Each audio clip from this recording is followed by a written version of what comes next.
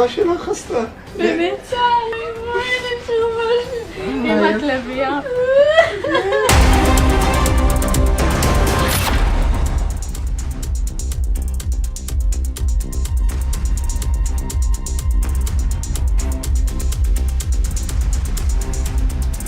Welcome back, viewers. Even as the nation awaits the Union Budget 2025, the real estate sector has high hopes for reforms that will boost growth.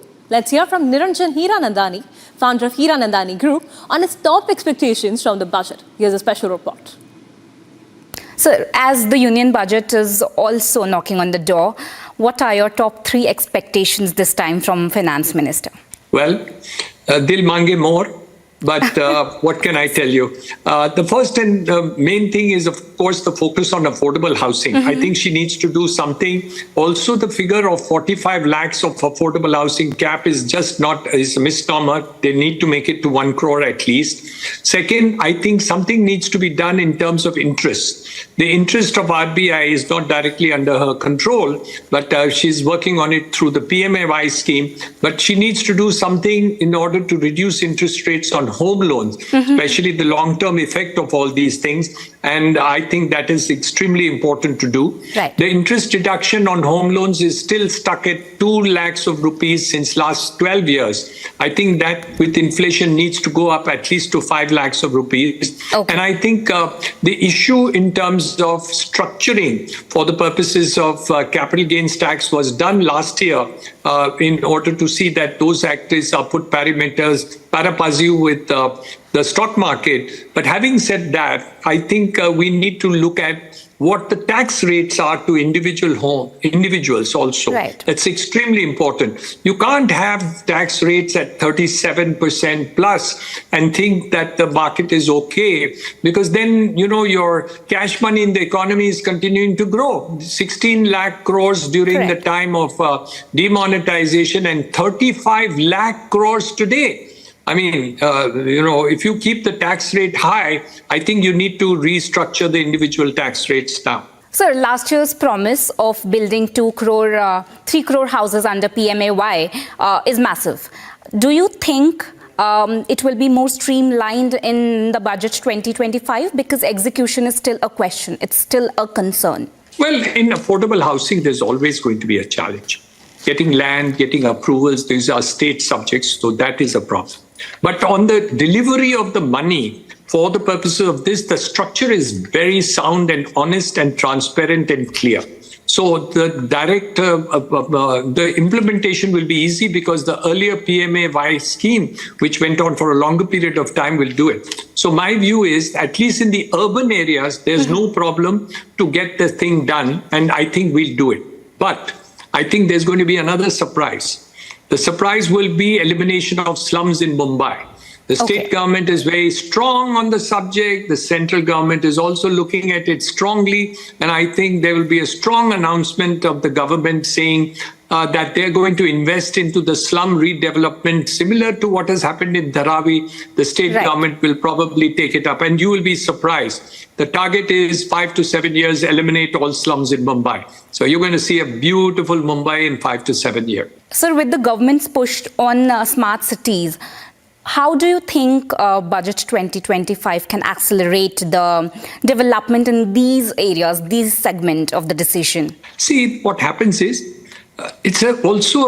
India is federal. You have to remember that we have a central government, we have a state government, and we have corporations at the local levels. Right. Now, the secret is to be able to patch all of them together. If you can get proper collaboration between the central government, state government, and local authorities, you can do miracles. And it's possible to do, and certainly the focus where on execution is the key. And you've said it before, that, what is the position of execution? Now, we have shown your Atal Bridge, 22 kilometers, 22,000 crores of rupees. 5 years, we completed it. Unbelievable earlier. I mean, we used to take a long period of time. Coastal Road, getting executed, we had hiccups. Metro, we had a huge number of political hiccups also. Now getting executed. Next 2 years, 300 kilometers of metro will get executed in Mumbai in the next 2 years. So, wow. what a development which is taking place. So let's hope for the future. I'm sure we'll succeed. India's story is going to be the story of the world, and we are the center now.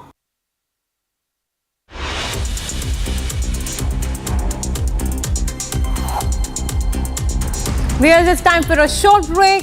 Foreign Secretary Vikram Misri, who is in China, meets head of the International Department of the Communist Party of China's Central Committee in Beijing. Stay tuned to Republic TV as we get you all the details on the other side.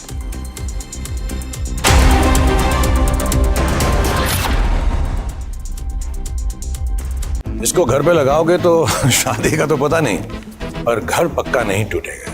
Rungta नहीं तो घर strong नहीं। Rungta steel TMT बार एकदम solid. पहाड़ों में एक hiking ship भी बन सकती है।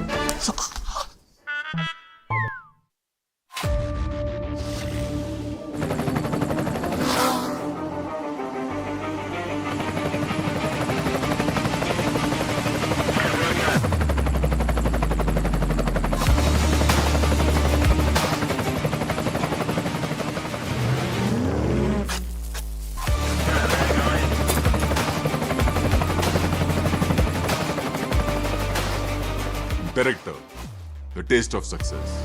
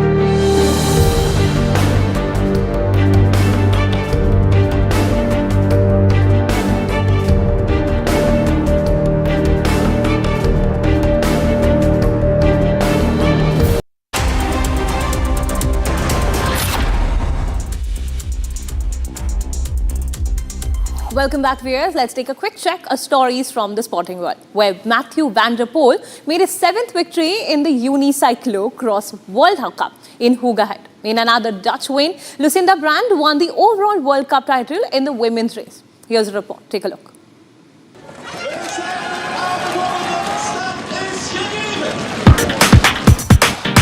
The all-conquering Matthew van der Poel continued his domination of the UCI Cyclocross World Cup in Hoogerheide by taking his 7th win in as many races.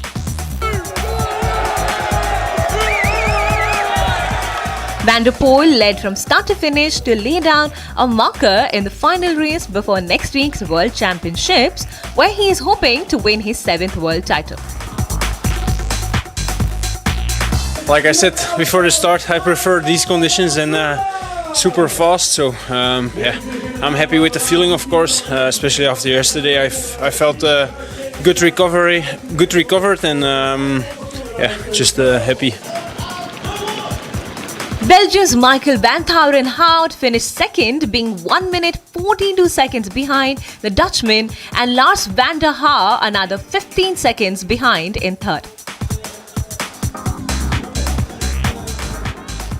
In another Dutch win in the women's race, Lucinda Brand plowed through the mud to win the overall World Cup title. Blanca Baas finished second to Brand, and Puck Peters finished third in the women's race.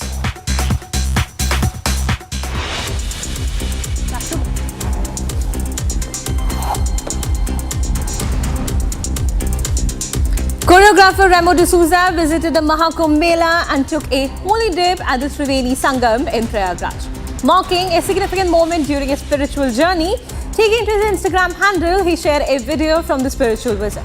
He also posted a series of pictures in which he, along with his wife Lizelle, can be seen taking blessings from Swami Kailash Anand Giri Maharaj. Coldplay is creating a heavy buzz with its concerts in Mumbai and Ahmedabad.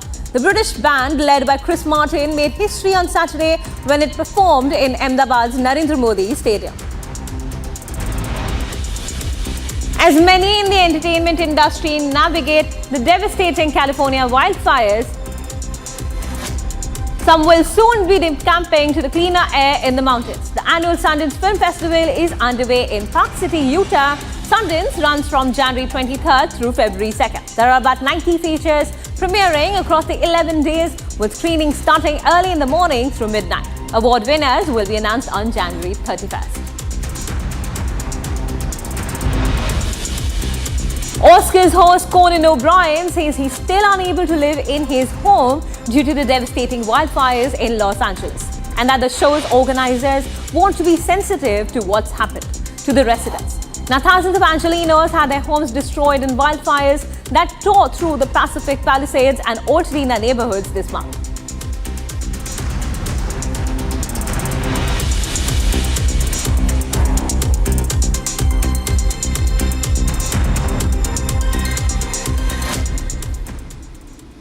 That's a wrap up on this edition of Life This Morning, but don't go anywhere as we get you all the top stories from around the country and the globe only on Republic TV.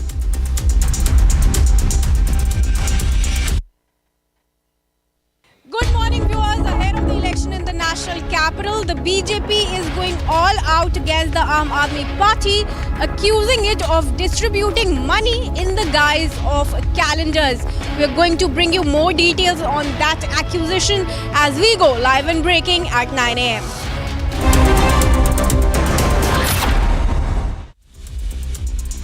At Amity, we believe happiness drives success. The Amity Reiki Center for Happiness, established in partnership with Dr. S.S. Reiki's Foundation, empowers youth with the science of happiness, enabling them to lead with confidence. It is part of Amity's nation-building commitment to drive India higher on the World Happiness Index.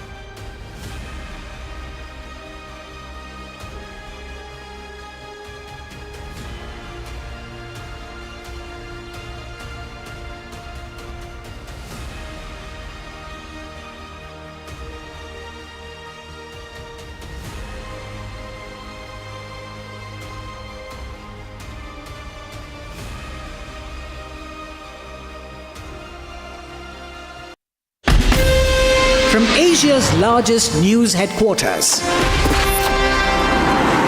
setting the agenda for Bharat.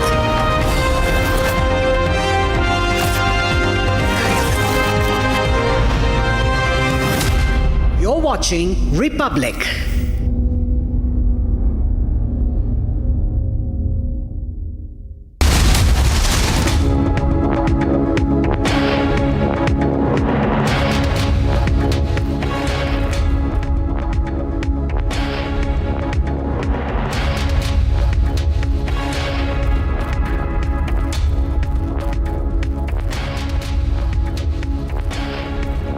Good morning, viewers. You're watching at Republic TV live and breaking with me, Kriti Mehta, Monday at 9 a.m.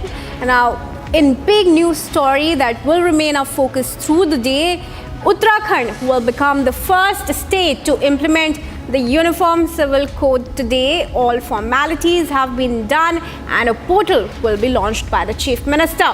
Bringing you more details on that as well after a quick check of the headlines.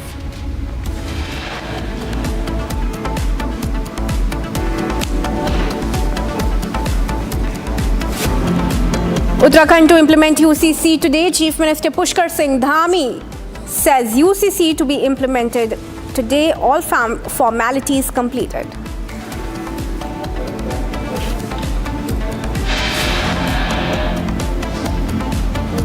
TMC minister goes after Abhaya's parents, says family indulging in politics knows nothing.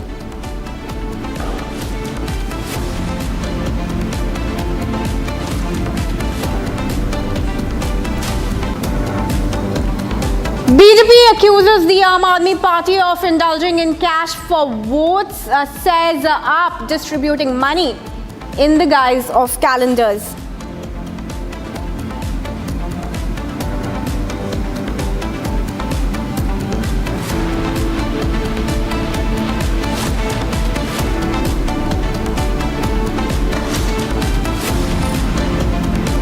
Miscreants attempt to vandalize the statue of B.R. Ambedkar on Republic Day, one arrested.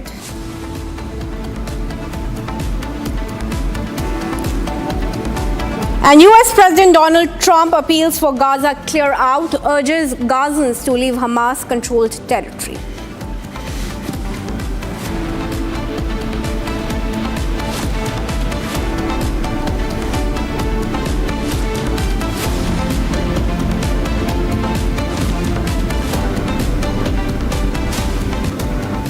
And viewers, the Chief Minister of Uttarakhand will be implementing the Uniform Civil Code in the state today. He says he has vowed his poll promise. All formalities are completed and the portal will be rolled out today. Now, all preparations, including the approval of rules and training of officials, have been completed for the rollout. The UCC will bring in key amendments, including the compulsory registration of live-in relationships and marriages. Let's take a look at some of the reactions that are coming in. उसकी सभी तैयारियां पूरी हो गई हैं और एक समृद्ध समाज बने जिसमें लिंग, जाति, वर्ग, कोई भी भेद न हो, धर्म का भेद न हो, सबके लिए कानून। ये हमारे प्रधानमंत्री आदरणीय मोदी जी के नेतृत्व में हमारा देवभूमि उत्तराखंड की जनता के साथ संकल्प था, हमारा वायदा था। हम उस वायदे को पूरी तरह से कल लागू करके पूरा कर रहे हैं। ये बड़े ही खुशी की बात है कि रिपब्लिक डे के बाद, गणतंत्र दिवस के बाद, जो हमारे संविधान की मूल भावना है कि यूनिफॉर्म सिविल कोड होना चाहिए, उसको लागू करने में सबसे बड़ा और पहला कदम उत्तराखंड, जिसे हम देवभूमि भी कहते हैं, वो अपना रहा है और सभी को इसका स्वागत करना चाहिए। ये तो अम्बेडकर जी की सोच थी, ये तो संविधान की सोच है, सुप्रीम कोर्ट ने इसको माना है। पर यूसीसी के नाम पर एक बीबीसी भड़काऊ भाईजान कमेटी काम पर है। यहाँ से ओवैसी बोल पड़ रहे हैं, वहाँ से कांग्रेस बोल पड़ रही हैं, वहाँ से आम आदमी पार्टी विरोध कर रही है, वहाँ से समाजवादी पार्टी विरोध कर रही है। अरे महिला सशक्तिकरण से इतनी आपत्ति आपको? हमें पता है आपने 3 तलाक के कानून का विरोध किया, हमें पता है आपने शाह बानू से लेकर शायरा बानू सब में आपने महिला विरोधी स्टैंड लिया, कट्टरपंथियों के सामने नतमस्तक हो गए। पर आज संविधान के खिलाफ वो लोग जो संविधान कहते हैं, उनको तो कम से कम बताना चाहिए कि संविधान के विरोध में क्यों है।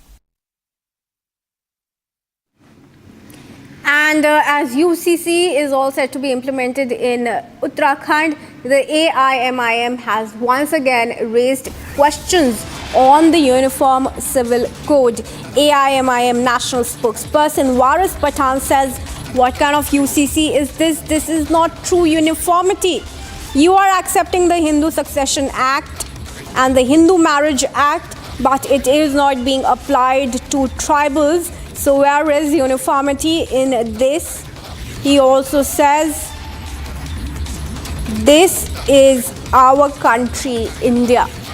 So AIMIM now opposing the Uniform Civil Code implementation in Uttarakhand, saying there is actually no uniformity in the UCC, alleging that only Hindu Succession Act and Hindu Marriage Act has been accepted.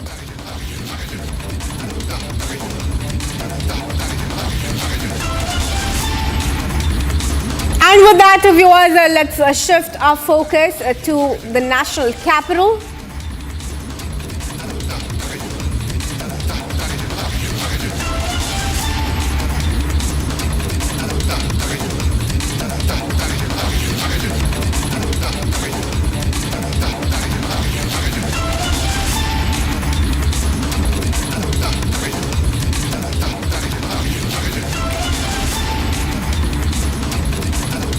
All right, viewers, before we move on to news from the national capital, we're getting in some more reactions on AIMIM opposing the Uniform Civil Code and raising questions on the uniformity of it. Meanwhile, I'm joined in now by BJP President of Himachal Pradesh, Rajiv Bindal, on the phone line. A very good morning to you, sir. Now, if you can hear me, my question to you is, why is the AIMIM politicizing the implementation of the UCC, raising questions on its very uniformity and the nature of the amendments that are being brought in? How do you react to those allegations being raised by the AIMIM? Uniform civil code एक सामान्य सी भाषा के अंदर uniformity को दर्शाता है।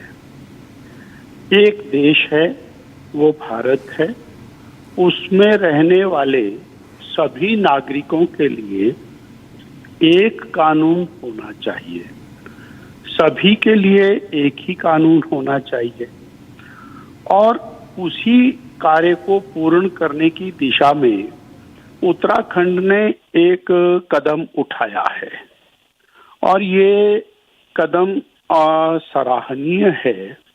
जब हम एक देश में रह रहे हैं, उसी देश को अपना मानते हैं, उसी देश की माटी से प्यार करते हैं, उसी के नियमों पर चलते हैं, तो हर जाति धर्म संप्रदाय के लिए अलग अलग नियम नहीं हो सकते, सबके लिए एक ही नियम होने चाहिए। और फिर ये बहुत अच्छी बात है कि उत्तराखंड ने एक और मॉडल हमारे सामने प्रस्तुत किया है। उस मॉडल के अंदर कुछ अच्छाइयाँ को हो सकता है, छोटी मोटी कमी भी हो, तो वो भी पूरे भारत के सामने आएगी और हमको एक देश के रूप में आगे बढ़ना है, तो ये समय की आवश्यकता है। जी राजीव बिंदल जी, हम तो यहाँ तक भी कह सकते हैं कि डॉक्टर भीमराव अंबेडकर जी, जिन्होंने संविधान बनाने में अहम भूमिका निभाई, वो और यूनिफॉर्म सिविल कोड के पक्षधर थे और वो उसी समय यूनिफॉर्म सिविल कोड लागू करना चाहते थे। हिंदू कोड बिल अलग से लागू करने का या शरीयत कोड बिल अलग से लागू करने का ऐसा नहीं था, परंतु उस समय पंडित नेहरू जी ने और किसी प्रकार के दबाव में आकर के या किसी राजनीतिक आधार के ऊपर इस निर्णय के ऊपर जाने का मन बनाया और उसके कारण हम देखते हैं कि एक देश में दो कानून लागू होते हैं और बाकी सबके ऊपर एक कानून है और कुछ लोगों के ऊपर स्वच्छंद कानून है, यानी उनकी मर्जी का कानून है। तो देश एक निश्चित कानून से चलना चाहिए और उसकी शुरुआत उत्तराखंड ने करने का प्रयास किया है, ये सराहनीय है, इतना मुझे इसमें कहना है। जी राजीव बिंदल जी, कल पूर्व मुख्यमंत्री जयराम ठाकुर जी ने भी ये कहा कि हिमाचल में भी यूसीसी इम्प्लीमेंट करने की पूरी तैयारी है, उस पर थोड़ा प्रकाश डालिए, उसके बाद एक और सवाल आपसे करूंगी। अब हमारे नेता हैं जयराम ठाकुर जी, उन्होंने इस प्रकार की बात की है तो हम उसके समर्थन में हैं, परंतु अभी गवर्नमेंट यहाँ पर सुखविंदर सिंह सुक्खू जी की है, कांग्रेस की है, वो क्या इस पे सोच रहे हैं आई डोंट नो, मेरे को उस चीज की जानकारी नहीं है। जी ओके राजीव बंदल जी, फिलहाल आपसे एक और सवाल लेना चाहूँगी before I let you go.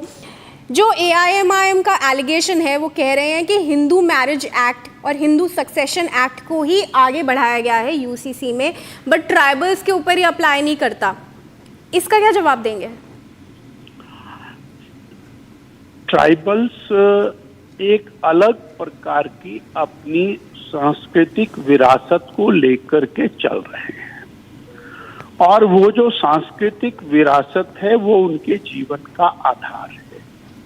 हम उनके जीवन को और अलग प्रकार से व्यवस्थित नहीं कर सकते और पूरा देश जब एक कानून के अंतर्गत आएगा तो वो हिंदू कोड बिल थोड़ी होगा, हिंदू सक्सेशन एक्ट थोड़ी होगा, वो यूनिफॉर्म कोड बिल होगा।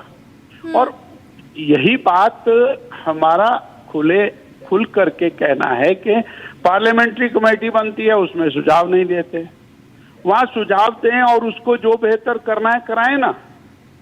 आप केवल विरोध के नाम पर विरोध दर्ज कराना चाहते हैं। भारत में एक मोहल्ले के अंदर जो रहने वाले लोग हैं वो अलग दृष्टि से कानून उन पर लगेगा और दूसरे मोहल्ले में रहने वालों पर दूसरी दृष्टि से कानून लगेगा। ऐसे कैसे संभव हो सकता है जी? ऐसा होकर क्या हम एक रूपता के साथ देश को आगे बढ़ा सकते हैं? नहीं बढ़ा सकते जी। राजीव बिंदल जी, फिलहाल जुड़ने के लिए धन्यवाद आपका। Viewers, we're going to track all the developments in connection to the rollout of the UCC in Uttarakhand, but for now, let's move on to a big allegation that has been leveled on the Aam Aadmi Party and Arvind Kejriwal ahead of the election in Delhi by the BJP. Now, the BJP has accused the AAP of distributing cash to voters in Delhi. BJP claims that AAP workers are handing out rupees 500 notes that are hidden in calendars within the New Delhi constituency.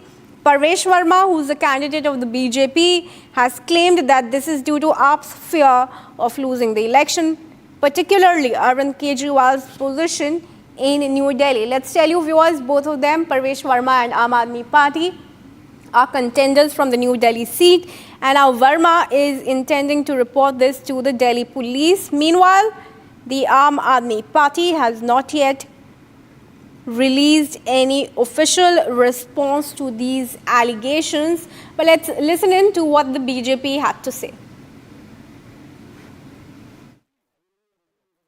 देखिए, यही आम आदमी party का चरित्र है कि हमेशा झूठे आरोप लगाना और जो कृत्य खुद करते हैं उसका दोष किसी और पर मढ़ना। आज सरेआम कैमरे के सामने सबूत के साथ 500 रुपए बांटते हुए कैलेंडर में ऐसे गोल करते हुए आम आदमी पार्टी के कार्यकर्ता जो है वो रंगे हाथ पकड़े गए हैं। इलेक्शन कमीशन को तो इस पर संज्ञान लेकर कार्रवाई करनी चाहिए, पर एक बात स्पष्ट है कि नोट के आधार पर वोट वो पाने की कोशिश करता है जिसके काम के आधार पर वोट पाने की कोई उम्मीद नहीं है। आम आदमी पार्टी के लोग 500 रुपया हर घर में बांट रहे कैलेंडर के अंदर डालकर। ऐसे वीडियो कल यहाँ पे ली मैराडन के पीछे फिरोज गांधी कैंप के आए, वहाँ पे पुलिस ने उनको पकड़ा, उनको गिरफ्तार किया, उनकी NCR कटी है, उनके ऊपर में मुकदमे दर्ज हुए हैं। हजारों इनके लोग, ऐसे पेड लोग, सबको 800 रुपये की अपना डेली वेजेस के ऊपर में बुलाया गया है और उनसे काम करवाया जा रहा है। तो वो जो बांट रहे हैं वो तो अपने घर से नहीं लाए पैसा, ये तो पैसा अरविंद केजरीवाल उनको दे रहा है बांटने के लिए कि अरविंद केजरीवाल को वोट दो। तो ये बहुत ही एक तो शर्म की बात है कि वो ऐसे काम कर रहे हैं अरविंद केजरीवाल जी, और दूसरा उन्होंने राजनीति को इतने निचले स्तर पे लेके आ गए हैं। तो यहाँ पे हमने शिकायत करी है चुनाव आयोग में भी, पुलिस में भी, कि ये तो बहुत ही सख्त से सख्त इसके ऊपर में कार्रवाई होनी चाहिए और ये पूरे रैकेट का भंडाफोड़ होना चाहिए कि कहाँ पे पैसा रखा हुआ है। In fact, viewers, we're finally now getting in a response from the Aam Aadmi Party. Manish Sisodia has responded to the allegations of the BJP, and he has in fact hit back at Parvesh Verma, accusing him of resorting to abuse politics. Listen in to Manish Sisodia. ये BJP के पास कुछ काम धाम तो है नहीं, BJP के पास तो काम धाम तो है नहीं, केवल ये यही करते हैं, लोगों को मारना, पीटना, गाली देना, प्लॉट कब्जाना, गालियां देना, इनके पास कुछ और काम तो है नहीं। ये बीजेपी के पास कुछ काम धाम तो है नहीं, बीजेपी के पास तो काम धाम तो है नहीं, केवल ये यही करते हैं, लोगों को मारना, पीटना, गाली देना, प्लॉट कब्जाना, गालियां देना, इनके पास कुछ और काम तो है नहीं।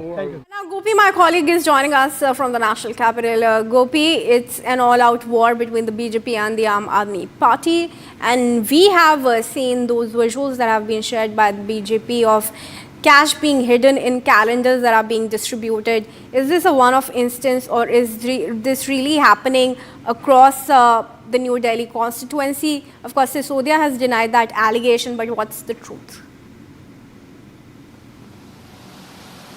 Well, in fact, Kriti, we are just a few days away from the Delhi Assembly polls and the political slugfest is heating up, specifically when you speak of the New Delhi constituency, because there are three prime faces fighting and contesting against each other, which includes Pravesh Verma, Arvind Kejriwal and Sandeep Dixit. Now, this is a triangular contest, basically, which will be happening, and we will be seeing the results on 8th. But yes, BJP ups the ante against Aam Aadmi Party. Well, in fact, as you have correctly pointed out, this is not the only instance. While yesterday 3 arrests have already been made wherein Aam Aadmi Party was sending 500 to 800 rupees in to various slum dwellers between their calendars.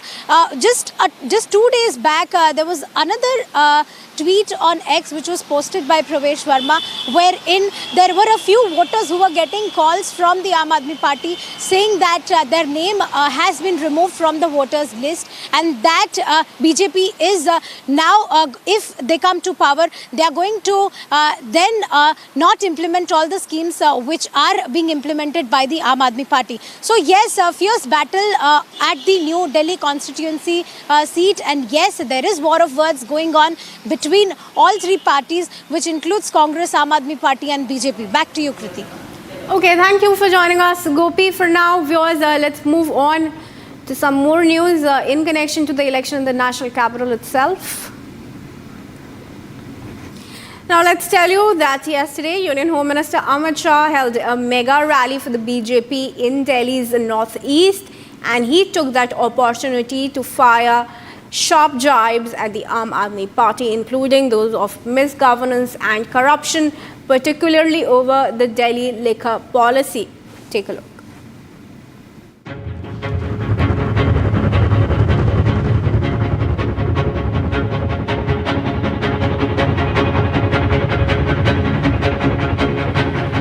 Resounding BJP's rhetoric and fight against the Aam Aadmi Party, Union Home Minister Amit Shah held a mega rally at Delhi's Narela. Shah took some heavy jibes at AAP's incompetence in the national capital. Kejriwal ji, मैं आज आपको बताने आया हूं, बख्तावरपुर, अलीपुर, नरेला, बांकनेर, होलंबी कला, ये सारे ward आपकी राह देख रहे हैं, भाई राह देख रहे हैं कब 5 तारीख आए और केजरीवाल जी को हटाएं. Calling Kejriwal the kingpin of corruption, Shah said all that grew under Kejriwal in Delhi was graft, scam and scandal. ये आम आदमी पार्टी, इसका मतलब है अवैध आमदनी वाली पार्टी का नाम है आम आदमी पार्टी. उन्होंने कहा था हम सरकारी बंगला भी नहीं लेंगे, और भाइयों बहनों, इतना बड़ा 51 करोड़ का शीश महल बनाया, 4 बंगले तोड़कर 1 बंगला बनाने का काम एक केजरीवाल जी ने किया. Shah also landed a jibe on Kejriwal for worsening the migrant crisis in Delhi. His proposed solution? Make Delhi Rohingya free in 2 years. मैं आपको वादा कर कर जाता हूं, आप भारतीय जनता पार्टी को जिता दो, 2 साल में ही हम दिल्ली को बांग्लादेशी और रोहिंग्याओं से मुक्त कराने का काम। Shah also said that if Delhi brings the BJP to power, BJP will cleanse Delhi's Yamuna air, land and water. Sabarmati river front की तर्ज पर यमुना रिवर फ्रंट का विकास हम करेंगे और केजरीवाल जी को भी मैं निमंत्रण देना चाहता हूं, हमारी सरकार बन जाए उसके 3 साल बाद परिवार के साथ डुबकी लगा देना भैया, यमुना को हम स्वच्छ भी कर देंगे। With BJP pulling out all its cards, the question remains, will BJP be able to break Kejriwal's 10-year streak in the national capital? Will BJP uproot AAP's Aapada from Delhi this time? And after that mega rally in Delhi's northeast yesterday, today the Union Home Minister is all set to visit Prayagraj and take a holy dip at the Mahakumbh in the holy waters of the Triveni Sangam, the confluence of the Yamuna, Ganga and Saraswati rivers. Now, as per the media center at the Mahakumbh, Amit Shah is scheduled to arrive in Prayagraj at 11:25 a.m. Now, Amit Shah's visit to the Mahakumbh comes after several BJP leaders have already visited the Mahakumbh. The top brass of the BJP, including Defence Minister Rajnath Singh and Prime Minister Modi himself. Now, Amit Shah will be visiting Mahakumbh and taking a holy dip at the Triveni Sangam around 11:30 a.m. And with that, viewers, let's move on. Let's tell you how Akhilesh Yadav, the Samajwadi Party chief, who visited Prayagraj and took a holy dip at the Mahakumbh, made attacks on the BJP government under Yogi Adityanath for the arrangements at the Hindu Mela, the Mahakumbh Mela. Take a look. Samajwadi Party chief Akhilesh Yadav took a holy dip at the Mahakumbh Mela. While speaking to the media, the party chief took a jibe at the arrangements made at Mahakumbh. 7,000 crore 10,000 crore खर्च हो रहा है। अगर यहाँ लोगों को असुविधा हो रही है चलने के लिए, मैंने खुद अपनी आंखों से देखा है कि बुजुर्ग, जो महिलाएं हैं, जो पुरुष हैं, वो कितनी दूर से चल कर के आते हैं। अगर आप कुंभ में इतने 1,000 करोड़ रुपए खर्च कर रहे थे, तो कम से कम बुजुर्गों के लिए कोई ऐसी व्यवस्था होती जो बुजुर्गों को ज़्यादा पैदल नहीं चलना पड़ता।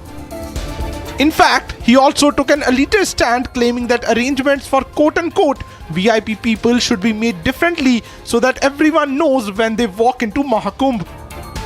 जैसे हम हैं VIP या और हैं VIP या और सम्मानित लोग जब आएं, तो कम से कम व्यवस्था ऐसी होनी चाहिए, पूरे कुंभ को पता लगे कि हाँ, आज कोई VIP आया जिसकी वजह से ये व्यवस्थाएं बहुत अच्छी चल रही हैं। And he did not stop there. Akhilesh Yadav went on to further laud the Mahakumbh arrangements under the Samajwadi Party government. Samajwadi सरकार में भी और पहले भी नेताजी को भी और हम लोगों को भी कुंभ के आयोजन को करने का मौका मिला था।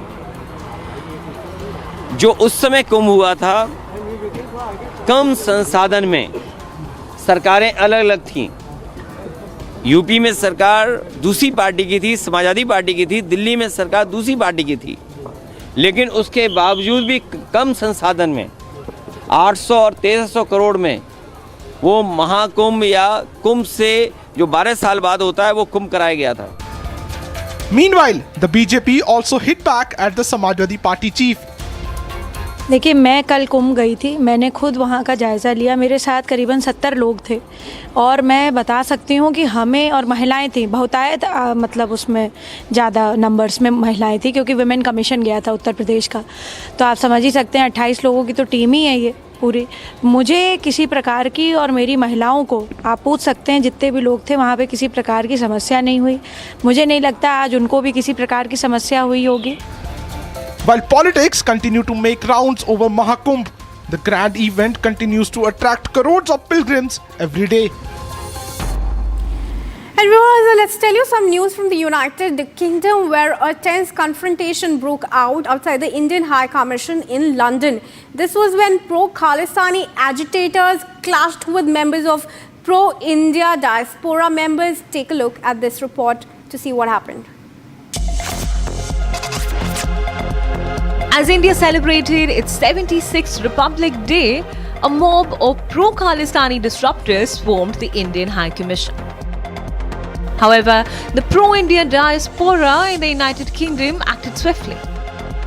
Take a look at the visuals of how pro-India forces equalized the Khalistanis.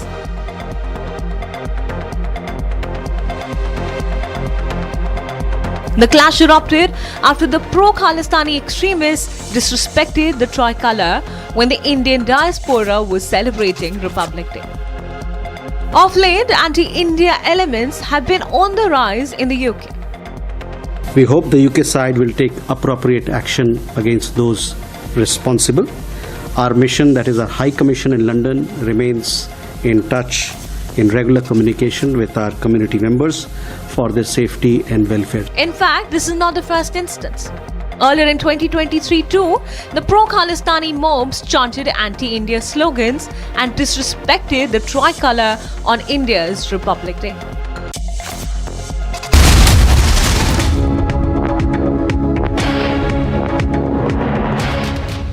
इसको घर पे लगाओगे तो शादी का तो पता नहीं, पर घर पक्का नहीं टूटेगा। रुंगटा नहीं तो घर स्ट्रॉन्ग नहीं। रुंगटा स्टील TMT बार एकदम solid.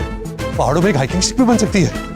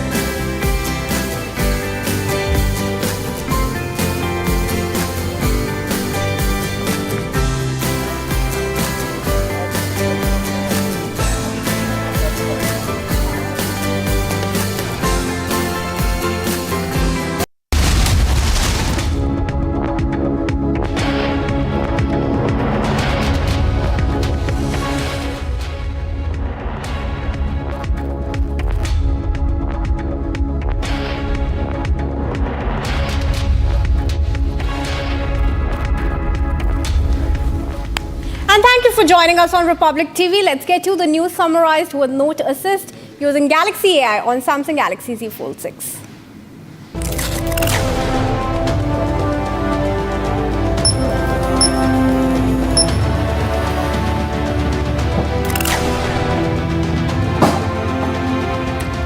Uttarakhand to implement UCC today. Chief Minister Pushkar Singh Dhami says UCC to be implemented today, all formalities completed. TMC Minister Firhad Hakim accuses family of Abhaya for indulging in politics, says family knows nothing.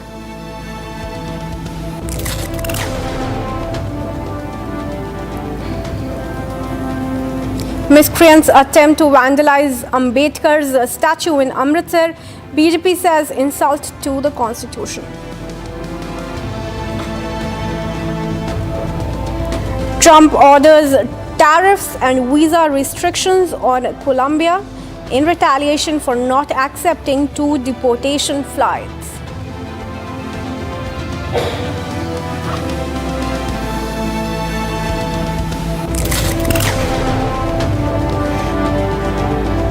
And that was the news summarized with Note Assist using Galaxy AI on Samsung Galaxy Z Fold 6.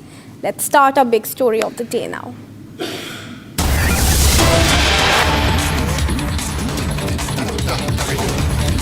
And we're getting in some big breaking news from West Bengal. Viewers, where a controversy has unfolded in the RG Kaur rape and murder case of Abhaya. Now, West Bengal Minister Firhad Hakim has come under fire for attacking the parents of Abhaya, the victim. Hakim claims that Abhaya's family is politicizing the tragedy, while calls for the death penalty against Sanjay Roy continue to escalate. Today, the Calcutta High Court is also set to hear the matter, but listen in to what Firhad Hakim said. পুত্রী শোকে এমন কিছু বলা উচিত না যেটা ওনার এখতিয়ারের মধ্যে পড়ে না।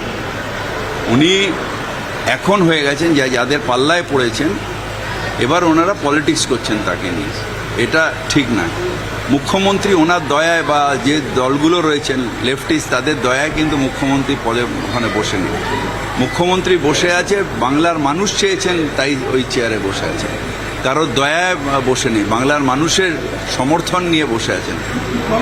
এবং আমি আবার ওনাকে বলবো যে আপনি আপনার এখতিয়ারের মধ্যে থাকুন, নিশ্চিতভাবে ন্যায় চাইেন, এবং আমিও অত্যন্ত দুঃখিত সিবিআই যেভাবে করেছে, কিন্তু তার মানে এই নয় যে আপনাকে দিয়ে যা বলাবে আপনি তাই বলবেন। এটাতে আপনার নিজের যে মানুষের যে সহানুভূতি আপনার উপরে সেটা নষ্ট হয়ে যাবে। পুত্রীর শোকে এমন কিছু বলা উচিত না যেটা ওনার এখতিয়ারের মধ্যে পড়ে না। উনি এখন হয়ে গেছেন যাদের পাল্লায় পড়েছেন, এবার ওনারা পলিটিক্স করছেন তাকে নিয়ে, এটা ঠিক না। মুখ্যমন্ত্রী ওনার দয়ায় বা যে দলগুলো রয়েছেন লেফটিস্ট তাদের দয়ায় কিন্তু মুখ্যমন্ত্রী পদে ওখানে বসে নেই। মুখ্যমন্ত্রী বসে আছে, বাংলার মানুষ চেয়েছেন তাই ওই চেয়ারে বসে আছে, কারোর দয়ায় বসে নেই, বাংলার মানুষের সমর্থন নিয়ে বসে আছেন। এবং আমি আবার ওনাকে বলবো যে আপনি আপনার এখতিয়ারের মধ্যে থাকুন, নিশ্চিতভাবে ন্যায় চাইেন, এবং আমিও অত্যন্ত দুঃখিত সিবিআই যেভাবে করেছে, কিন্তু তার মানে এই নয় যে আপনাকে দিয়ে যা বলাবে আপনি তাই বলবেন। এটাতে আপনার নিজের যে মানুষের যে সহানুভূতি আপনার উপরে সেটা নষ্ট হয়ে যাবে। Ridhita is joining us from Republic Bangla. Ridhita, this is a shocking statement once again coming in from a TMC minister after Ghoshna of Firhad Hakim making that claiming, saying Abhaya's parents are being the puppets of the opposition. Is this what a minister in power should say to parents of the victim of a rape and murder case that has shaken the entire nation? Correct, Kriti. So now Mamta's man is rubbing the wound instead of healing it. We have seen in the time lapse, in the timeline through the case has taken a turn from 9th of August that the TMC is constantly trying to hide the evidence. They're trying to tamper evidence. We have seen that the TMC goons have entered the hospital premises, entered the place of occurrence and tampered the evidence there, tampered the property so that no evidence can be found. And that is what exactly happened, that exact proofs or exact evidence have been removed from that very area. And now, instead of empathizing with the parents, TMC's man is now stating that Abhaya's parents is politicizing. They are giving in to what BJP is saying, what they want, what BJP wants to say. They are using Abhaya's parents to say that. So this is not a statement that should be coming from a man or a person in position of the state that we are seeing. Today also the High Court is all ready to hear the parents, to hear the state and the CBI's appeal in the court. Back to the studio. Okay, thank you, Ridhita, for joining us. Viewers, let's also tell you that condemnation has also come in from the Bharatiya Janata Party that has called the statement of Firhad Hakim extremely shameful. Listen into those reactions.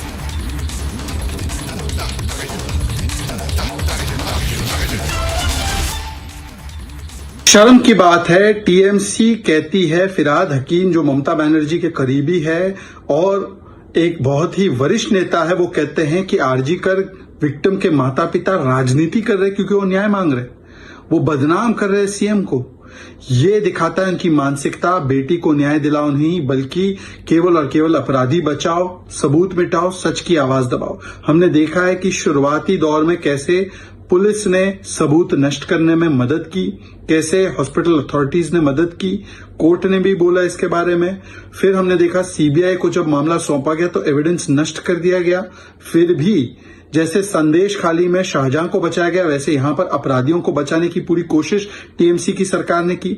Doctors जो protest कर रहे थे उनको धमकाया गया, उनको अपमानित किया गया।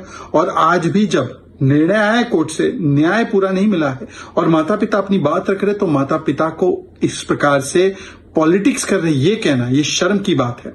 ये जो विमेन एम्पावरमेंट और लड़कियों लड़ सकती हूं कहने वाले लोग हैं, आज वो चुप रहेंगे, वो कुछ बोलेंगे नहीं। आरजी कर के पूरे मामले में प्रियंका वाड्रा चुप, प्रियंका चतुर्वेदी चुप, उद्धव सेना चुप, आम आदमी पार्टी चुप, समाजवादी पार्टी चुप। क्यों?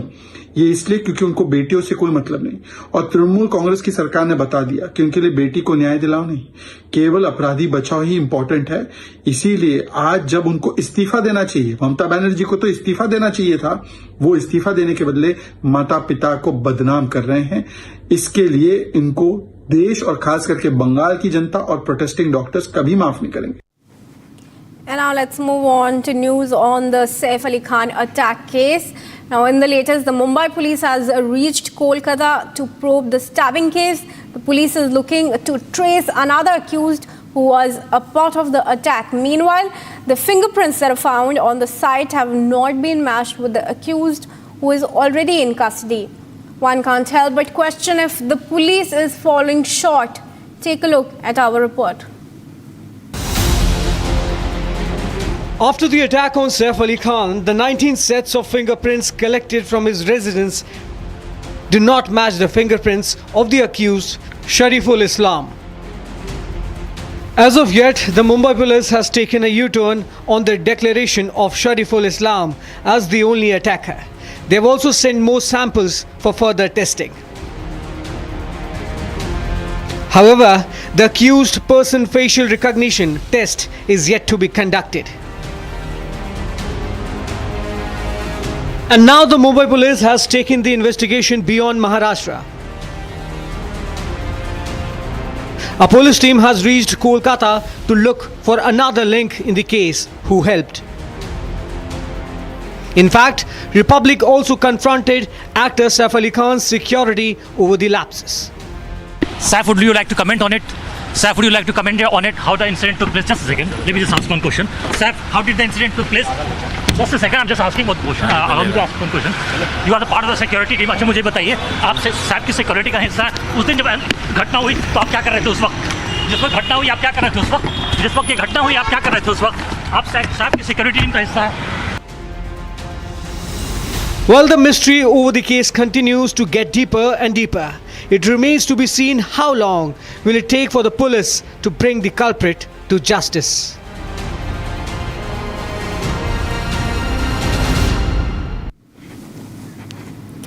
Akhil, my colleague, is now joining us live on the bulletin from Bandra. Akhil, you tried to confront and get answers from the security person of Saif Ali Khan. Of course, no answers there.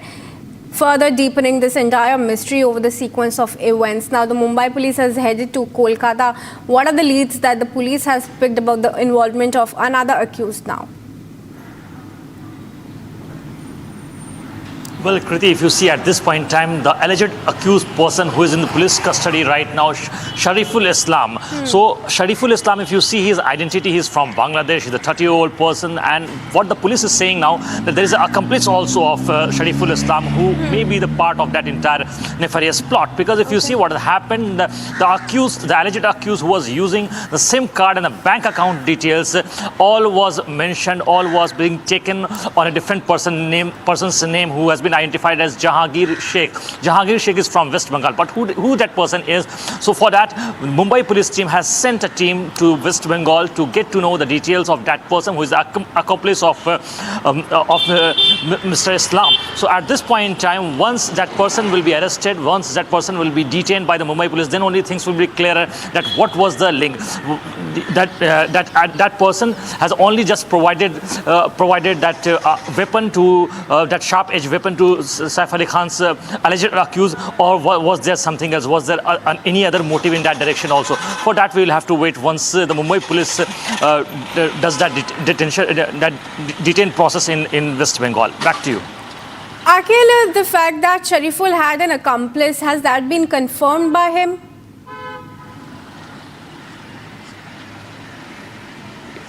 Well, Kriti, if you see that person, Shariful Islam Shahzad, he was using a SIM card which was active, and that ID card was of Mr. Jahangir Sheikh. So Jahangir Sheikh lives in West Bengal. So the Mumbai police team has went to West Bengal just to identify that what was the link between Jahangir Sheikh and Shariful Islam. So once that link will be established, then only things will be clearer that whether that person was also involved, whether that person was just providing the weapon, or whether that person was providing some money, or what was the link, whether there is an international angle, which initially the magistrate court has said at that point in time when the first police custody was granted till 24th of January.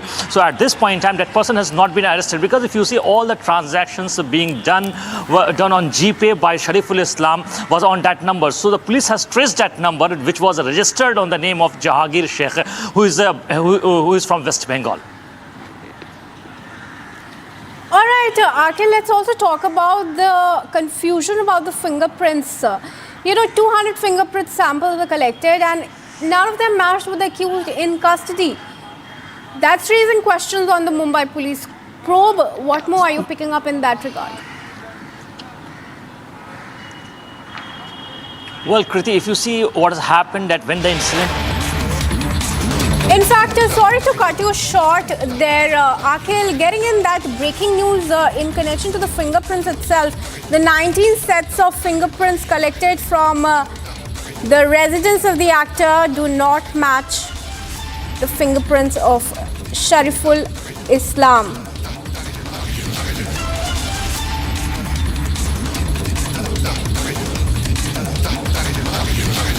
Akhil, back to you. Talk to us more about this. Kriti, if you see what has happened on the night of 16th, we have to understand that when that person entered inside Saif Ali Khan's apartment from washroom door, at that point in time, he touched 19 different locations. From all those locations, Mumbai police forensic team recovered details. So it includes fingerprints from washroom, it includes fingerprints from the gates as well, and the bedroom of J. So Mumbai police team has matched all those fingerprints details with the alleged accused, Mr. Shariful Islam Shahzad. So at this point in time, what we are getting from our sources that the fingerprints which were there on Saif Ali Khan's apartment is not matching with the alleged accused. So at this point in time, it is not confirmed by the Mumbai police, but sources in the Mumbai police has confirmed that the fingerprints are not matching. So it will raise more alarming question and concerns that whether this person who has been allegedly allegedly part of this entire plot? Is it the same person, or is there some other person who is also involved in this case? Because if you see the visuals at Saif Ali Khan's residence, you will find that at the very gate, when you enter inside Saif Ali Khan's near the lobby portion, there's a digitally enabled system which is there. So if you have that access card to enter inside the very apartment, then only you can enter. So who that person is who basically enabled access to Shariful Islam Shahzad inside the very apartment? So at this point in time, it's not very clear that whether there is one more person who is involved, or whether there are more than two persons who are involved in this case. For that, we'll have to wait and watch for the Mumbai police to investigate in that direction. Thank you, Akil, for sharing that with us. In fact, let's also tell our viewers that the Mumbai police is awaiting the fingerprint report today. But with that, we shift our focus. Now, this is in connection to the Rajouri mysterious deaths. After 17 people have died, 3 more have now fallen sick to this mysterious disease in Badhal village. Now, 15 total people have fallen sick due to this, and 11 are being treated at the GMC in Rajouri, 3 at SMGS Jammu, and 1 at PGI Hospital in Chandigarh. All the 15 are said to be responding to the treatment. But after 17 had succumbed to this mysterious illness, 15 more have fallen sick. A containment zone was set up in the Badhal village. Investigation is underway to ascertain what really is this disease that has killed 17 people in 3 families in Badhal, in Rajouri, and now 3 more have fallen sick, taking the number of those receiving treatment to total 15 now. Let's go to Gursimran. Gursimran, 3 more have fallen sick today, but there were others who were already receiving treatment. How are they responding to the treatment, and what progress has been made in identifying the cause of the illness? Secretly, the mystery behind these 17 deaths still continues to be a mystery, as there has not been a major breakthrough on identifying what it could be. Because there were some reports suggesting that there is a presence of LD-carb in their body, but that was not that it can be fatal to that, as per the investigations that have been conducted by the team of medical experts so far. But on the other side, the people are falling sick. 3 more people have fallen sick to this mysterious illness, and taking the total number of people who have fallen ill in last 1 week's time to the 15. 11 of them are being treated at the Government Medical College in Rajouri, wherein they are believed to be responding well to the treatment. 3, including 1 who was critical earlier, is responding now well at the SMGS hospital in Jammu, and in the PGI Chandigarh, the young guy who was shifted there, he is also responding to the treatment. But the traces that these victims are having are somewhat different when it comes to the severity to those who have fallen prey to this mysterious illness. So now the authorities are looking into, and the medical experts, that what could be the reason, because the presence of neurotoxin was at a much higher level in those who have died so far, but it is yet to be confirmed in those who are undergoing treatment, because it comes in at a later part when the person during the post-mortem. So that is what being worked upon by the medical experts, that what could be the reason. The team of the Ministry of Home Affairs, the inter-ministerial team that came to Rajouri, they have returned back to the national capital with the samples, and now they will be studying the samples, after which a detailed report will be submitted to the Ministry of Home Affairs, while on the other hand, the Special Investigation Team of the Jammu and Kashmir Police is also set to submit its first week finding reports to the police headquarters in the Rajouri. Okay, thank you, Gursimran, for joining us and sharing that update with us. We'll keep coming back to you to get more details. For now, viewers, we're getting in another big breaking news, and this is in connection to the Mysuru Urban Development Authority scam in Karnataka. And in the latest, the Lokayukta investigation report is likely to be submitted today to the court.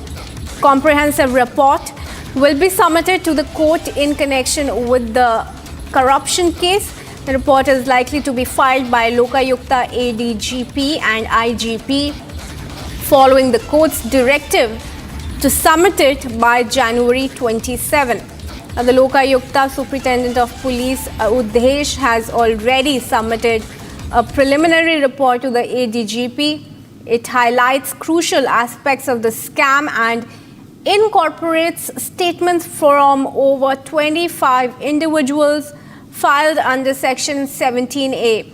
Let's tell you that so far, evidence includes audio and video recordings, FSL reports, hard disks, CDs, and pen drives, and information on 14 sites in Vijayanagara and 3.16 acre of land in Kesara. Now, the RTC documents, land conversion records, and evidence of ownership transfers, detailed correspondence records, and signatures of officials involved in site allotments. Those are the fresh details that have been picked up.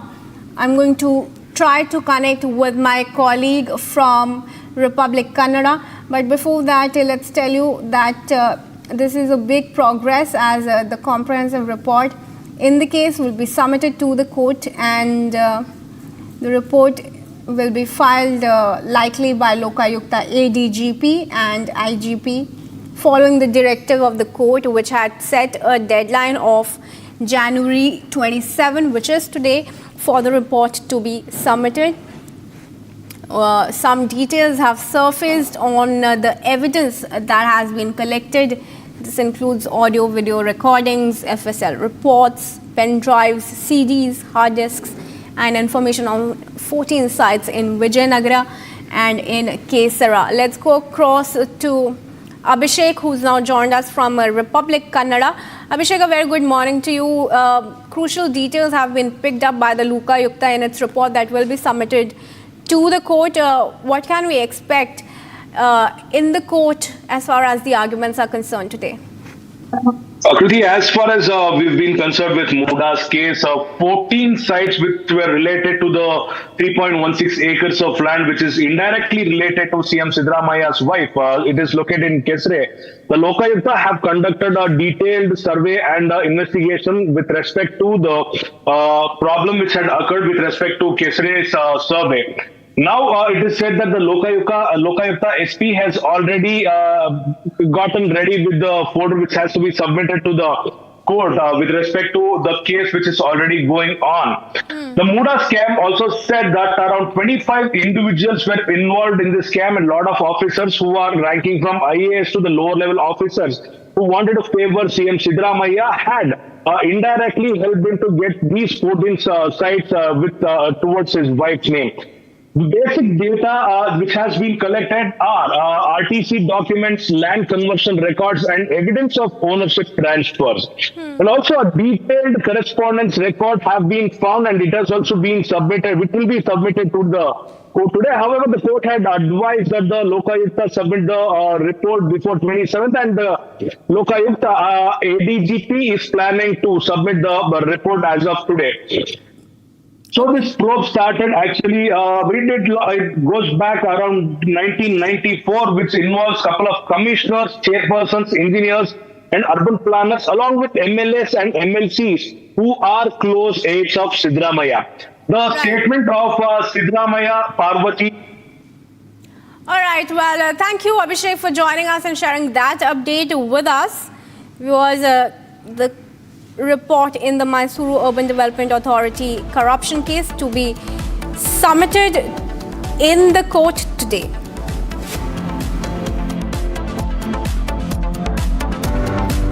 At Amity, we believe happiness drives success. The Amity Reiki Center for Happiness, established in partnership with Dr. S.S. Reiki's Foundation, empowers youth with the science of happiness, enabling them to lead with confidence. It is part of Amity's nation-building commitment to drive India higher on the World Happiness Index.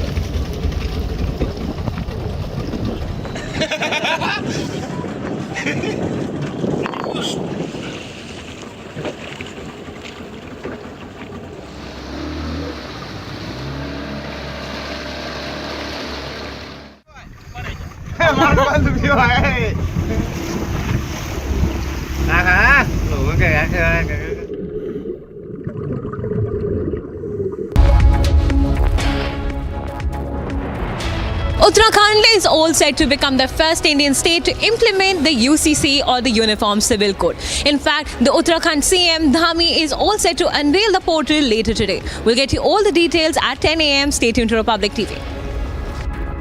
इसको घर पे लगाओगे तो शादी का तो पता नहीं, पर घर पक्का नहीं टूटेगा। रूंगटा नहीं तो घर स्ट्रॉन्ग नहीं। रूंगटा स्टील TMT बार एकदम सॉलिड। पहाड़ों में एक हाइकिंग स्टिक भी बन सकती है।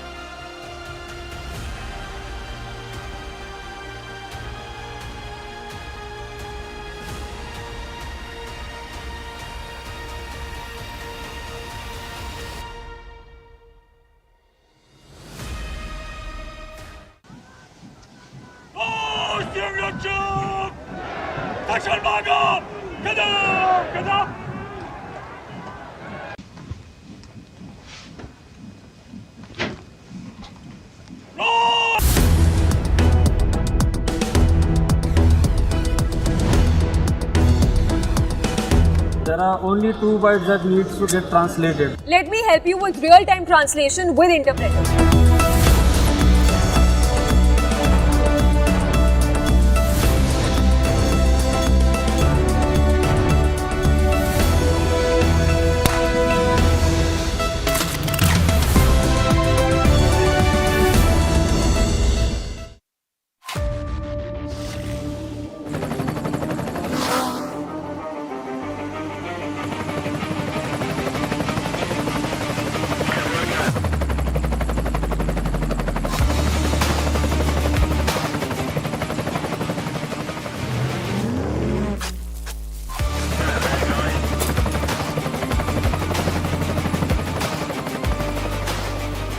Director, the taste of success.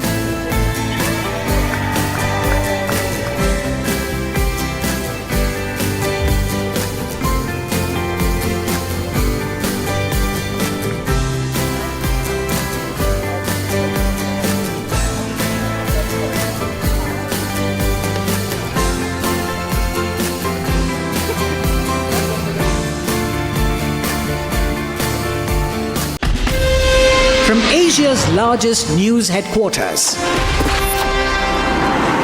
setting the agenda for Bharat.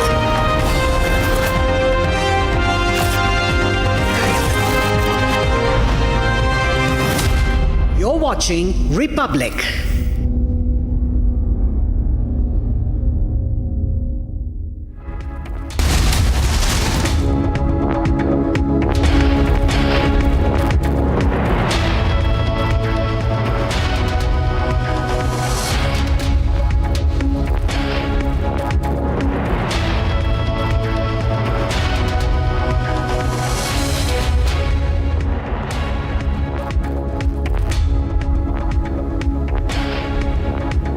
A very good morning, viewers. Thank you for tuning into Republic TV. You're watching Live and Breaking. I'm Priyanka Das, and I'll be taking you to the top stories from around the country and the world. But the big story we're keeping a track on the UCC, which has been implemented in Uttarakhand today. In fact, the Chief Minister has sort of fulfilled his poll promise. We'll get you all the details in a few minutes. But first, let's take a quick look on the top headlines.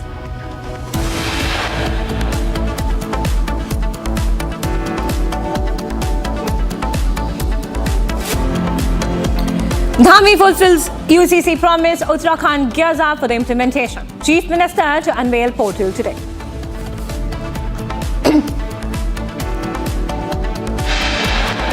Mamta's Minister Firhad Hakim goes after Abhaya's parents. Says parents hand in glove with leftist groups. Accuses them of politicizing the case.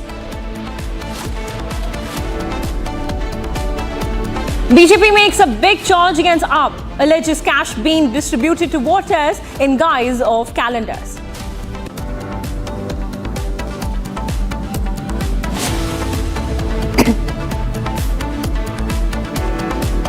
Miscreants tried to vandalize Ambedkar statue in Amritsar on Republic Day. One arrested so far.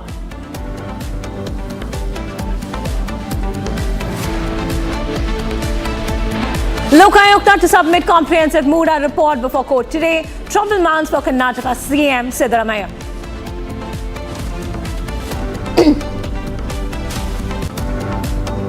US President Donald Trump appeals for Gaza clear out, urges Gazans to leave Hamas-controlled territory.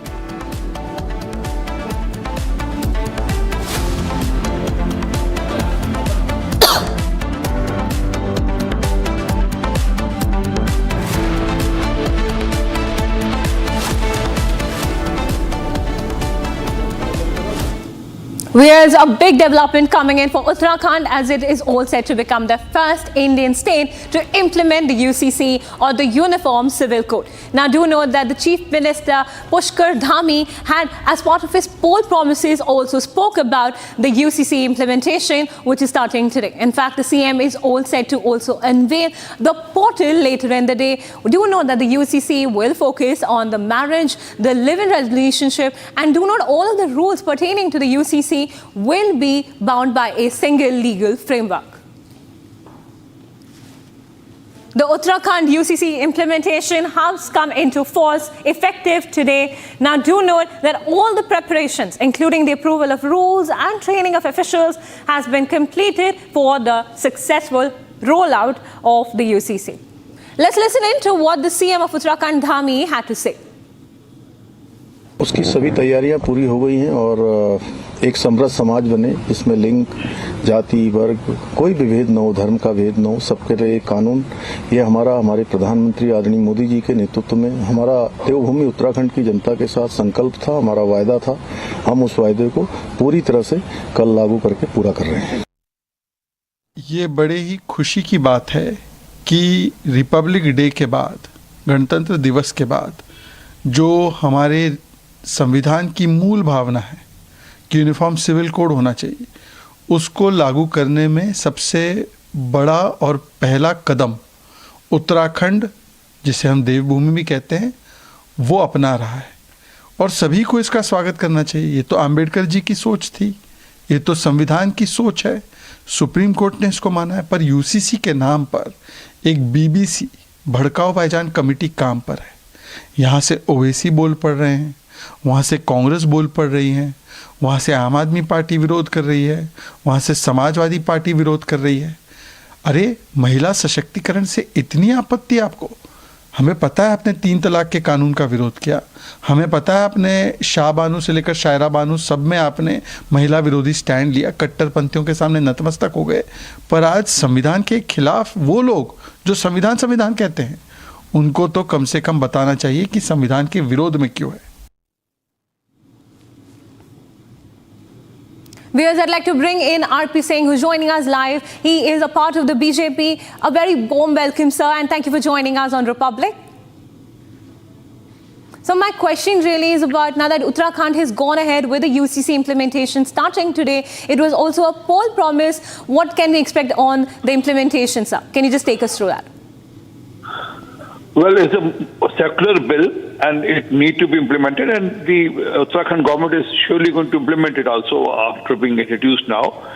And this is a message for other states also to follow the suit, to bring such secular bill and ensure that everyone gets equal right within the law and above the caste, color and creed. So everyone is welcoming it, and the nation is looking forward for the implementation of this bill in Uttarakhand, and specifically after the Republic Day. And all those who talk about Constitution and hold the copy of Constitution, they should also fall in line and they should also welcome this bill. That's right, Mr. Singh. Also help us understand, do you think other BJP-ruled states will also maybe think of implementing the UCC going forward? What do you reckon? Obviously, I mean, once it is implemented and all pro and cons are on board, and they will learn from this, and then need be better it and implement in their respective state also. Why not? I mean, this is one of the most secular bill introduced after the formation of Constitution in India. This gives equal right to each and every one, whether it's marriage, whether it's divorce, whether it's inheritance. It gives equal right to each and every one, whether it's women or men. Mr. Singh, Waris Pathan, however, was questioning, the implementation of UCC and questioning where the Hindu Act was not being applicable to the tribals. So, what are your thoughts on that, sir? Well, tribals are a special section, and then they are not part of the UCC, very rightly so. But as far as religious classification goes, those all will be taken care by implementing of UCC. I mean, there will be equal law for Muslims, Sikhs, Hindus, Christians, Jews, for that regard. All right, Mr. Singh, help us also understand now, you mentioned that it's kind of an obvious step for the BJP-ruled states across the country to possibly implement the UCC. Help us understand what is the timeline that we can expect, considering the factors that the opposition parties might not be completely on board with the UCC at this point at least. Well, more they oppose, more they'll be exposed, because they're the one who speaks about Constitution, and then in the Constitution it's mentioned that UCC should be implemented at some given time, and so it will be good for them that they implement in their respective state, and then obviously the states ruled by BJP will follow the suit, as I said, after it's being implemented in Uttarakhand, and all pros and cons are on board, and probably after learning it from Uttarakhand, they can better it or they can implement it as it is. Thank you, Mr. Singh, for taking us through the inputs and what can we expect from the UCC going ahead, not only in Uttarakhand, which is marking a significant milestone, but also across the country. Now let's shift our gears and move on to our next story, where the Ambedkar statue at Amritsar town hall area was vandalized by miscreants on Republic Day. Even as the entire country was celebrating the 76th Republic Day, the big breaking news that we were getting was that the statue at the Ambedkar statue at the town hall area in Amritsar was being vandalized. In fact, these are the visuals that you can also see on your screen that we have been able to secure, and a miscreant was arrested by the police. Now, after this vandalism, however, the opposition parties, which include the BJP, the Congress and the BSP, are asking where is the Chief Minister. In fact, they've also rained fire on the law and order situation in the state of Punjab, in with the Congress alleging that Punjabis are not safe in the state. Do you know this comes on the heels of the 76th Republic Day, which is celebrated on Sunday, With the matter coming to light, the police action was swift and prompt. However, one of the miscreants only has been arrested, but it does raise questions as to how safe is the state of Punjab right now. This is the sentiment that has been echoed by various opposition parties, which include the BJP, the Congress and the BSP.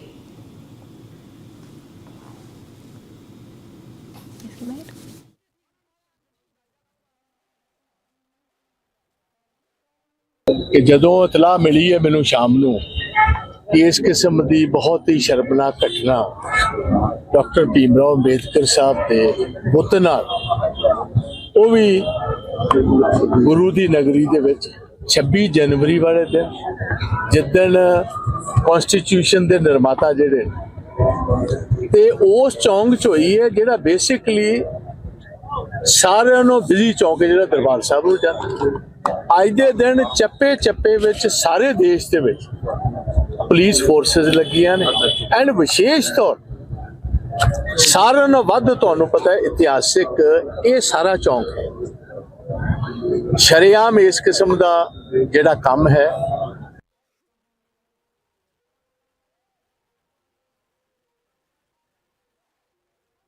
ਸ਼ਰਾਰਤੀ ਅਨਸਰਾਂ ਨੇ ਬਾਬਾ ਸਾਹਿਬ ਭੀਮ ਰਾਓ ਅੰਬੇਦਕਰ ਦੀ ਜਿਹੜੀ ਮੂਰਤੀ ਅੰਮ੍ਰਿਤਸਰ ਵਿਖੇ ਜਿਹਦੀ ਬੇਅਦਬੀ ਕੀਤੀ ਹੈ ਜਿਹਨੂੰ ਤੋੜਿਆ ਗਿਆ ਹੈ ਮੈਂ ਉਹਦੀ ਸਖਤ ਸ਼ਬਦਾਂ ਵਿੱਚ ਨਿੰਦਿਆ ਕਰਦਾ ਹਾਂ ਔਰ ਮੈਂ ਸਰਕਾਰ ਤੋਂ ਮੰਗ ਕਰਦਾ ਕਿ ਸਰਕਾਰ ਤੁਰੰਤ ਅਜਿਹੇ ਅਨਸਰਾਂ ਨੂੰ ਗ੍ਰਿਫਤਾਰ ਕਰਕੇ ਸਖਤ ਤੋਂ ਸਖਤ ਸਜ਼ਾ ਦੇਵੇ ਅਜਿਹੇ ਲੋਕ ਜਿਨ੍ਹਾਂ ਨੂੰ ਪਤਾ ਹੀ ਨਹੀਂਗਾ ਕਿ ਬਾਬਾ ਸਾਹਿਬ ਭੀਮ ਰਾਓ ਅੰਬੇਦਕਰ ਜੀ ਦਾ ਦੇਣ ਕੀ ਹੈ ਕਿਉਂਕਿ ਜਿਸ ਇਨਸਾਨ ਨੂੰ ਇਸ ਦੇ ਬਾਰੇ ਪਤਾ ਹੋਵੇਗਾ ਉਹ ਕਦੀ ਵੀ ਇਹੋ ਜਿਹਾ ਕੰਮ ਨਹੀਂ ਕਰ ਸਕਦਾ ਕਿਉਂਕਿ ਅੱਜ ਜਿਹੜੀ ਜ਼ਿੰਦਗੀ ਜੀ ਰਹੇ ਹਾਂ ਜਿਹੜੀ ਸਾਨੂੰ ਬਰਾਬਰਤਾ ਦੇ ਅਧਿਕਾਰ ਨੇ ਜਿਹੜੀ ਸੈਕੂਲਰਿਜ਼ਮ ਦੀ ਅਸੀਂ ਗੱਲ ਕਰਦੇ ਹਾਂ ਉਹਦੇ ਰਚਨਹਾਰ ਬਾਬਾ ਸਾਹਿਬ ਭੀਮ ਰਾਓ ਅੰਬੇਦਕਰ ਨੇ ਮੈਂ ਅਜਿਹੀ ਘਟਨਾ ਦੀ ਕਰੜੇ ਸ਼ਬਦਾਂ ਵਿੱਚ ਨਿੰਦਿਆ ਕਰਦਾ ਹਾਂ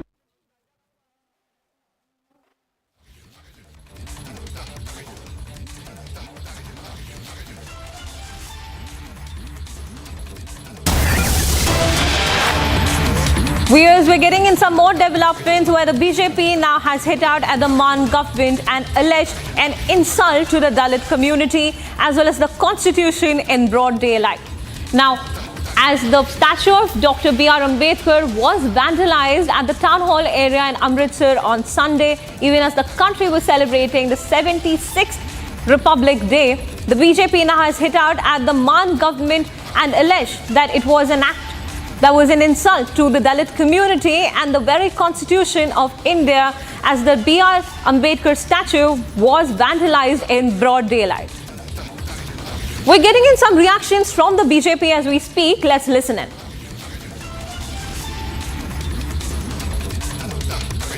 आज 26 जनवरी गणतंत्रता दिवस के पवित्र दिन पर पूज्य डॉक्टर भीमराव अंबेडकर जी की प्रतिमा और भारत के संविधान का अपमान अमृतसर पुलिस स्टेशन कोतवाली के सामने दिन दिहाड़े मुख्य चौराहे पर होता है। यह घटना दुर्भाग्यपूर्ण है, निंदनीय है, मन को पीड़ा देने वाली। पंजाब की आम आदमी पार्टी की भगवंत मान की सरकार गहरी निद्रा में सो रही है। पंजाब का लॉ एंड ऑर्डर अस्त व्यस्त है। मुख्यमंत्री टूरिज्म में मस्त हैं। हालात यह है कि गणतंत्रता दिवस का पवित्र दिन हो, संविधान लागू करने का दिन हो और संविधान निर्माता की मूर्ति के साथ बेदबी की जाती। ਅੱਜ ਥਾਣਾ ਕੋਤਵਾਲੀ ਵਿਖੇ ਬਾਬਾ ਸਾਹਿਬ ਭੀਮ ਰਾਓ ਜੀ ਅੰਬੇਦਕਰ ਦੀ ਪ੍ਰਤਿਮਾ ਦੇ ਨਾਲ ਜਿਹੜਾ ਅਨਫੋਰਚੂਨੇਟ ਇਨਸੀਡੈਂਟ ਹੋਇਆ ਉਸ ਤੇ ਸਖਤੀ ਨਾਲ ਕਾਰਵਾਈ ਕਰਦੇ ਹਾਂ ਜਿਹੜਾ ਵਾ ਦੋਸ਼ੀ ਦੀ ਗ੍ਰਿਫਤਾਰੀ ਕੀਤੀ ਗਈ। ਮੁਕੱਦਮਾ ਨੰਬਰ 6 ਥਾਣਾ ਕੋਤਵਾਲੀ ਦੇ ਵਿੱਚ ਸਖਤ ਧਾਰਾਵਾਂ ਦੇ ਤਹਿਤ ਜਿਹੜਾ ਦੋਸ਼ੀ ਦੇ ਉੱਤੇ ਦਰਜ ਕੀਤਾ ਗਿਆ ਹੈ। ਇਸ ਦੇ ਉੱਤੇ ਜਿਹੜੀਆਂ ਪੁਲਿਸ ਟੀਮਸ ਵੱਲੋਂ ਅਲੱਗ-ਅਲੱਗ ਐਂਗਲਸ ਦੇ ਉੱਤੇ ਜਿਹੜਾ ਸਾਰਾ ਵਰਕਆਊਟ ਕੀਤਾ ਜਾ ਰਿਹਾ ਹੈ। ਜੇ ਇਸ ਦੇ ਨਾਲ ਕੋਈ ਹੋਰ ਵੀ ਦੋਸ਼ੀ ਇਨਵੋਲਵ ਹੋਵੇਗਾ ਜਾਂ ਉਸ ਨੂੰ ਵੀ ਇਸ ਦੇ ਵਿੱਚ ਬਖਸ਼ਿਆ ਨਹੀਂ ਜਾਵੇਗਾ। ਇਨੀਸ਼ੀਅਲ ਇਨਵੈਸਟੀਗੇਸ਼ਨ ਦੇ ਵਿੱਚ ਇਹ ਵੀ ਗੱਲ ਸਾਹਮਣੇ ਆਈ ਹੈ ਕਿ ਜਿਹੜਾ ਦੋਸ਼ੀ ਜਿਸ ਦੀ ਪਛਾਣ ਆਕਾਸ਼ ਸਿੰਘ ਸਨ ਆਫ ਭੁਪਿੰਦਰ ਸਿੰਘ ਵਾਸੀ ਧਰਮਕੋਟ ਵਜੋਂ ਹੋਈ ਹੈ ਉਹ ਅਨੁਸੂਚਿਤ ਜਾਤੀ ਨਾਲ ਸੰਬੰਧ ਰੱਖਦਾ ਹੈ। ਇਸ ਦੇ ਵਿੱਚ ਕੋਈ ਵੀ ਜਿਹੜਾ ਦੋਸ਼ੀ ਆ ਜੇ ਇਸ ਦੇ ਨਾਲ ਕੋਈ ਹੋਰ ਇਨਵੋਲਵ ਹੋਏਗਾ ਤਾਂ ਉਸ ਨੂੰ ਬਖਸ਼ਿਆ ਨਹੀਂ ਜਾਵੇਗਾ। We're getting in some more developments on the vandalism of Ambedkar statue in Amritsar. Now, Mayawati has said that any amount of condemnation is less. Now, the attempt to vandalize the statue of the constitution maker, the revered Baba Saheb Dr. Bhimrao Ambedkar, which was installed in the Heritage Street near the Golden Temple in Amritsar, Punjab, and to set fire near the Constitution book, which is shameful. Any amount of condemnation of such an incident caused by government negligence would be less. Now, even as viewers, I'd like to bring in my colleague Lalit, who's joining us live. Lalit, help us understand. We're getting in a lot of reactions from the opposition parties, with the latest being even Mayawati, who has said that the condemnation, how much ever of it is done, it is not going to be enough following the Vandalism Act that has come to light in Amritsar. Help us understand, Lalit, what happened on Sunday and how was the statue sort of tampered with, and have the miscreants been arrested, and what developments do we have so far? If you talk about the miscreants, the person, Akash Deep Singh, has already been arrested by the Punjab police, and the action was taken very swiftly when in a bid to temper and vandalize the statue of Dr. B.R. Ambedkar in a broad daylight in the Heritage Street of Amritsar was being done yesterday on Republic Day. But the question arises is that how come he was able to climb the statue? As you can see that there was a ladder there. So as per the input, what we are learning that yesterday, as the statue was being cleaned by the security, by the municipal corporation employees, the ladder was kept there only. So that led him to enter and climb into the statue of Dr. B.R. Ambedkar. But now police is thoroughly investigating every step. Right now, one person has already been arrested, and but the answer still remains unclear. What was the intention behind trying to vandalize the Dr. B.R. Ambedkar statue? Reactions are coming from all the political parties, whether it's the BJP or the Congress. They have got a straight chance to hit the Aam Aadmi Party government, as yesterday it was the Republic Day, the formation of the constitution in the country. But yesterday, the way this whole event happened in Amritsar in the broad daylight, this somehow has got a chance for the opposition party to target the Bhagwant Mann. BJP even said that the Mann government is in tourism right now. Their much focus is on the Delhi elections.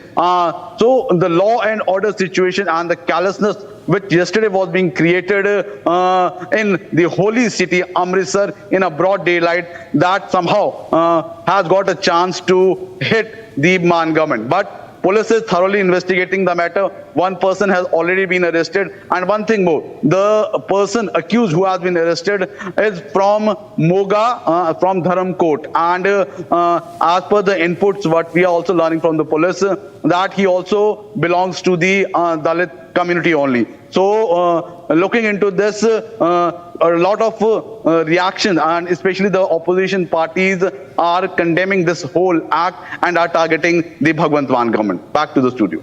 That's right, Lalit. Thank you for those details coming in. As in broad daylight on Sunday, a statue of B.R. Ambedkar was vandalized in Amritsar. Now, we're also getting reactions from the opposition parties who have questioned the Chief Minister and the law and order situation in Punjab. But now let's take a quick look at the top stories from Bharat in 2 minutes.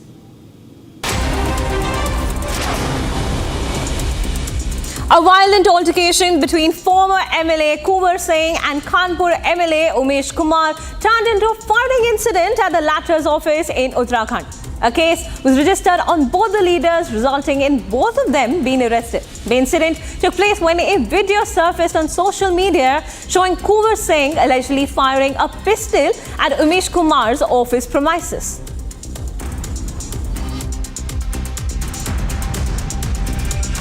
माननीय विधायक उमेश शर्मा के विरुद्ध भी police की ओर से एक अभियोग पंजीकृत किया गया है, जो चैंपियन कुमार चैंपियन की ओर से प्राप्त तहरीर के आधार पर लिखा गया है, और उनको भी अभी हिरासत में उनको उनके समर्थकों को लिया गया है। इसमें बिल्कुल जो भी वैधानिक कार्रवाई है पुलिस की ओर से सख्त की जा रही है। Residents of Pithampur hold a torch rally to protest the incineration of toxic waste from the Bhopal gas tragedy in the Pithampur industrial area. हमें पूरी उम्मीद है, पूरी अपेक्षा है और पूरी आशा है ये कचरा यहाँ नहीं जलेगा। और आज एकता में होकर के सारे लोग एकत्रित होकर के और मशाल के जरिए संदेश देना चाहते हैं कि हम सब एक हैं, इस कचरे के खिलाफ, कचरा यहाँ नहीं जलने देंगे, विरोध में। और मैं सदस्य हूँ, मैं भी विरोध में हूँ। One miscreant allegedly vandalized the statue of B.R. Ambedkar adjacent to the Golden Temple in Amritsar's Heritage Street. The accused tried to damage a sculpture depicting the Constitution placed beneath the statue. An investigation has been launched and the accused has been arrested. Assam Chief Minister Hemanta Biswa Sarma announced that Dibrugarh will become the second capital of the state. Dibrugarh will become the state's second capital within the next 3 years. This move is part of a larger plan to distribute the functions more evenly, enhance development in the state, as well as cater to the diverse population.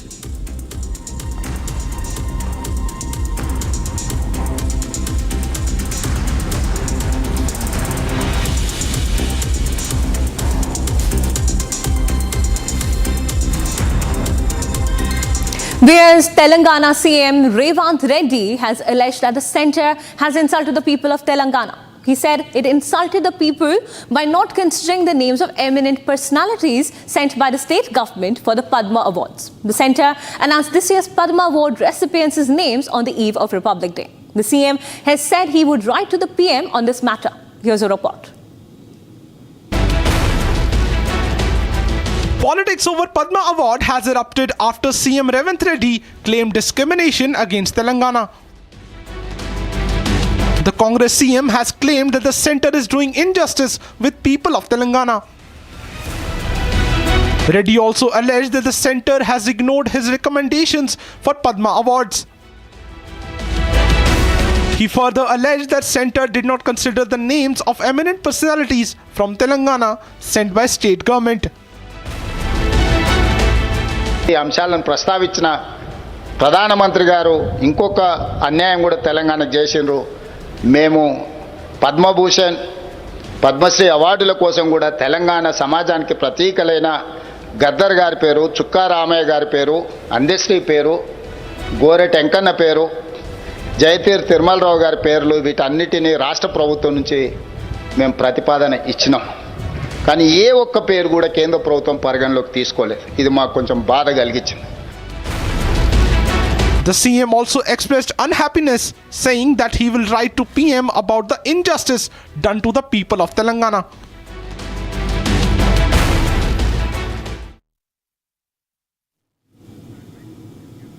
Viewers, it's time for a short commercial break, but don't go anywhere as we bring you the top stories from around the country and across the world on the other side. Stay tuned.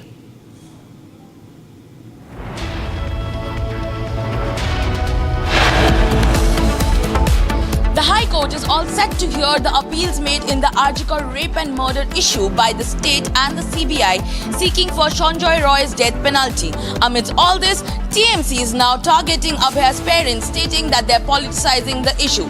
With more updates on this news, stay tuned to Republic TV, coming back to you just after the break.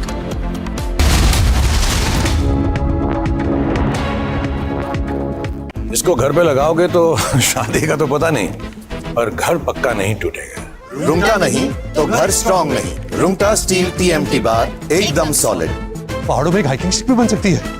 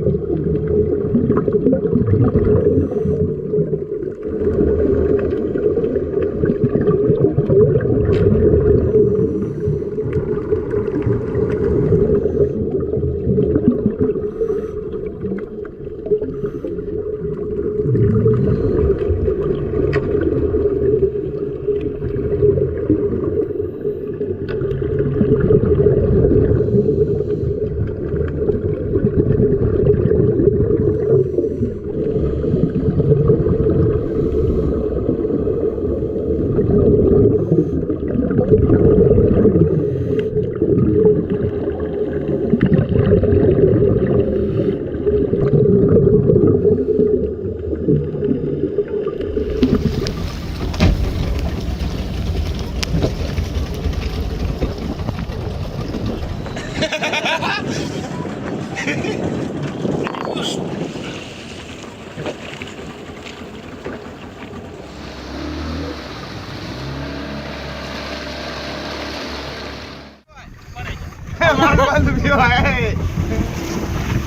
at Republic are happy to announce that Niva Bupa Health Insurance has come on board as our studio partner. Viewers, Niva Bupa Health Insurance is one of India's largest and fastest growing standalone health insurance companies, providing coverage to over 1.75 crore people nationwide. Now, Niva Bupa Health Insurance has settled more than 23 lakh claims since inception. Over the last year, Niva Bupa has processed a claim every 45 seconds. This is the Republic Niva Bupa Studio, your one-stop for all the breaking news updates.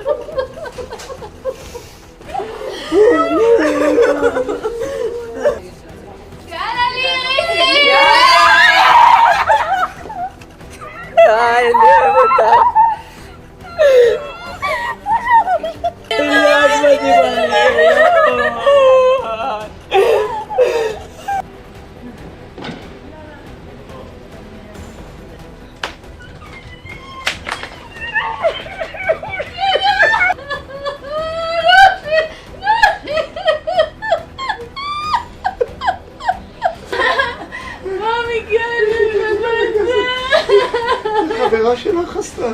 באמת צהל, בואי נשמש. אמא כלבייה. אמא כלבייה. כל העולם יהיה לך, הכל. כל העולם יהיה לך.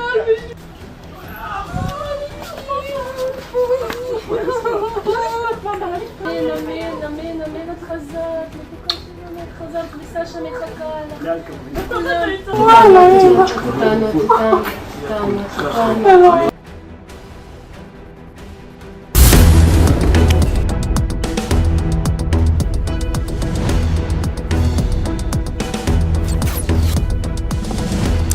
When in the newsroom, it is not that simple to summarize a story that is breaking. With the Notices feature powered by Galaxy AI on Samsung Galaxy Z Fold 6, you can make a long story short and format it into a clear, easy to review summary. Galaxy AI is here.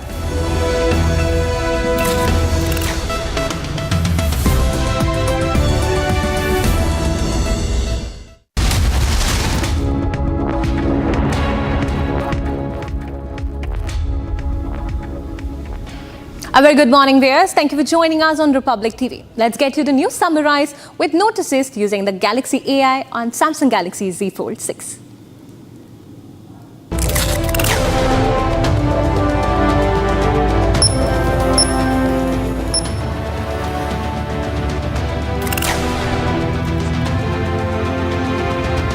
Uttarakhand to implement UCCE today.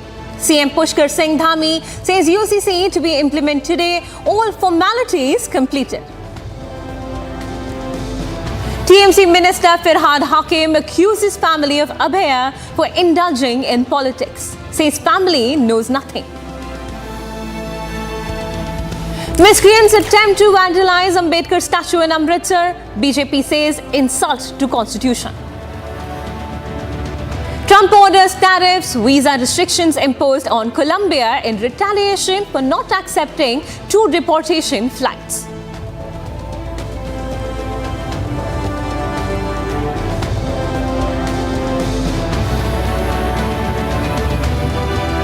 That was the news summarized with Notices using Galaxy AI on Samsung Galaxy Z Fold 6. Let's start our big story of the day.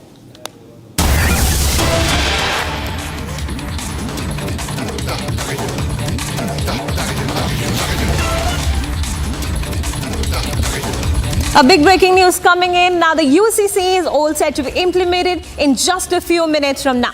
Republic has accessed exclusive details. According to sources, bad practices like halala, edat, polygamy, child marriage, triple talaq will be completely banned. Scheduled tribes mentioned under Article 342 of the Constitution have been kept out of this code so that those tribes and their customs can be protected. Sources have also said that the rules related to marriage, divorce and inheritance, etc. have been made equal for people of all religions. Furthermore, people of all religions can marry according to their own customs, but in all religions, the minimum age of marriage has been mandatory at 21 years for boys and 18 years for girls. As Uttarakhand marks a significant implementation of the UCC, making it the first Indian state to adopt the UCC. Now, we learn from our sources that practices such as halala, edat, polygamy, child marriage, triple talaq will be completely banned. Now, do note, viewers, that the scheduled tribes mentioned under Article 342 of the Constitution have been kept out of this code so that though tribes and their customs can be protected.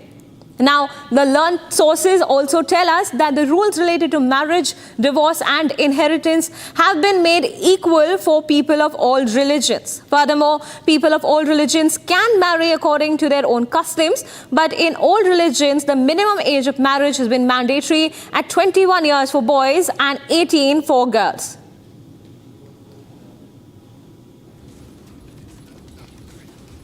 A big development coming in for Uttarakhand, where the state is going to be the first one in the country to adopt UCC.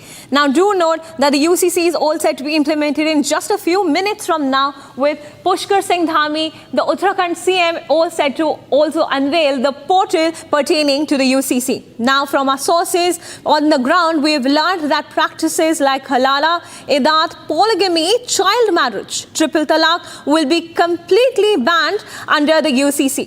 Now, there is a mention of the scheduled tribes also, which is under the Article 342 of the Constitution. The scheduled tribes have been kept out of the UCC code. They will not be a part of it. Now, do know that this measure is being taken so that the tribes and their customs can be protected. We've also understood that the rules related to marriage, divorce and inheritance have been made equal for people of all religions. Furthermore, people of all religions can marry according to their own customs, but in all religions, the minimum age of marriage has been mandatory at 21 years for boys and 18 for girls. We're getting in some exclusive information related to the UCC, which is all set to be implemented in Uttarakhand today.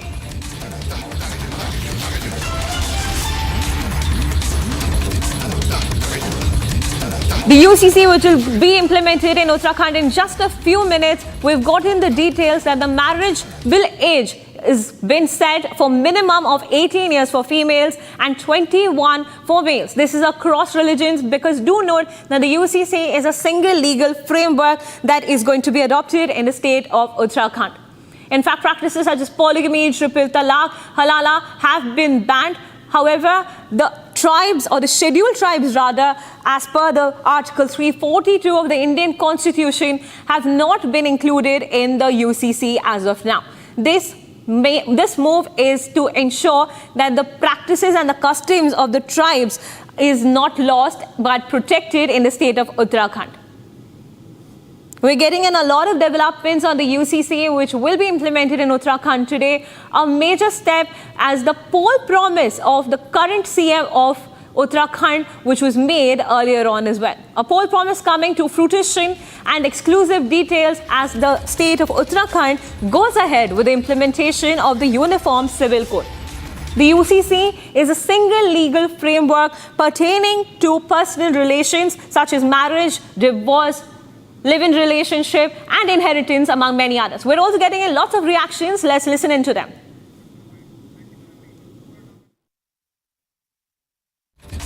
उसकी सभी तैयारियां पूरी हो गई हैं और एक समृद्ध समाज बने, इसमें लिंग, जाति वर्ग कोई भी भेद न हो, धर्म का भेद न हो, सबके लिए एक कानून।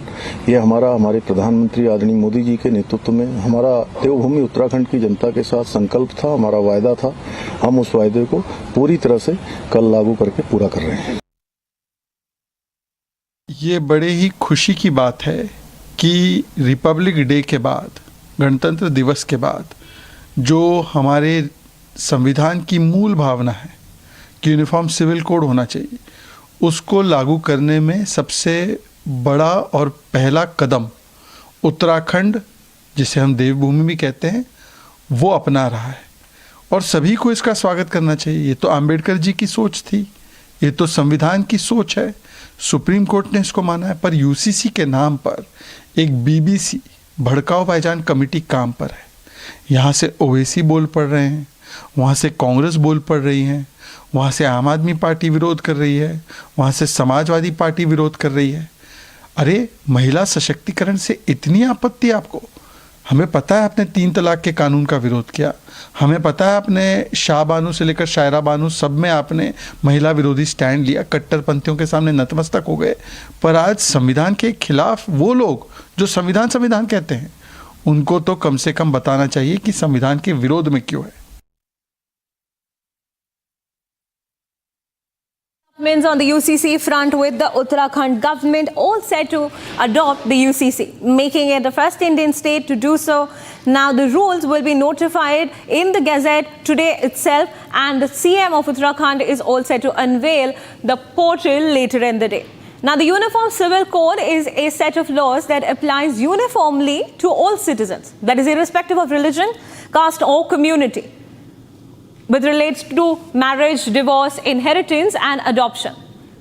Now the key amendments in the UCC, now both men and women are entitled to the alimony after divorce as per the UCC. Now scheduled tribes have been exempted from the UCC in order to protect their customs in the state of Uttarakhand. This is a major milestone for Uttarakhand as it becomes the first state to implement the Uniform Civil Code. The UCC also mandates compulsory registration of marriage and live-in in relationships.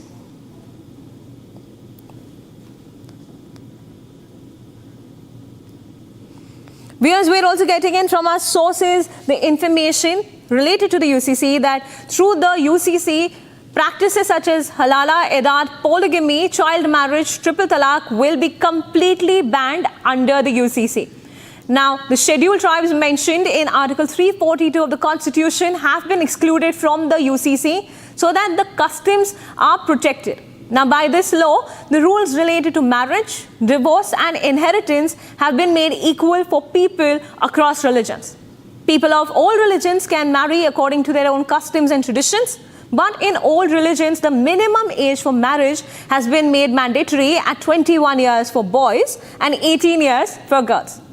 Now, cutting through religion lines, there will be equal rights granted to the husband and wife after divorce. Second marriage is completely prohibited while the husband or wife is alive. Now, clear laws have also been made in the Uniform Civil Code regarding property division and child rights. Under these laws, daughters have been given equal property rights in all religions and communities. In fact, there is no distinction of any kind between children in their right to property, that is, children born on the basis of natural relations, children born through assisted methods, or children born through live-in relationship. They will all be granted equal rights in property as per the UCC. That's what we're learning from our sources.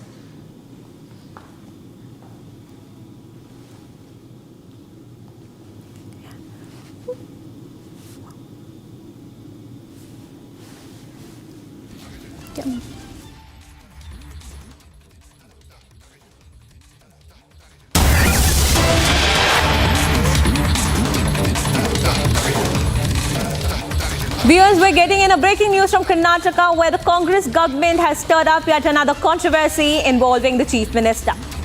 Now, the ministers claim that the party will remain in power for 5 years, but not Siddaramaiah.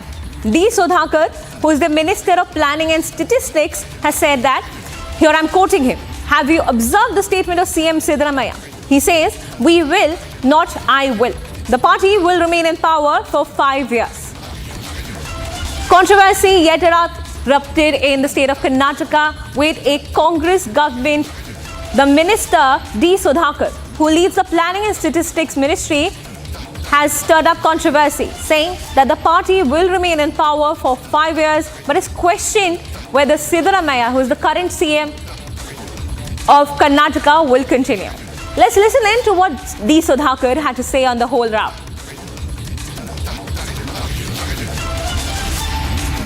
ಮತ್ತೆ ನಾವೇ ಅಧಿಕಾರಕ್ಕೆ ಬರ್ತೀವಿ ಅಂತ ಹೇಳಿದ್ರೆ ಆಮೇಲೆ CM Siddaramaiah ಅವರು ಮುಂದುವರಿಸ್ತಾರೆ 5 ವರ್ಷ CM ಆಗಿ. ಸಿದ್ದರಾಮಯ್ಯ ಅವರು ಹೇಳಿದ ಸರ ಗಮನಿಸಿದ ನಾವೇ ಅಂತ ಹೇಳಿದ್ರು, ನಾನೇ ಅಂತ ಹೇಳಿದ್ರು. ಮತ್ತೆ ನಾವೇ ಅಧಿಕಾರಕ್ಕೆ ಬರ್ತೀವಿ ಅಂತ ಹೇಳಿದ್ರೆ ಆಮೇಲೆ ಸಿಎಂ ಸಿದ್ದರಾಮಯ್ಯ ಅವರು ಮುಂದುವರಿಸ್ತಾರೆ 5 ವರ್ಷ ಸಿಎಂ ಆಗಿ. ಸಿದ್ದರಾಮಯ್ಯ ಅವರು ಹೇಳಿದ ಸರ ಗಮನಿಸಿದ ನಾವೇ ಅಂತ ಹೇಳಿದ್ರು, ನಾನೇ ಅಂತ ಹೇಳಿದ್ರು.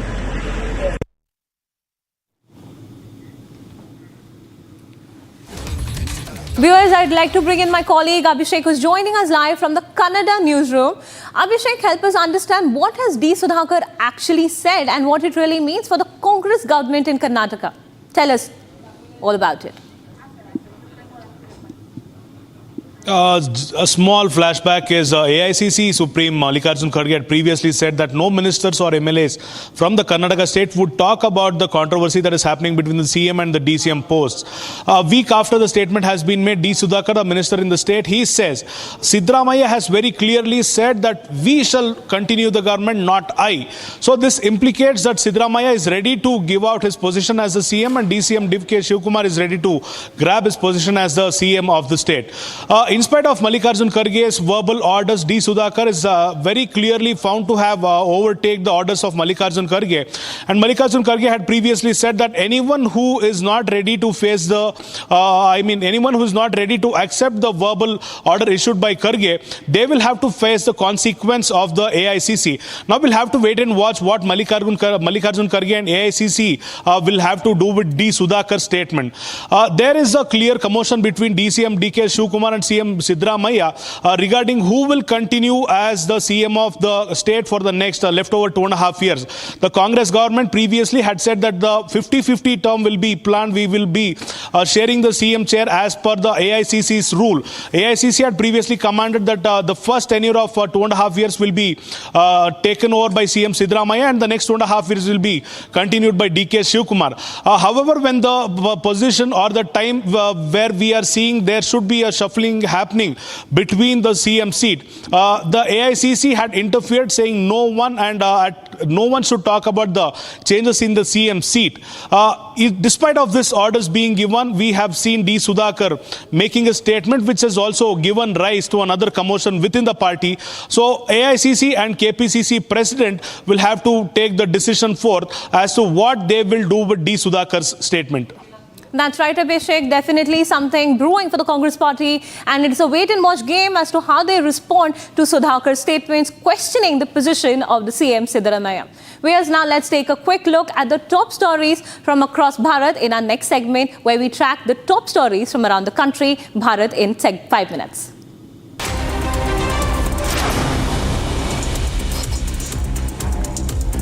Congress candidate from Rithala Assembly constituency, Sushant Mishra, has alleged that he was assaulted by Election Commission officials and tried to stop him from taking out a foot march. Mishra said he has complained about the incident to the Election Commission. देखिए, एक अधिकारी आया जो अपना परिचय नहीं दे रहा था। उसने अपने आप को फ्लाइंग स्क्वाड का अधिकारी बताया। उसके साथ 3-4 और पुलिसकर्मी भी थे। उन लोगों ने मिलके मुझे पीछे से बात करते हुए लगातार मारने का प्रयास किया। मुझे पीछे से पिंच कर लगातार करते रहे और उससे बात नहीं बनी। मैं नहीं रुका तो उन्होंने मुझे आगे से धक्का दिया, पुश किया मेरे माइक के ऊपर। और आप ये देखिए गिरते हुए आप यहाँ भी दिखाइए कि साथ में मेरे साथ एक हमारी महिला कार्यकर्ताएं भी थी, उनके ऊपर भी जो है ये प्रहार हुआ। A violent altercation between former MLA Kuvar Pranab Singh and current Kanpur MLA Umesh Kumar turned into a firing incident at the latter's office in Uttarakhand, resulting in both leaders being arrested. The incident unfolded when a video surfaced on social media showing Kumbh Mela Singh, also known as Champion, allegedly firing a pistol at Umesh Kumar's office premises. In the video, Pranav Singh can be seen engaging in a heated confrontation which quickly escalated to gunfire. Now, police have registered a case in the incident as well as against the independent MLA Umesh Kumar, which has been written based on the incident narrated by Kumbh Pranav Singh. आज दिन में Kunwar Pranav champion द्वारा माननीय विधायक उमेश शर्मा के आवास camp office में जाके जो फायर किया गया था उसके उनके और उनके समर्थकों द्वारा उसमें तत्काल पुलिस के द्वारा अभियोग पंजीकृत किया गया, जिसमें हमारी विशिष्ट टीम अलग के आज अभी कुंवर प्रणव चैंपियन की अरेस्टिंग की गई है। इसमें आवश्यक जो वैधानिक कार्रवाई है वो की जा रही है। इसी क्रम में माननीय विधायक उमेश शर्मा के विरुद्ध भी पुलिस की ओर से एक अभियोग पंजीकृत किया गया है, जो चैंपियन कुंवर प्रणव चैंपियन की ओर से प्राप्त तहरीर के आधार पर लिखा गया है और उनको भी अभी हिरासत में उनको और उनके समर्थकों को लिया गया है। इसमें बिल्कुल जो भी वैधानिक कार्रवाई है पुलिस की ओर से सख्त की जा रही है। As Delhi polls are just around the corner, BJP MP Anurag Thakur launched a scathing attack at Congress and AAP for looting and betraying Delhiites. He further questioned Congress's Sonia Gandhi, Rahul Gandhi and Priyanka Gandhi for running away from the elections in Delhi. साल पहले double XL shirt पहनकर आए थे, आज वो double security मांगते हैं। जो ABCD की राजनीति सिखाने आए थे, बदलने आए थे, आज वो सीधा Z पे पहुंच गए। Z प्लस डबल सिक्योरिटी लेते हैं, 60 लोगों के साथ घूमते हैं अरविंद केजरीवाल जी। और यही नहीं, जिनके लिए L से लोकपाल था, आज लूट हो गई। H से हॉस्पिटल था, वो हवाला हो गया। झाड़ू से दारू हो गई, स्वराज से शराब हो गई, पाठशाला से मधुशाला हो गई। ये वो लोग हैं जो कहते कुछ थे लेकिन आज करते कुछ हैं। Residents of Pithampur held a torch rally to protest the incineration of toxic waste from the Bhopal gas tragedy in the Pithampur industrial area. While standing united over the issue, Sailana MLA Kamleshwar Dodiyar said that they will not let the garbage be incinerated in the Pithampur industrial area. मशाल अपने आप में एक संदेश है। मशाल का मतलब आप सब जानते होंगे, ज्ञान है, आशा है और एकता का प्रतीक है। हमें बहुत शांतिप्रिय लोग हैं, पीथमपुर के कानून का पालन करते हैं, जानकार लोग हैं। हमें पूरी उम्मीद है, पूरी अपेक्षा है और पूरी आशा है ये कचरा यहाँ नहीं जलेगा। और आज एकता में होकर के सारे लोग एकत्रित होकर के और मशाल के जरिए संदेश देना चाहते हैं कि हम सब एक हैं, इस कचरे के खिलाफ। कचरा यहाँ नहीं जलने देंगे, विरोध में। और मैं सदस्य हूँ, मैं भी विरोध में हूँ।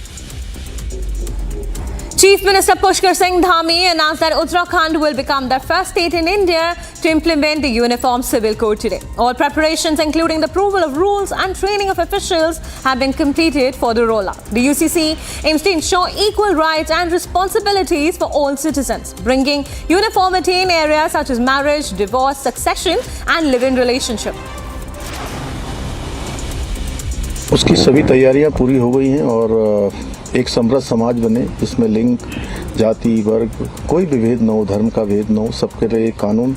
ये हमारे प्रधानमंत्री आदरणीय मोदी जी के नेतृत्व में हमारा देवभूमि उत्तराखंड की जनता के साथ संकल्प था, हमारा वायदा था। हम उस वायदे को पूरी तरह से कल लागू करके पूरा कर रहे हैं। The next meeting of the Joint Parliamentary Committee on the Waqf Bill 2024 is scheduled to be held today. Meanwhile, Jagdampika Pal, chairman of the JPC on the Waqf Amendment Bill 2024, accused TMC MP Kalyan Banerjee of using unparliamentary language against him. Pal said that the House was adjourned twice due to the alleged ruckus created by the opposition leaders.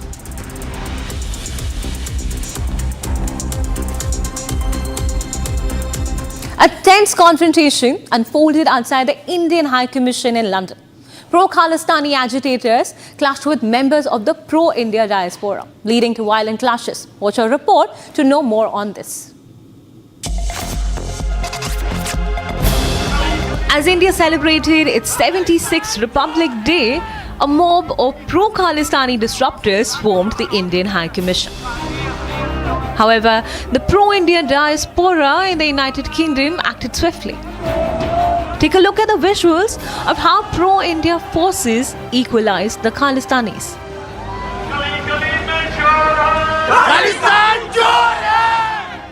The clash erupted after the pro-Khalistani extremists disrespected the tricolour when the Indian diaspora was celebrating Republic Day. Of late, anti-India elements have been on the rise in the UK. We hope the UK side will take appropriate action against those responsible. Our mission, that is our High Commission in London, remains in touch, in regular communication with our community members for their safety and welfare. In fact, this is not the first instance. Earlier in 2023 too, the pro-Khalistani mobs chanted anti-India slogans and disrespected the tricolour on India's Republic Day. Former Uttarakhand MLA Kumbh Mela fired bullets at the office of Kanpur MLA Umesh Kumar. The reason behind this incident is said to be a dispute between Umesh Kumar and Pranav Champion. Both the leaders have been arrested by the police. Watch this report for all the details.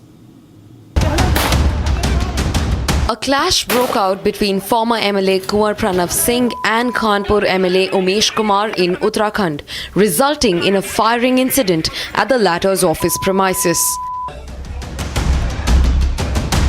According to the video that has surfaced on social media platforms, Kunwar Pranav Singh Champion can be seen firing from a pistol at the office premises of the independent MLA Umesh Kumar.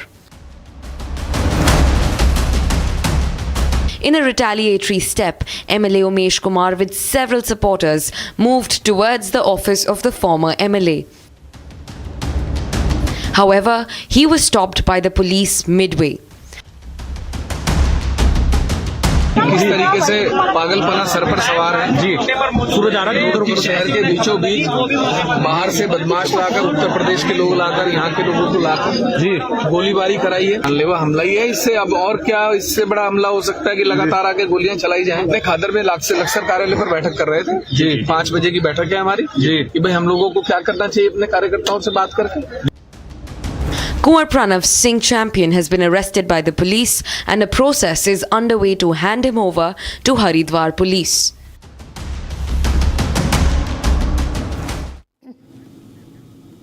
Fresh into his second term at the Oval Office, President Donald Trump is already sending out signals of a radical shift in the US policy vis-a-vis Gaza. Even as the peace deal between Israeli forces and Hamas takes effect, with Palestinian prisoners released in exchange for the freed Jewish hostages. Washington is pushing for a complete clear out of Gazans from the Hamas-controlled territory. Take a look at this special report.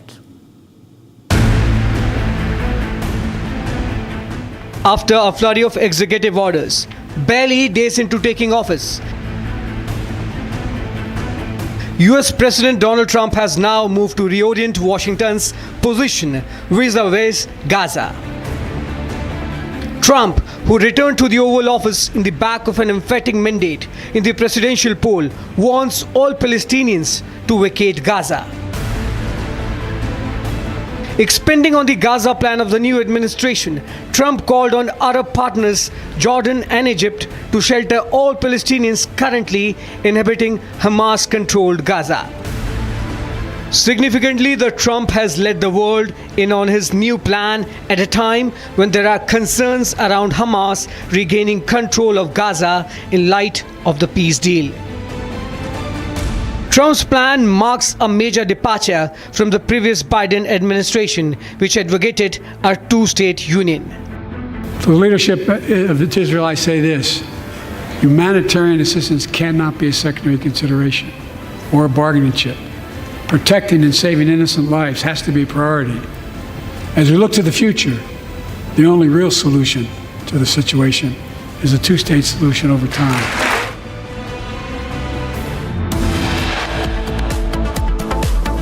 The High Court is all set to hear the appeals made in the Arjikar rape and murder issue by the state and the CBI seeking for Sanjay Roy's death penalty. Amidst all this, TMC is now targeting Abhaya's parents, stating that they're politicizing the issue. With more updates on this news, stay tuned to Republic TV, coming back to you just after the break.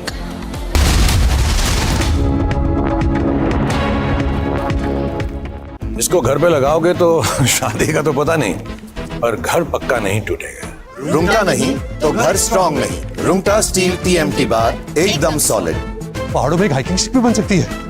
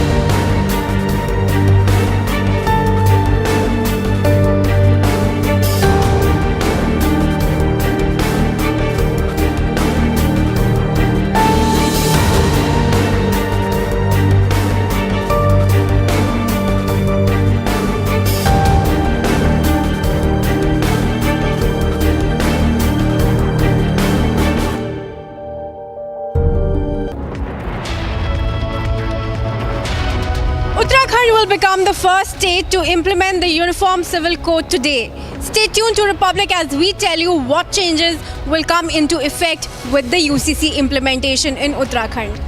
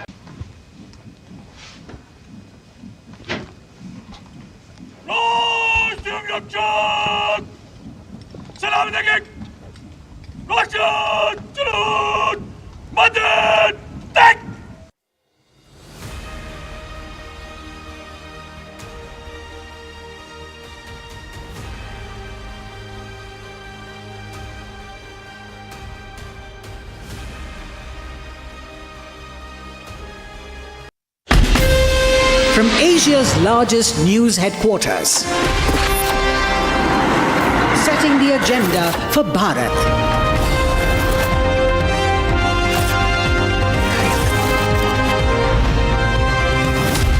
You're watching Republic.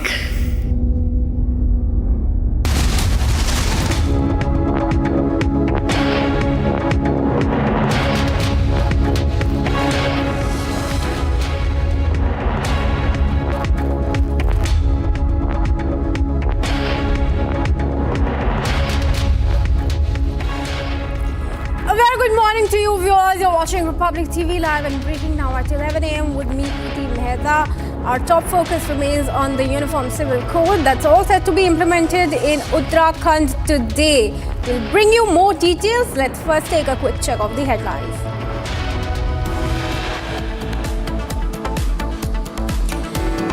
Dhami fulfills a UCC promise. Uttarakhand gears up for the implementation. Chief Minister to unveil portals today. Mamta's Minister Firhad Hakim goes after Abhaya's parents. Says parents hand in glove with leftist groups. Accuses them of politicizing the case.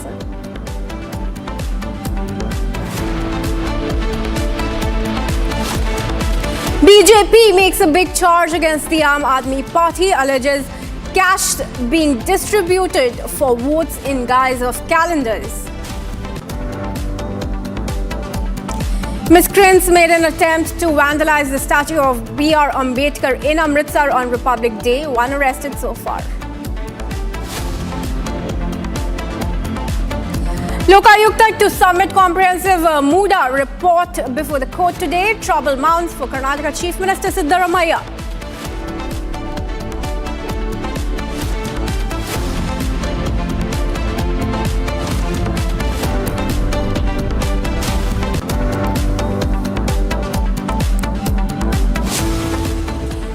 And viewers, Uttarakhand will become the first state in India to implement the Uniform Civil Code today. Chief Minister Pushkar Singh Dhami has made that announcement. All preparations, including the approval of rules and training of officials, has been completed for the rollout. Through this now, the evil practices like halala, iddat, polygamy, child marriage, triple talaq and more can be completely banned. Scheduled tribes mentioned in Article 342 of the Constitution have been excluded from this code, however. And those tribes and their customs will remain protected. By this law, the rules related to marriage, divorce and inheritance have been made equal for people of all religions. People of many religions can marry according to their own customs and traditions, but in all religions, the minimum age for marriage has been made mandatory at 21 years for boys and 18 years for girls. Furthermore, the UCC ensures the mandatory registration of marriages and live-in relationships. Let's first listen in to what the Chief Minister had to say before the rollout of the UCC, and then we'll take you through more details of the Uniform Civil Code.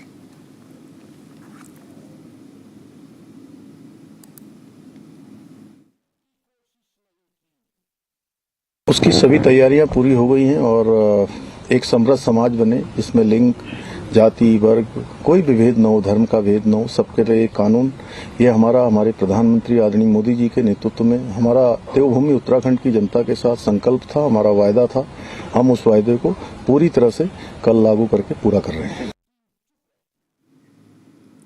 And voices in support of the Uniform Civil Code have not just come in from the BJP, but also from the Shiv Sena. Listen in.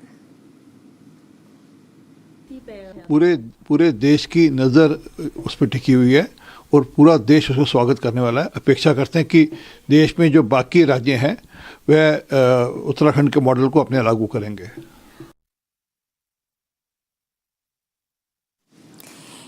Now, while the BJP and the Shiv Sena have announced their support, saying the bill is necessary, the AIMIM has politicized and raised questions on the uniformity quotient of the Uniform Civil Code, saying that it excludes the tribals. But the BJP has reacted to those allegations, saying even more BJP-ruled states are now on their way to implement the Uniform Civil Code. Meanwhile, as we get in some more reactions, let's take you through some of the key amendments in the Uniform Civil Code. Let's remind you once again that Uttarakhand has become the first state to implement the UCC. It mandates customary compulsory registration of marriages and live-in relationships, submission of Aadhaar details, proofs of age and religion are also mandatory. Marriages must be registered within 60 days and the minimum marriage age has been set at 21 for men and 18 for women. Meanwhile, we're getting in a reaction from Anand Dubey of the Uddhav Sena. Let's listen in. The introduction of a uniform civil code in Uttarakhand is a welcome sign and a welcome step. I think for the protection of the rights of the children and women of all religion, uniform civil code has to be implemented in the entire country. We have seen in the Shah case when Supreme Court said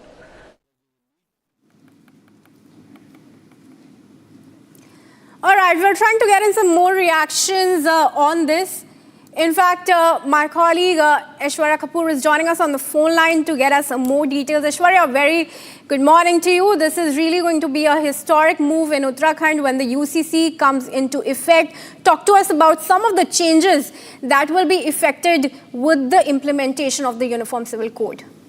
Well, as far as the implementation is concerned, it's going to be the first state to have a full-fledged UCC implementation today. So that's something which we are breaking on Republic, that within the next few minutes, UCC is going to be implemented in the state of Uttar Pradesh, in the state of Uttarakhand. Pushkar Singh Dhami is going to be the first Chief Minister to be doing it as far as the complete implementation process is concerned. And if you go into the details of what sources are telling Republic, that first and foremost, halala is that multiple marriages, all of this, child marriages, all of this is going to be completely banned. Second of all, age is going to be made mandatory across all religions for marriage. 21 for boys, 18 for girls. Thirdly, for live-in relationships, a registration process has to happen. Government is saying that we are not banning it. So what the opposition was saying that it is an anti-youth or it's an anti-modern decision. So they are not banning it. They are saying it's only for the protection of the youth who have just become adult, so that there is no misinformation on the basis of which either a boy or a girl is being lured into a live-in relationship. So a registration process will be begun at a district village level so that anyone, irrespective of their residential status in a village, in a tier 2 town in Uttarakhand or the main cities, they would have to get it registered.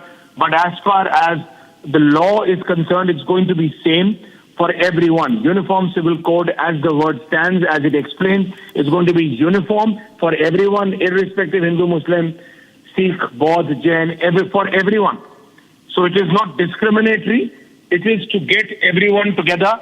And that is why Uttarakhand government is bringing it, though there is clear political opposition to it.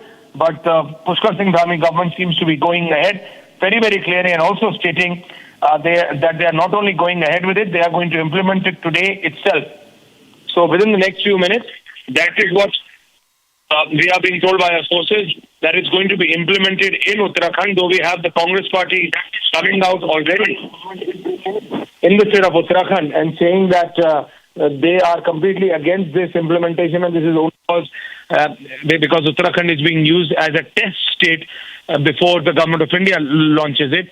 So, but Pushkar Singh Dhami's explanation for that is that their state is ready and they will make sure that there is no repercussion to the implementation of UCC, which is all set to happen today. All right. Well, thank you, Aishwarya, for joining us and speaking to us about some of the provisions of the UCC in Uttarakhand. Viewers, the stage is set for the rollout of the UCC. Chief Minister Pushkar Singh Dhami will be rolling out a portal, and UCC is all set to be a reality, with Uttarakhand being the first Indian state to implement the Uniform Civil Code. And with that, we move on. There's some breaking news coming in. The BJP is holding a press conference on the vandalism and the attempt to vandalize. कुछ दिनों के अंदर अपने ऊपर एक हमला करवाएंगे. उनका वो टेक्निक होता है ना, वो हमला कराएंगे, फिर रोना धरना होगा, सिंपैथी बटोरने की कोशिश करेंगे कि बीजेपी वालों ने किसी ने कराया है। तो अरविंद केजरीवाल जी, ये अगर ड्रामा कराने वाले हैं तो कृपया करके ये ड्रामा मत करवाइए, आप हमला वमला मत करवाइए। आपने जो हमला दलितों के ऊपर किया है उसके लिए आप जाके दलितों से माफी मांगिए। और दूसरी बात है, ये जो पूरा का पूरा इलेक्शन चल रहा है ये जनता बनाम जमानती, ये भी आज खोल के रखना आवश्यक है कि वास्तविक रूप में देखा जाए तो चुनाव किन के बीच में हो रही है। ये जितने लोग हैं, जितने बड़े नेता हैं, तथाकथित बड़े नेता हैं आम आदमी पार्टी के, ये सारे आज जमानत पे बाहर है। वही हाल है जो कांग्रेस पार्टी का है। माननीय मोदी जी ने कहा था ना, बैलगाड़ी, नॉट बैल, बेलगाड़ी, BAIL, बेलगाड़ी। ये बेलगाड़ी पर सवार सारे के सारे नेता हैं और वही हश्र होने वाला है उनका जो कांग्रेस का पूरे भारतवर्ष में हुआ है। नेस्तो नाबूद होने वाले हैं। आप अरविंद केजरीवाल जी की कारगुजारियों को देखिए। मैं एकदम एक सांस में आपको इनकी कारगुजारियां बताता हूं, कैसे ये सारे जमानती हैं। अरविंद केजरीवाल जी जमानत पे बाहर है दिल्ली शराब घोटाले के कारण। आपको पता है इन्होंने खुद 100 करोड़ रुपए की रिश्वत मांगी थी, धरे गए थे ये। और इतना तो इतना शीश महल वाला, वो कहाँ गया, कितना का कर्टन, कितने का टॉयलेट। मैं तो बार बार बोलने के बाद भी मुझे तो मेरी आंखें फट जाती है। सोफा रिक्लाइनर 10 लाख की सोफा, स्मार्ट टीवी 20 लाख का, कर्टन 6 करोड़ का, ओवन 9 लाख का, Toto toilet 12 lakh, fridge 9 lakh, massage कुर्सी 4 lakh, 3 hot water generator 23 lakh. देखिए ये मैं बार बार इसलिए कहता हूं क्योंकि ये हम तो मिडिल क्लास लोग हैं ना, ये हम विश्वास भी नहीं कर पाते हैं। 6 करोड़ के पर्दे कल टीवी पे चल रहा था। माननीय अध्यक्ष जी, कल जब टीवी पर ये चल रहा था, 72 ऐसे भूल गया। नहीं, बहुत बड़ी संख्या है। मुझे तो कभी कभी रहम आता है हमारे मीडिया भाइयों के ऊपर, क्या क्या दिखाएंगे ये भी। मतलब उस घर के हर कोने में हीरे जवाहरात लगे, आप भी क्या क्या दिखाएंगे। इसलिए हमने जितना कहना था उतना ही कहा है। शीश महल तो पूरे विश्व में प्रसिद्ध हो चुका है। अब देखिए, शीश महल के कारण तो घोटाला हुआ ही। 125 करोड़ रुपए इस परियोजना में घोटाला किया और उसके साथ ही जब कोरोना में हम लोग सब सेवा में लगे हुए थे, संगठन ही सेवा पर्व हमारा चल रहा था, पूरी दिल्ली में त्राहिमाम हो रहा था। उसमें डबल एक्सेल की शर्ट और रेनॉल्ड का पेन लगा करके अरविंद केजरीवाल जी 45 करोड़ रुपया अपना ही घर के रिनोवेशन के लिए खर्चा कर रहे थे। डबल एक्सेल शर्ट भूलते नहीं है। डबल एक्सेल शर्ट पहन करके डबल खर्चा करप्शन का कैसे करना है ये इनको अच्छे से पता है। और उसके साथ ही स्वाति मालीवाल जी का तो आरोप आपको पता ही है, पिटाई करवाई गई थी विभा कुमार द्वारा। तो ये सारे 13 आपराधिक मामले, 13 cases, criminal cases Arvind Kejriwal ji के खिलाफ चल रहे हैं। आज अरविंद केजरीवाल जी बेल पे बाहर हैं। अब आती है अतसी मारलीना जी। अतसी मारलीना जी के विषय में तो कपिल मिश्रा जी ने बहुत बड़ा खुलासा किया है। 17 करोड़ रुपए दिल्ली शराब घोटाले के 17 करोड़ रुपए हवाला चैनलों के माध्यम से एक न्यूज चैनल को दिया गया, जिस न्यूज चैनल के प्रतिष्ठाता उनके खुद के बहनोई थे, अतिशी जी के बहनोई। मेरे पास ये पूरा नोट आया है सारे केसेस के, मैं उसमें से पढ़ रहा हूं। आप सोचिए, मैं नाम नहीं ले रहा हूं, मैं उनके बहनों का भी नाम नहीं ले रहा हूं, मगर आप लोग सब जानते हैं हकीकत क्या है। 17 करोड़ रुपए हवाला चैनल के माध्यम से। और मारलीना जी, देखिए मैं सम्मान करता हूं, उन्होंने सारे विचारधारा जो है ठीक है, अलग बात है कि कार्ल मार्क्स और लेनिन, इन दोनों के मिश्रण से उनके नाम को एक बल मिला, मारलीना। और वो कम्युनिस्ट आइडियोलॉजी के साथ शुरू से ही उनका परिवार खड़ा रहा। हम किसी के परिवार के खिलाफ कुछ नहीं कहते, मगर जो हकीकत है वो बयान करना चाहिए। With all due respect to आतिशीष जीज पेरेंट्स, मेरे माता पिता हो, सर के माता पिता हो, सभी के माता पिता होते हैं, मगर विचारधारा महत्वपूर्ण होता है। आपको बता दूं कि ये ऑन रिकॉर्ड है कि आतिशी जी के माता पिता ने 2001 में संसद हमले के दोषी अफजल गुरु के लिए क्षमा दान के लिए चिट्ठी लिखा था। और SR गिलानी ने जब एक कार्यक्रम किया था अफजल गुरु को फांसी नहीं देने के लिए, उसके मंच पर भी अतसी जी के माता पिता विद्यमान थे। माता पिता को सम्मान देते हुए मैं कहना चाहता हूं, परिवार में ऐसी विचारधारा है जो अफजल गुरु जैसे आतंकवादी के लिए खड़े हैं। वो अतसी मारलेना जी आज दिल्ली की मुख्यमंत्री हैं और भविष्य में भी मुख्यमंत्री बनने की सपने देख रही है। क्योंकि अगर मैं सही हूं, पहले माननीय सचदेवा जी ने बताया था कि कानूनी तौर से तो वैसे तो हाल खराब होने वाला है, वो तो नई दिल्ली सीट हार ही रहे हैं, मगर वैसे भी कानूनी तौर से तो सुप्रीम कोर्ट ने कहा है ना तो ये कहीं साइन कर सकते हैं, ना तो किसी दस्तावेज पे ये अपना टिप्पणी कर सकते हैं, कार्यालय में भी नहीं जा सकते हैं। तो अतसी जी जो अभी मुख्यमंत्री बनी है, वो दोबारा मुख्यमंत्री बनने की स्वप्न में है और कतार में है। आप सोचिए वो जो अफजल गुरु और गिलानी के साथ खड़े हैं। And viewers, that was the BJP addressing a conference against the Aam Aadmi Party, not just over the issue of the vandalism of the Ambedkar statue in Amritsar, but also on the various corruption and misgovernance allegations on the Aam Aadmi Party. And let's put that breaking news out on our screens now. The BJP has called the Aam Aadmi Party anti-Dalit over the attempt to vandalize the statue of B.R. Ambedkar in Amritsar. Now, the miscreant has been arrested, but the BJP has put out a statement condemning the Aam Aadmi Party, under whose government the incident took place in Amritsar on Republic Day.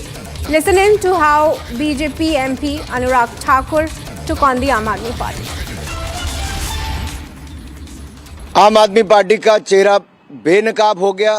आपदा वाले दलित विरोधी हैं। एक भी राज्यसभा का सांसद दलित नहीं है। उप मुख्यमंत्री बनाने थे दलित समाज से, वो नहीं बनाए। इनके दो मंत्री गौतम जी और राजकुमार आनंद जी जो दलित समाज से आते, उन्होंने इस्तीफा दिया कि आम आदमी पार्टी दलित विरोधी है। ये जेएनयू में उस संगठन के पास भी गए। एक तो था जो देश के टुकड़े टुकड़े करना चाहता है, दूसरा संगठन वो था जो देश में आरक्षण खत्म करने का सोच को आगे बढ़ाता है। तो जहां राहुल गांधी जी विदेश में जाके आरक्षण खत्म करने की बात करते हैं, आपदा वाले दिल्ली और पंजाब में आरक्षण खत्म करने की सोच रखते हैं।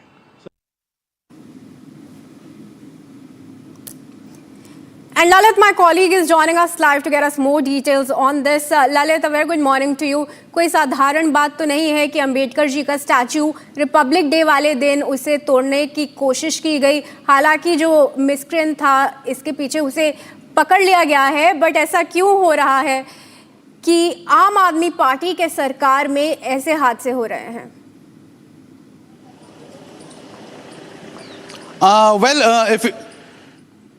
If you talk about this whole incident which happened yesterday in Amritsar, the miscreant has already been arrested. He has been identified as Akashdeep Singh from Dharmkot, from Moga.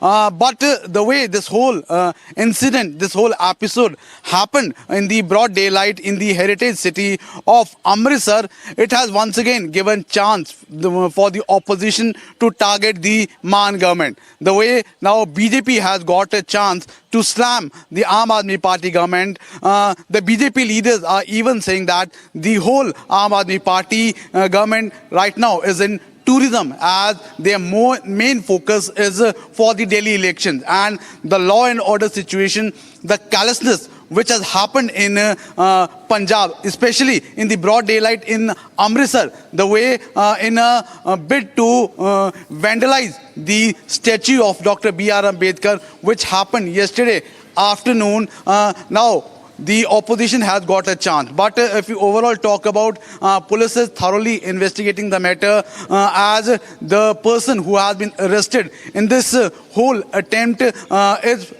not from Amritsar. He is from Moga, and what was the reason behind it? The Punjab police is still trying to find the reason behind it.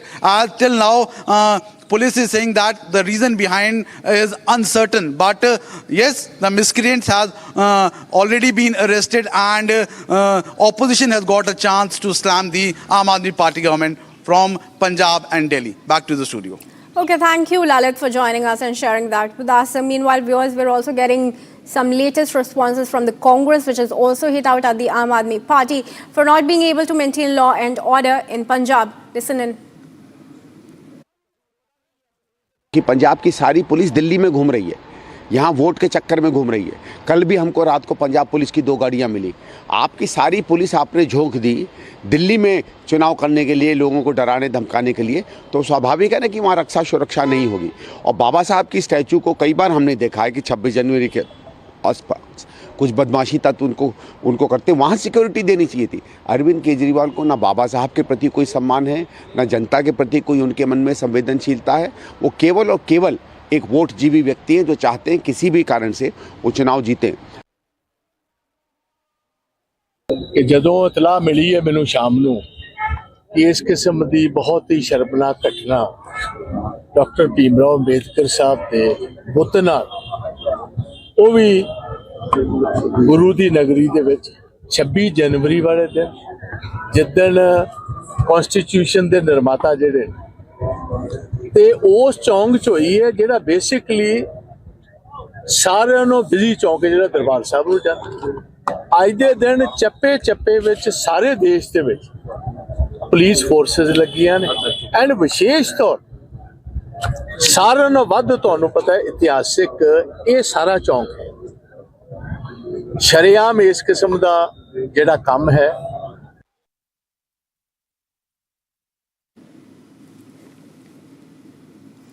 And with that, viewers, we shift our focus to news coming in from Karnataka, where the Enforcement Directorate notice has been issued to Siddaramaya's wife Parvati and Urban Development Minister Bhairati Suresh. This is in connection to the Mysuru Urban Development Authority scam, corruption case, and the Lokayukta investigation report is likely to be submitted in the court today. Let's tell you, viewers, that the Lokayukta has collected several evidence before submitting its report before the court today. The deadline was issued for today, and the Lokayukta police will be submitting that report before the court today. The report is made after crucial evidence in the way of CDs, pen drives, hard disks have been collected, and information on the land records from Vijayanagar and Kesara have also been collected. Trouble will likely mount for Chief Minister Siddaramaya as the Lokayukta will be presenting its report, and the ED notice has now been issued to Siddaramaya's wife Parvati and his minister Bhairati Suresh.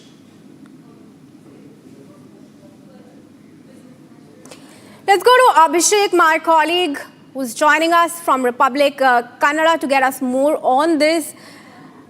Abhishek, take us through the specifics over which the ED notice has now been issued to Siddha's wife Parvati.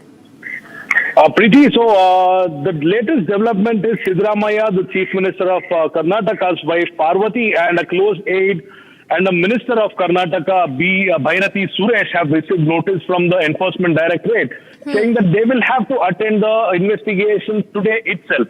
However, Parvati and Bhairati Suresh have gone to the High Court challenging appealing the decision of Enforcement Directorate of the notice.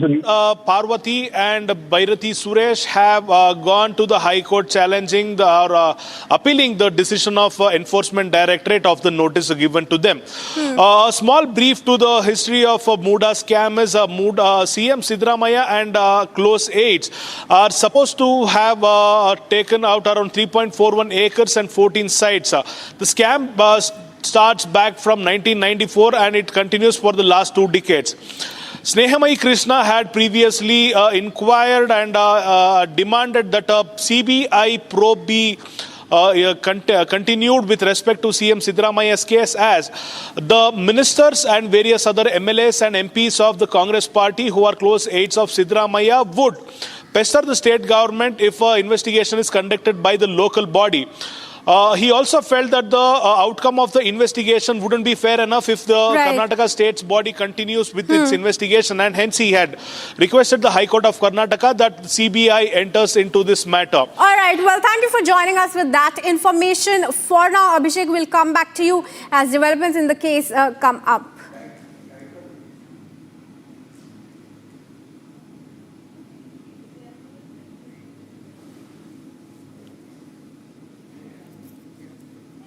And viewers, as we come to the end of this news, let's record and summarize with Note Assist using Galaxy AI on Samsung Galaxy Z Fold 6.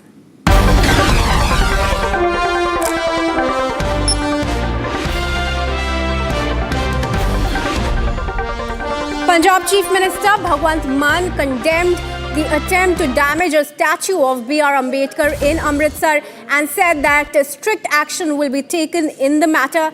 Police on Sunday arrested a man hailing from Moga district of Punjab who allegedly attempted to damage the statue of Ambedkar at the town hall on Heritage Street. The Amritsar Police Commissionerate arrested the accused after registering an FIR. Mann said that the incident is highly condemnable and no one will be forgiven.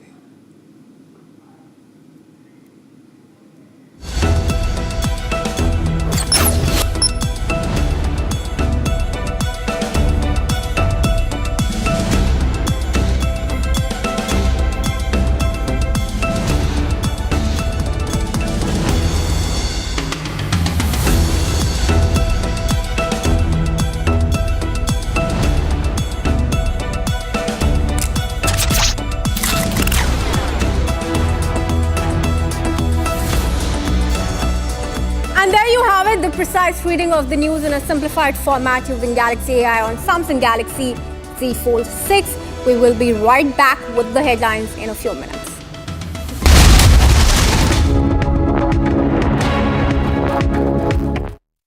इसको घर पे लगाओगे तो शादी का तो पता नहीं, पर घर पक्का नहीं टूटेगा। रूंगटा नहीं तो घर स्ट्रॉन्ग नहीं। रूंगटा स्टील TMT बार एकदम सॉलिड। पहाड़ों में एक हाइकिंग स्टिक भी बन सकती है।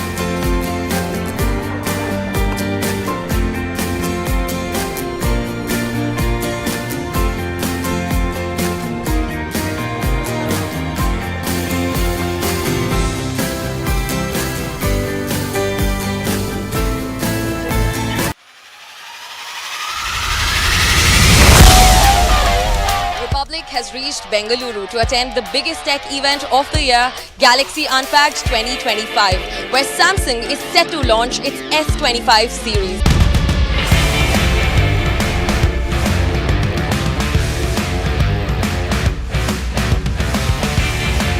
What you're changing with the Galaxy S25 is a true AI companion. So one is a search, second is a location, third is an input to study within the text, and fourth, it's the action.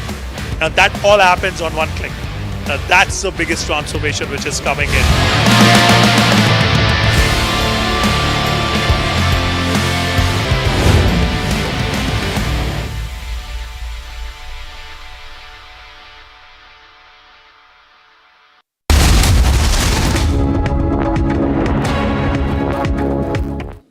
A very warm welcome, viewers. Thank you for joining us on Republic TV. Let's get to the news summarized with the notices using Galaxy AI on Samsung Galaxy Z Fold 6.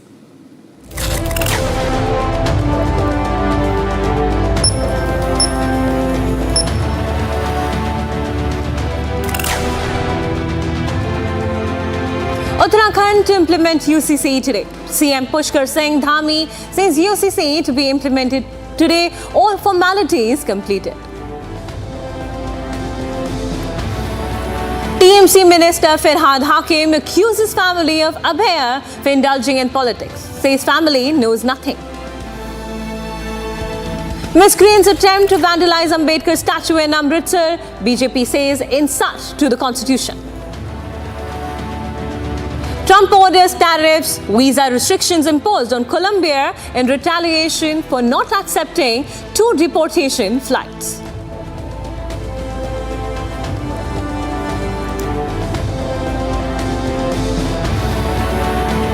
That was the news summarized with notices using Galaxy AI on Samsung Galaxy Z Fold 6. Let's start our big story of the day.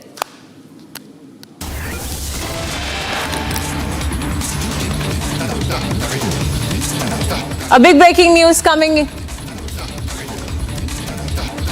A ban has been announced in Amritsar following the vandalization of the Ambedkar statue. Now the police is also tightened security to maintain law and order in Amritsar. Now do note, as the country was celebrating 76 years of Republic Day on Sunday, Ambedkar statue was vandalized in Amritsar near the town hall area. A miscreant has been arrested by the police and an investigation is ongoing. But the latest is that a bandh has been called for in Amritsar following the vandalization of Dr. B.R. Ambedkar's statue. Even as the opposition parties in Punjab have raised questions asking where the Chief Minister is and what is happening in terms of the law and order in the state of Punjab. Now the Ambedkar Union has called for a bandh in Amritsar following the statue being vandalized on Sunday. Viewers, I'd like to bring in my colleague Lalit, who's joining us live from Chandigarh. Lalit, help us understand now. As I understand at this point, the Ambedkar Union has called for a bandh following the vandalization of Dr. Ambedkar's statue. What other details do we have at this point, Lalit?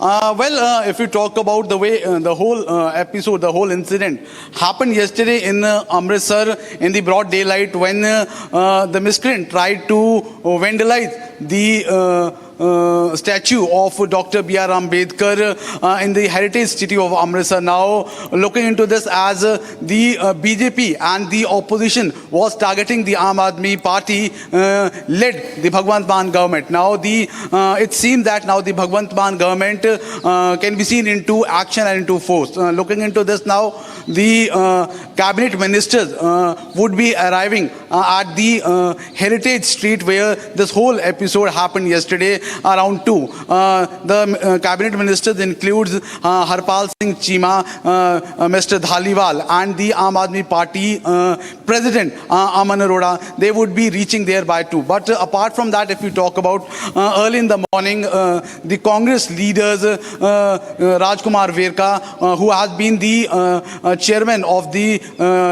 National Dalit Commission for Congress. Apart from that, if you talk about Mr. Gurjeet Ojla, they also arrived around 11 a.m. in Amritsar, where they washed the statue of the Dr. B.R. Ambedkar with milk.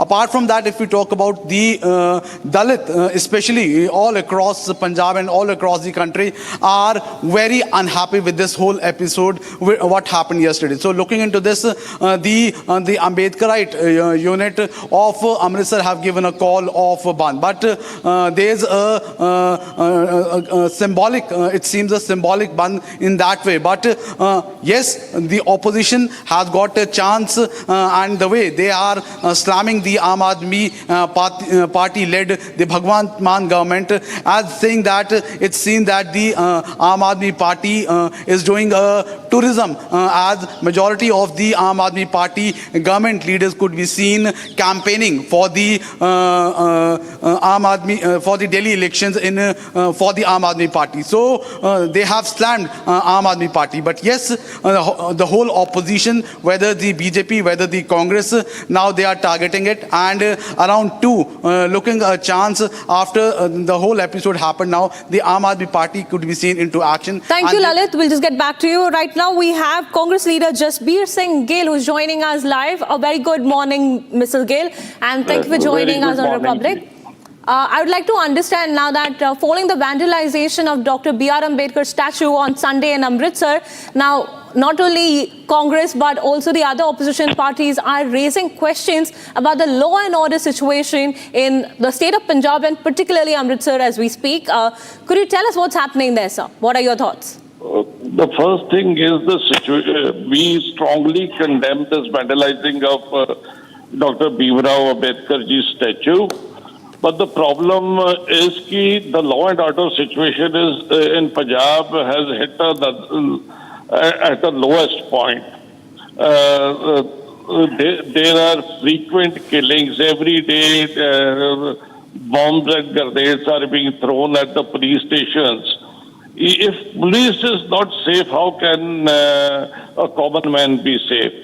So their basic interest of our government is to loot Punjab, not to give any facilities, comfort to a common man, to a normal Punjabi.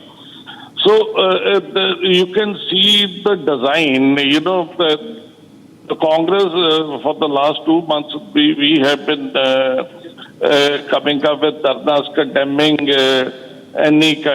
the words what were used by Honorable Union Home Minister. To divert that attention, this may be the other case, but we strongly condemn it. Thank you, Mr. Gill, for getting us your thoughts on the vandalization of Dr. B.R. Ambedkar statue in Amritsar. Moving on, in the wake of the vandalization of the statue itself, the BJP has now escalated its attack on the Aam Aadmi Party, calling it anti-Dalit. The BJP has said that the face of the AAP has been exposed, and we have reactions coming in of Anurag Thakur. Listen in. आम आदमी party का चेहरा बेनकाब हो गया। आपदा वाले दलित विरोधी हैं। एक भी राज्यसभा का सांसद दलित नहीं है। उप मुख्यमंत्री बनाने थे दलित समाज से, वो नहीं बनाए। इनके दो मंत्री गौतम जी और राजकुमार आनंद जी जो दलित समाज से आते, उन्होंने इस्तीफा दिया कि आम आदमी पार्टी दलित विरोधी है। ये जेएनयू में उस संगठन के पास भी गए। एक तो था जो देश के टुकड़े टुकड़े करना चाहता है, दूसरा संगठन वो था जो देश में आरक्षण खत्म करने का सोच को आगे बढ़ाता है। तो जहां राहुल गांधी जी विदेश में जाके आरक्षण खत्म करने की बात करते हैं, आपदा वाले दिल्ली और पंजाब में आरक्षण खत्म करने की सोच रखते हैं। Whereas the former Uttarakhand MLA Kumbh Pranav fired bullets at the office of Kanpur MLA Umesh Kumar. Now, the reason behind this incident is said to be a dispute between Umesh Kumar and Pranav, who is also known as Champion. Now, both the leaders have been arrested by the police. Watch the special report. A clash broke out between former MLA Kunwar Pranav Singh and Kanpur MLA Umesh Kumar in Uttarakhand, resulting in a firing incident at the latter's office premises. According to the video that has surfaced on social media platforms, Kunwar Pranav Singh Champion can be seen firing from a pistol at the office premises of the independent MLA Umesh Kumar. In a retaliatory step, MLA Umesh Kumar with several supporters moved towards the office of the former MLA. However, he was stopped by the police midway. किस तरीके से पागलपना sir पर सवार है जी। सूरज आ रहा है शहर के बीचों बीच बाहर से बदमाश लाकर, उत्तर प्रदेश के लोग लाकर, यहाँ के लोगों को लाकर जी गोलीबारी कराई है। जानलेवा हमला ही है। इससे अब और क्या इससे बड़ा हमला हो सकता है कि लगातार आके गोलियां चलाई जाएं। अपने खादर में लक्सर कार्यालय पर बैठक कर रहे थे जी। 5 बजे की बैठक है हमारी जी कि भाई हम लोगों को क्या करना चाहिए अपने कार्यकर्ताओं से बात करके। Kumar Pranav Singh Champion has been arrested by the police and a process is underway to hand him over to Haridwar police.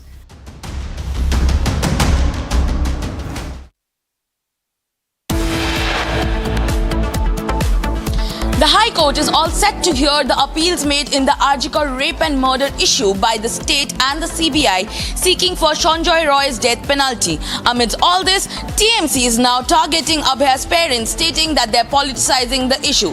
With more updates on this news, stay tuned to Republic TV, coming back to you just after the break.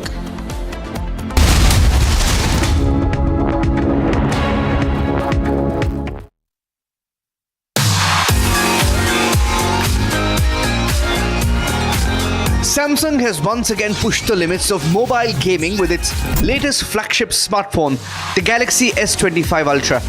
With its blazing fast performance, it automatically becomes the top choice of gamers.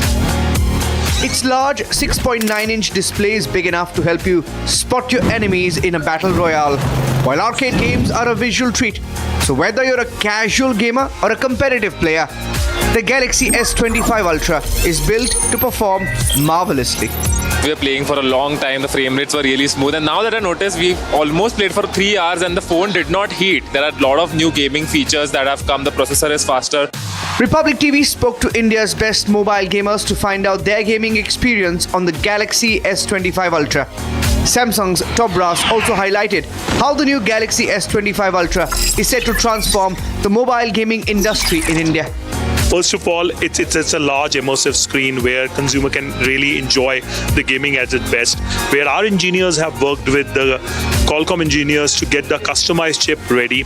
All the devices come with a 12 GB of RAM. We have worked very, very hard to get the heating system right, because for that long hours of gaming, the device should be really cool.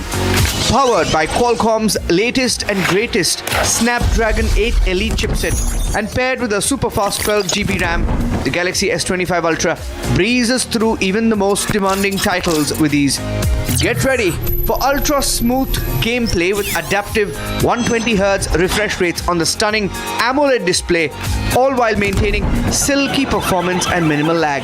Because there's a new chip, so it's smoother, it doesn't lag, and also the bezels are thinner, and especially in the Ultra that we used yesterday, it's very immersive. The second that I started playing, I really felt that, I was more involved and immersed, like you said, in the game. Even at max settings, the Galaxy S25 Ultra handles it all, offering dynamic visuals and fluid gameplay without breaking a sweat. Samsung has used advanced cooling system in the Galaxy S25 Ultra to ensure that the phone stays cool even during intense gaming sessions, keeping your performance steady and your device comfortable. And when you're in the heat of the competition, ultra-responsive controls and fast-touch inputs give you the edge. You need to stay ahead. Whether it's epic battles or immersive RPGs, the Samsung Galaxy S25 Ultra is designed for gamers who demand the best. Let's hear more about the Galaxy S25 Ultra's performance from top gaming professionals. पहले ना phone corner से थोड़ा sharp थे तो grip अच्छी नहीं बनती थी, बट इस बार वो कर्व कर दिए हैं, जिससे ना अभी गेम खेल रहे थे तो कितनी भी देर खेलो ना आपको ऐसा अनकंफर्टेबल, क्योंकि फ़ोन का वेट भी जो है लाइट हो गया काफ़ी, बिल्कुल फील नहीं होता है वैसा. Samsung has been way ahead of its time. We're just at the start of the year, we already definitely have the phone of the year. I feel like Samsung makes big upgrades but makes the right upgrades, and that's what is the most important, right? It's amply clear that the Samsung Galaxy S25 Ultra offers next level gaming, and it's here to win over the entire gaming community.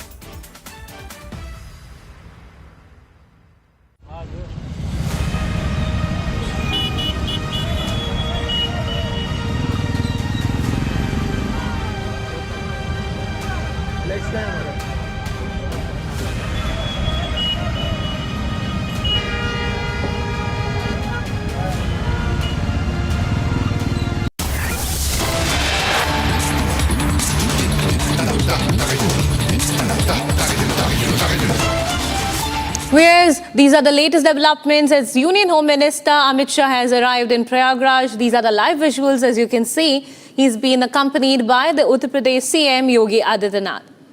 The Union Home Minister Amit Shah has arrived at Prayagraj amid the Mahakumbh of 2025. He's expected to take a dip later at the Triveni Sangam in Prayagraj. Now these are the live visuals coming in as he has landed in Prayagraj and he's been felicitated by the various people across the board and been accompanied by Uttar Pradesh Chief Minister Yogi Adityanath.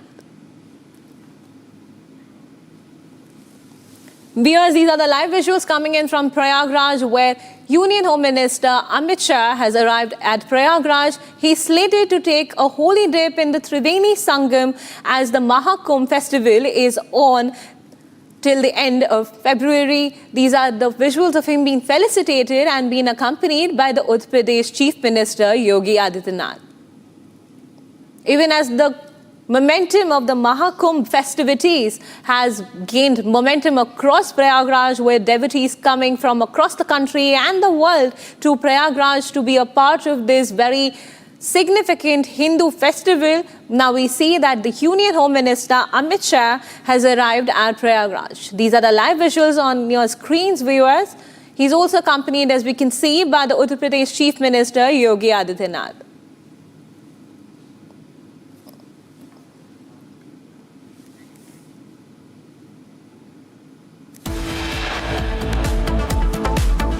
Viewers, it's time for a short break. The latest is that Union Home Minister Amit Shah has arrived in Prayagraj to take a dip in the Triveni Sangam. We'll get you all the details on the other side. Stay tuned.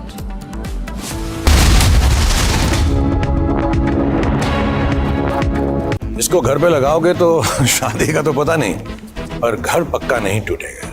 Rungta नहीं तो घर strong नहीं। Rungta steel TMT बार एकदम solid.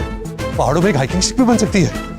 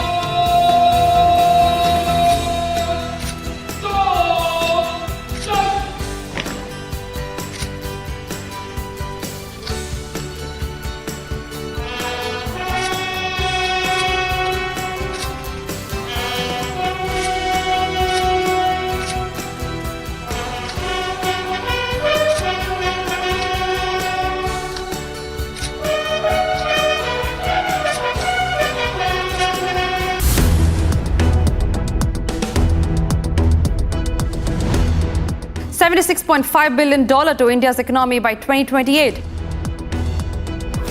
Get your notes in just a few taps, even as you multitask. Note Assist, powered by Galaxy AI, transcribes recordings and organizes them into notes, producing super useful summaries. So record and summarize with Note Assist. Galaxy AI is here.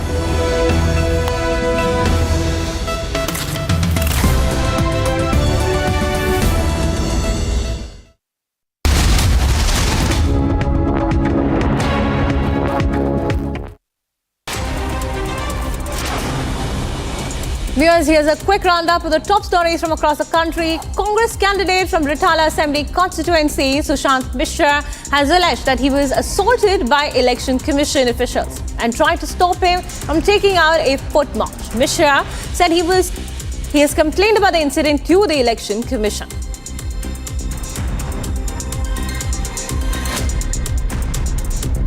देखिए, एक अधिकारी आया जो अपना परिचय नहीं दे रहा था, उसने अपने आप को फ्लाइंग स्क्वाड का अधिकारी बताया। उसके साथ 3-4 और पुलिसकर्मी भी थे। उन लोगों ने मिलके मुझे पीछे से बात करते हुए लगातार मारने का प्रयास किया। मुझे पीछे से पिंच कर लगातार करते रहे और उससे बात नहीं बनी, मैं नहीं रुका तो उन्होंने मुझे आगे से धक्का दिया, पुश किया मेरे बाइक के ऊपर। और आप ये देखिए गिरते हुए आप यहाँ भी दिखाइए कि साथ में मेरे साथ एक हमारी महिला कार्यकर्ताएं भी थी, उनके ऊपर भी जो है ये प्रहार हुआ। A violent altercation between former MLA Kumbh Pranav Singh and current Kanpur MLA Umesh Kumar turned into a firing incident at the latter's office in Uttarakhand, resulting in both leaders being arrested. The incident unfolded when a video surfaced on social media showing Kumbh Pranav Singh, also known as Champion, allegedly firing a pistol at Umesh Kumar's office premises. In the video, Pranav Singh can be seen engaging in a heated confrontation which quickly escalates to gunfire. Now, police have registered a case in the incident as well as against independent MLA Umesh Kumar, which has been written based on the incident narrated by Kumbh Pranav Singh. आज दिन में Kunwar Pranav champion द्वारा माननीय विधायक उमेश शर्मा के आवास camp office में जाके जो फायर किया गया था उसके उनके और उनके समर्थकों द्वारा उसमें तत्काल पुलिस के द्वारा अभियोग पंजीकृत किया गया, जिसमें हमारी विशिष्ट टीम लग के आज अभी कुंवर प्रणव चैंपियन की अरेस्टिंग की गई है। इसमें आवश्यक जो वैधानिक कार्रवाई हैं वो की जा रही हैं। इसी क्रम में माननीय विधायक उमेश शर्मा के विरुद्ध भी पुलिस की ओर से एक अभियोग पंजीकृत किया गया है, जो चैंपियन कुंवर प्रणव चैंपियन की ओर से प्राप्त तहरीर के आधार पर लिखा गया है और उनको भी अभी हिरासत में उन पर उनके समर्थकों को लिया गया है। इसमें बिल्कुल जो भी वैधानिक कार्रवाई है पुलिस की ओर से सख्त की जा रही हैं।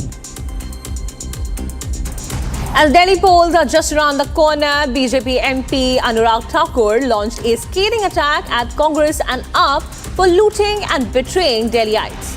He further questioned Congress's Sonia Gandhi, Rahul Gandhi and Priyanka Gandhi for running away from the elections in Delhi.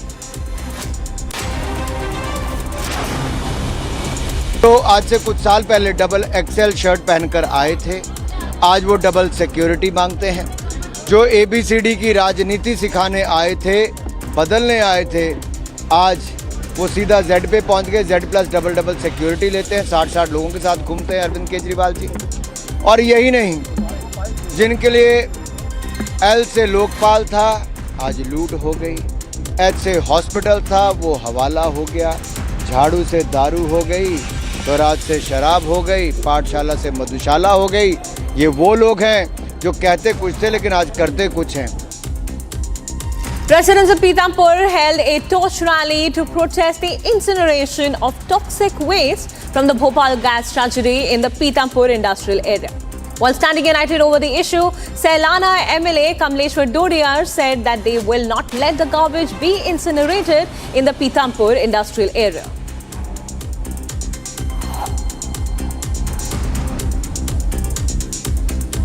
मशाल अपने आप में एक संदेश है। मशाल का मतलब आप सब जानते होंगे, ज्ञान है, आशा है और एकता का प्रतीक है। हमें बहुत शांतिप्रिय लोग हैं, पीथमपुर के कानून का पालन करते हैं, जानकार लोग हैं। हमें पूरी उम्मीद है, पूरी अपेक्षा है और पूरी आशा है ये कचरा यहाँ नहीं जलेगा। और आज एकता में होकर के सारे लोग एकत्रित होकर के और मशाल के जरिए संदेश देना चाहते हैं कि हम सब एक हैं, इस कचरे के खिलाफ कचरा यहाँ नहीं जलने देंगे, विरोध में। और मैं सदस्य हूँ, मैं भी विरोध में हूँ। Chief Minister Pushkar Singh Dhami announced that Uttarakhand will become the first state in India to implement the Uniform Civil Code today. All preparations, including the approval of rules and training of officials, have been completed for the rollout. The UCC aims to ensure equal rights and responsibilities for all citizens, bringing uniformity in areas such as marriage, divorce, succession, and live-in relationship.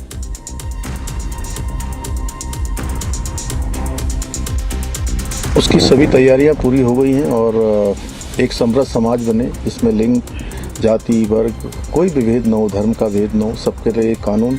ये हमारे प्रधानमंत्री आदरणीय मोदी जी के नेतृत्व में हमारा देवभूमि उत्तराखंड की जनता के साथ संकल्प था, हमारा वायदा था। हम उस वायदे को पूरी तरह से कल लागू करके पूरा कर रहे हैं। उसकी सभी तैयारियां पूरी हो गई हैं और एक समृद्ध समाज बने जिसमें लिंग, जाति, वर्ग, कोई भी भेद न हो, धर्म का भेद न हो, सबके लिए कानून। ये हमारे प्रधानमंत्री आदरणीय मोदी जी के नेतृत्व में हमारा देवभूमि उत्तराखंड की जनता के साथ संकल्प था, हमारा वायदा था। हम उस वायदे को पूरी तरह से कल लागू करके पूरा कर रहे हैं। As we come to the end of this news wheel, let's record and summarize with Note Assist using Galaxy AI on Samsung Galaxy Z Fold 6.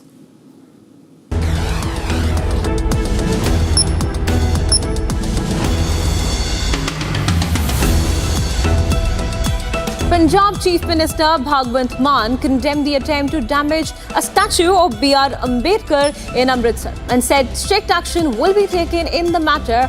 Police on Sunday arrested a man hailing from Moga district of Punjab who allegedly attempted to damage the statue of Ambedkar at the town hall of the Heritage Street. The Amritsar Police Commissionerate has arrested the accused after registering an FIR. Mann said the incident is highly condemnable and no one will be forgiven.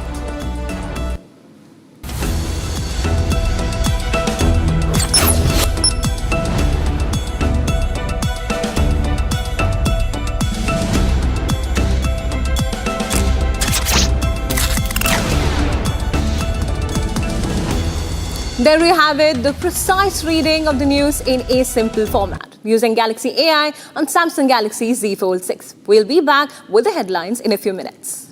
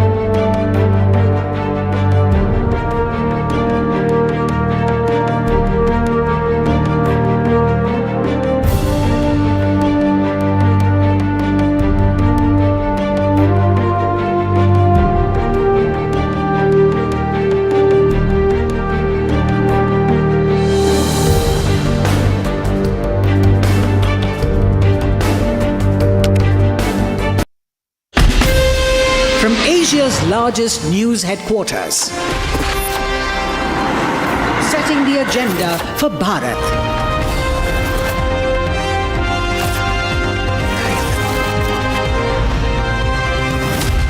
You're watching Republic.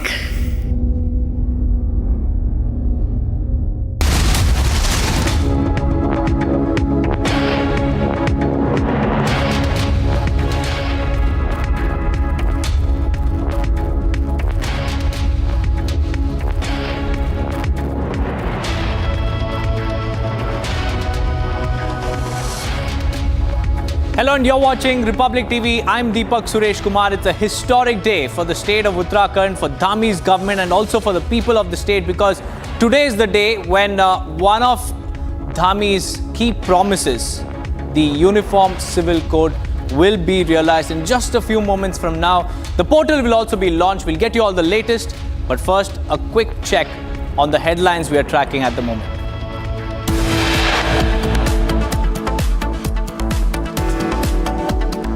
Dhami fulfills UCC promise. Uttarakhand gears up for the implementation. Chief Minister to unveil portal in a short while from now.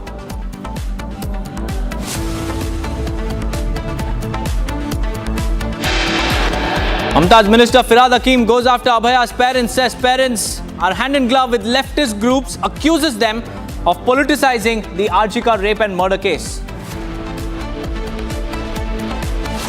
BJP makes a big charge against Aam Aadmi Party, alleges cash being distributed to voters in the guise of calendars.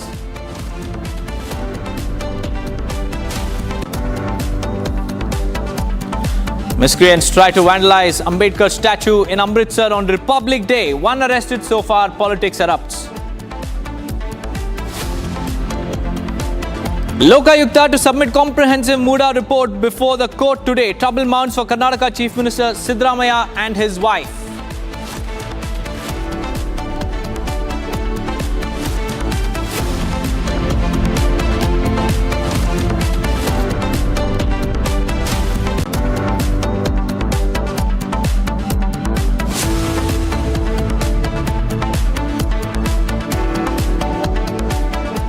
First up, viewers, Pakistan's yet another sinister design has come to the fore this time around after it set forests near the line of control in Poonch sector on fire, and this to facilitate infiltration, to divert attention and also to block surveillance.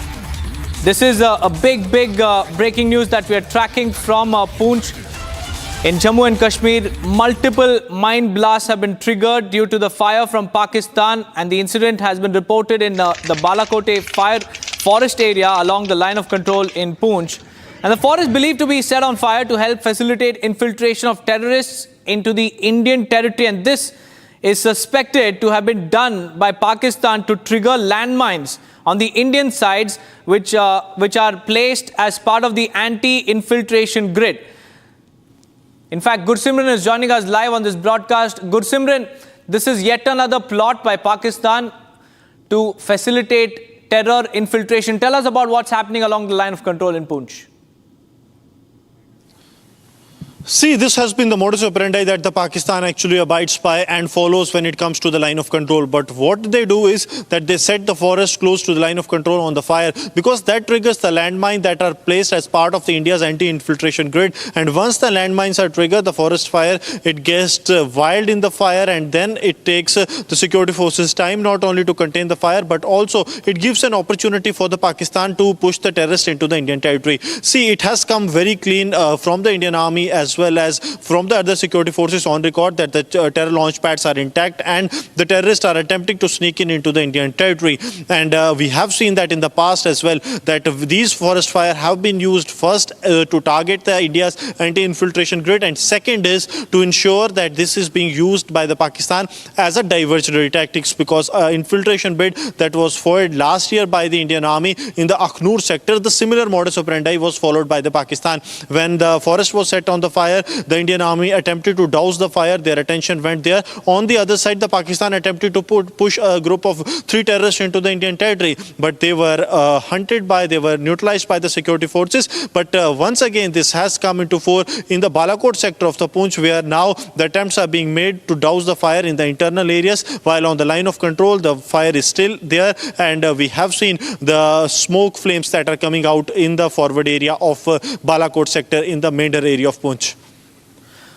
Well, Gursimran, this is, a sort of a psychological warfare as well, because setting forests on fire, also helps them divert attention from key areas and also rush their forces there to control the fire.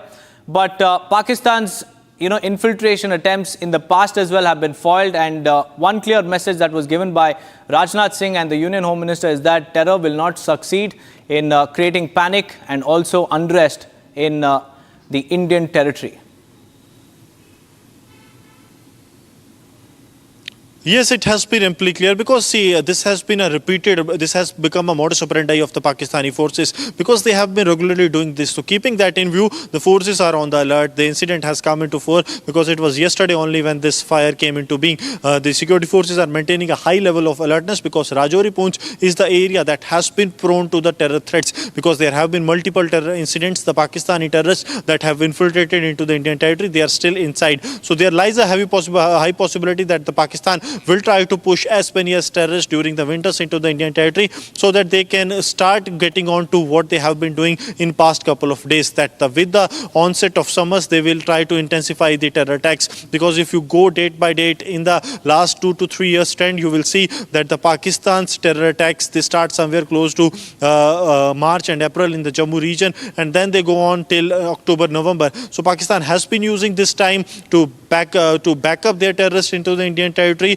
or to push more and more terrorists into the Indian territory, and then to carry out attack. So keeping that in view, a highest level of alertness is being maintained on the border, and this modus operandi to target the India's anti-infiltration grid by triggering the landmines in the forward area, by setting the forest on fires, that is also being closely watched upon by the Indian Army.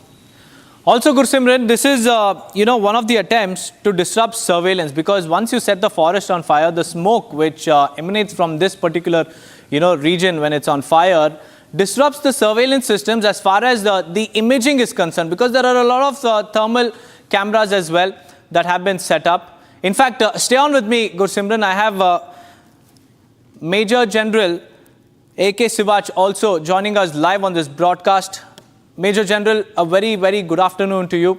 Pakistan is back with its sinister design to help, facilitate infiltration. This time, they've targeted the forest area along the line of control, which, has a lot of implications, because the landmines that are placed there to avoid infiltration and also the surveillance systems that are also there are completely disrupted because of the smoke and also the, the forest fire. Tell us more about this particular development that has come to the fore. The point is that it is well-known fact that the Pakistan army is the one which facilitates the infiltration on the line of control.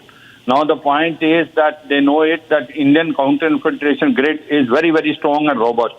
And there are surveillance devices which are in place. There are thermal imaging. There is also LORUS, TOI, as well as also the number of mines have been placed. Now, how do they neutralize it? Now, this is a new technique which they have adopted it, put the forest on fire. Between LC and LC fans, these are the elements which are being placed, and they put it on a fire from their side.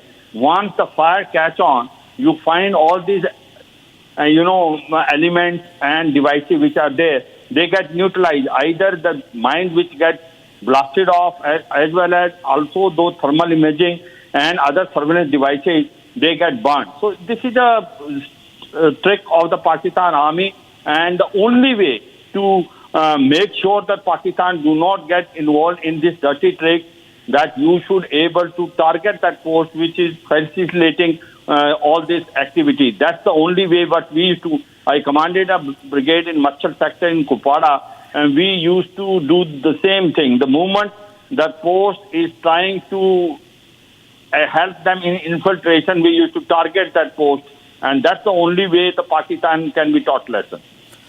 Well, Major General, like my colleague was mentioning, this is not the first time. Even last year in Aknur as well, a similar plot had, come to the fore. So what long-term strategies should be implemented to counter such repeated provocations? And also, Major General, how do such fires affect, the deployment in that particular region, and what precautions can be taken?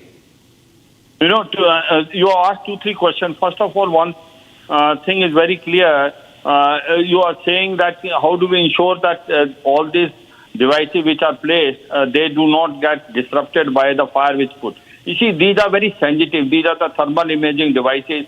They are heat seekers, and there are also certain other devices which are unmanned, which are there between line of control and the line of control fence. So they have been placed. Once the fire takes place, majority of them get utilized, and these mines get prematurely, activated. So how do we save it? What we do is that we have also made a number of fire lanes between the LC and LC fence, so that the fire does not, caught on to the whole area. That's one way. The second thing is that you have to target the Pakistani posts. These are the posts which are facilitating basically the infiltration. You have to target. Third thing is that that where are their launch pad and training area. There are LAT and just a moment terrorists sitting now also. There are about 5,000 to 6,000 equipped with that M4 carbine left by Americans in Afghanistan. So why are we still insisting on that ceasefire which we have done on 2021 when you have an enemy like Pakistan which is not ready to change itself, which though itself is in an economic crisis and political instability and having a problem of terrorism, but will not mend its way. It will keep on trying to send the terrorists. That's so right. The point is that you have to hit him there. You have to take this battle in Pakistan area now. That's the only way. Because from our side, we have tried our best. Because all these elements have been very costly also. And every year, we make sure that they are revamped. Because after the snowfall takes place, especially on the high reaches in Shamshabadi and all, these get neutralized during the winters. And then we again get them activated in the summer. So the point is that you have to teach a lesson to Pakistan. That's the only way, you can make sure that such devices are not compromised. And another thing I said is safety measures. As far as, what we used to do, there are fire lanes which we make series of fire lanes so that the fire which Pakistani put it, that it does not catch on the whole area. Because this is the dirty trick which Pakistan try not only in this area but also on IB sector, where you find sarkandas on the either side. They put the sarkanda on fire and they try to push the infiltrators. That's right, Major General A.K. Sivaj, many thanks for joining us with those insights. In fact, retired Wing Commander Praful Bakshi is also joining us live on the phone line. A very good afternoon to you, Wing Commander. Wing Commander, landmines are the first, line of defense in the anti-infiltration grid that has been set up by the Indian Armed Forces. So, setting forests on fire, do you think that the first line of defense, which, blocks the infiltration, is completely, obliterated, making way for them to infiltrate more into our borders? Absolutely right. You see, when you have put a line of defense and you have put landmines, obviously, you don't want anybody to infiltrate. Now, if these landmines go off, before the infiltrator comes, then it facilitates them. So that's why they put it on fire. And not only they put it on fire to make sure the landmines go off, they are making sure that when their terrorists infiltrate, their terrorists don't get, blown off by the landmines. That's one thing. And they are diverting our attention by this fire so that they can infiltrate it some other way. That also they are doing. We may have put IEDs, we may have put landmines, which will blow off. This is one thing. But one thing is more.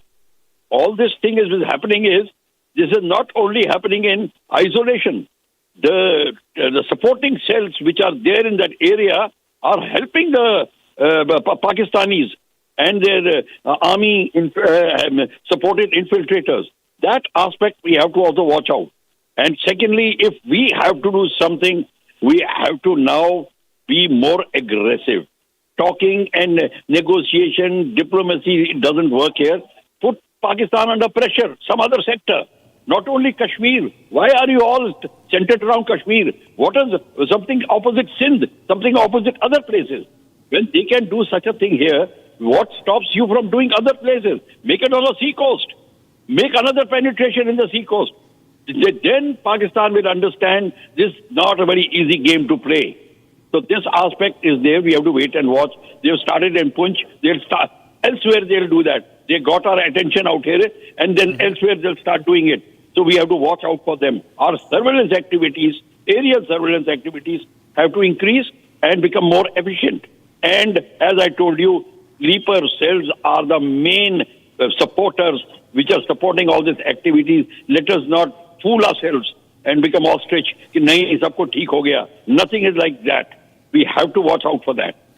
That's right, Wing Commander. Many thanks for joining us with those insights. Well, that was retired Wing Commander Praful Bakshi telling us that this particular incident is because of the sleeper cells that are currently at the LOC informing these terrorists about the location of these landmines, which is then resulting in such forest fires, being done by the Pakistani side. We'll have to wait and watch how the Indian Army will respond. Now, let's also cut across to visuals coming in from the Aam Aadmi Party headquarters, because they're now...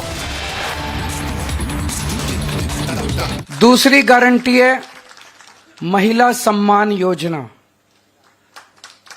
कि हर महिला को हर महीने 2100 रुपए उसके bank account में दिए जाएंगे। सरकार बनने के बाद हम इसको जल्दी से जल्दी और सबसे पहले लागू करेंगे। तीसरी गारंटी है संजीवनी योजना कि हमारे बुजुर्ग 60 साल से ऊपर होने पे उनको ये चिंता सताती है कि बीमार हो गए तो क्या होगा, कहाँ इलाज कराएंगे, बच्चे पता नहीं इलाज कराएंगे नहीं कराएंगे।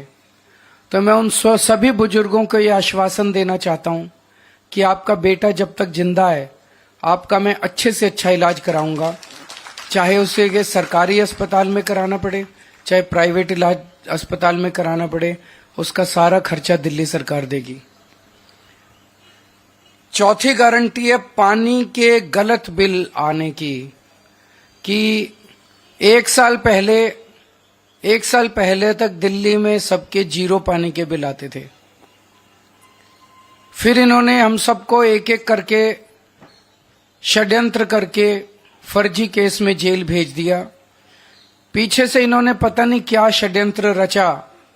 जब मैं जेल से निकल के आया और मैंने इधर उधर जनता से बात की तो पता चला लोगों के बहुत कई हजार रुपए के बिल आए हुए हैं और सारे गलत है। मैंने स्टडी किए बिल, सारे गलत बिल हैं। तो ये जिन जिन लोगों के गलत बिल आए हुए हैं उनको बिल भरने की जरूरत नहीं है। सरकार बनने के बाद ये सारे पानी के बिल माफ कर दिए जाएंगे। अगली 3 गारंटी हमने 2020 में भी करी थी। 2020 में मैंने कहा था हर घर में 24 घंटे पानी का इंतजाम करेंगे और साफ पानी का इंतजाम करेंगे। हमने कहा था यमुना साफ करेंगे। हमने कहा था दिल्ली की सड़कों को यूरोपियन स्टैंडर्ड का बनाएंगे, इतनी साफ सुथरी और शानदार सड़कें बनाएंगे कि कोई भी आए तो देखे भाई हाँ दिल्ली देश की राजधानी है, अच्छी लगती है, सुंदर लगती है। ये 3 गारंटी मैंने 2020 में दी थी। आज मैं सबके सामने कबूल कर रहा हूं कि ये 3 काम हम नहीं कर पाए पिछले 5 साल में। हमारी फरवरी 2020 में सरकार बनी, मार्च में कोरोना हो गया, 2.5 साल कोरोना चला। उसके बाद इन्होंने फर्जी जेल का खेल खेला हमारे साथ। कभी सतेंद्र जैन जेल में, कभी मनीष सिसोदिया जेल में, कभी संजय सिंह जेल में। मेरी सारी टीम बिखर गई। अब हम सारे जेल से बाहर आ गए, अपने पचड़ों से निपट लिए। अब ये तीनों चीजें हर दिल्ली वाले का भी सपना है और ये मेरा भी सपना है। व्यक्तिगत तौर पे मैं दिल्ली में ये तीनों काम होते हुए देखना चाहता हूं। तो अगले 5 साल में ये तीनों काम हम पूरे करेंगे। हर घर 24 घंटे साफ पानी, यमुना को साफ करना और दिल्ली की सड़कों को शानदार बनाना। इसके लिए हमारे पास फंड भी है और इसके लिए हमारे पास पूरा प्लान भी है। अगली गारंटी, डॉक्टर अंबेडकर स्कॉलरशिप योजना। बाबा साहब अंबेडकर कोलंबिया यूनिवर्सिटी और लंदन स्कूल ऑफ इकोनॉमिक्स से पीएचडी करके आए थे। उस जमाने में विदेश से पीएचडी करके आए थे, इतने गरीब होने के बावजूद। जब वो लंदन स्कूल ऑफ इकोनॉमिक्स में पढ़ रहे थे तो बीच में उनके पैसे खत्म हो गए। उन्हें घर वापस आना पड़ा, बीच में पढ़ाई छोड़ के पैसे का इंतजाम किया और फिर वो वापस अपनी पढ़ाई पूरी करने गए। हम नहीं चाहते कि कोई भी दलित बच्चे का सपना पैसे की कमी के कारण पूरा ना हो। तो ये हम ऐलान कर रहे हैं कि डॉक्टर अंबेडकर स्कॉलरशिप योजना लागू की जाएगी। दलित समाज का कोई भी बच्चा फॉरेन की किसी यूनिवर्सिटी में एडमिशन ले ले, उसका सारा पढ़ाई का, आने का, जाने का, रहने का, खाने का, पीने का खर्चा दिल्ली सरकार देगी। अगली गारंटी स्टूडेंट्स के लिए है, चाहे कॉलेज के स्टूडेंट्स हों चाहे स्कूल के स्टूडेंट्स हों। जैसे महिलाओं को फ्री बस का सफर देते हैं, ऐसे ही छात्रों को फ्री बस का सफर दिया जाएगा और दिल्ली मेट्रो में उनको 50% कंसेशन दिया जाएगा। अगली गारंटी आध्यात्म के क्षेत्र की है कि हमारे पुजारी और ग्रंथी गुरुद्वारों में और मंदिरों में हमारे लिए पूजा करते हैं। दिल्ली की खुशहाली के लिए, हमारी सुख समृद्धि के लिए समय समय पे, त्योहारों पे, अलग अलग समय पे हमारे लिए पूजा करते हैं। हमारे और भगवान के बीच में एक तरह से सेतु का काम करते हैं और इनमें से 80-90% बहुत गरीबी के अंदर अपना जीवन यापन कर रहे हैं। तो हर पुजारी को और हर ग्रंथी को 18-18 हजार रुपए हर महीने दिए जाएंगे। अगली गारंटी है किराएदारों के लिए। दिल्ली में हमने बिजली माफ कर दी, बिजली के बिल जीरो कर दिए, पानी के बिल जीरो कर दिए, लेकिन कई किराएदार ऐसे हैं जिनको इसका बेनिफिट नहीं मिल रहा। हमारी सरकार बनने के बाद हम ऐसा सिस्टम अब लेके आएंगे कि किराएदारों को भी फ्री बिजली और फ्री पानी का बेनिफिट मिले।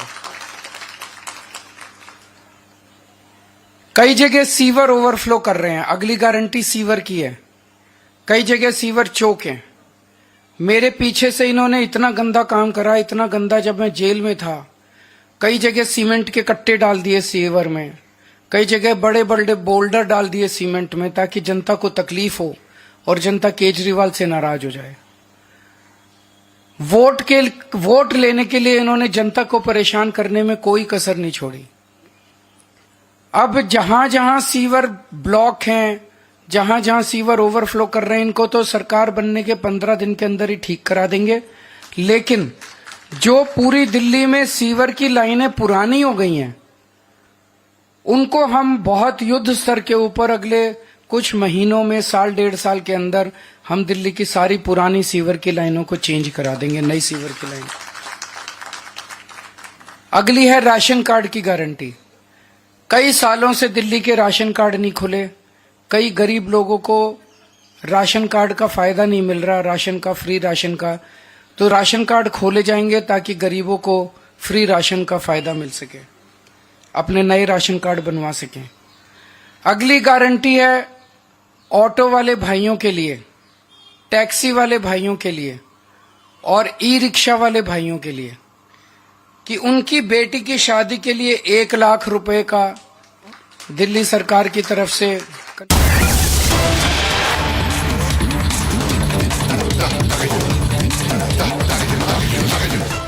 There, he is in Prayagraj, and the next stop is the Holy Dip.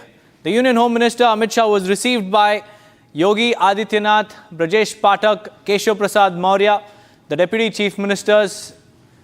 They received the Union Home Minister Amit Shah just a short while back upon his arrival in Prayagraj. Today, the Union Home Minister is taking part in the Mahakumbh festivities. He will also meet the Shankaracharyas later in the afternoon. But before meeting those revered seers, the Union Home Minister is slated to take a holy dip in the Triveni Sangam.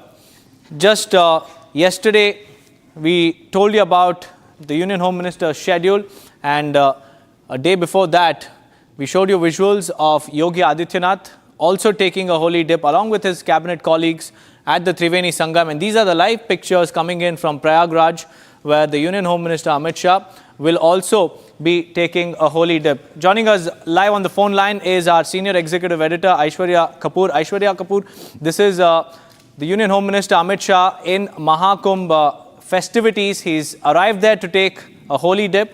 If you could tell us more about this. Well, absolutely. These are live visuals beaming in live from Prayagraj. Home Minister Amit Shah is there with his whole family, his son, his wife, his grandchildren. This is a holy dip.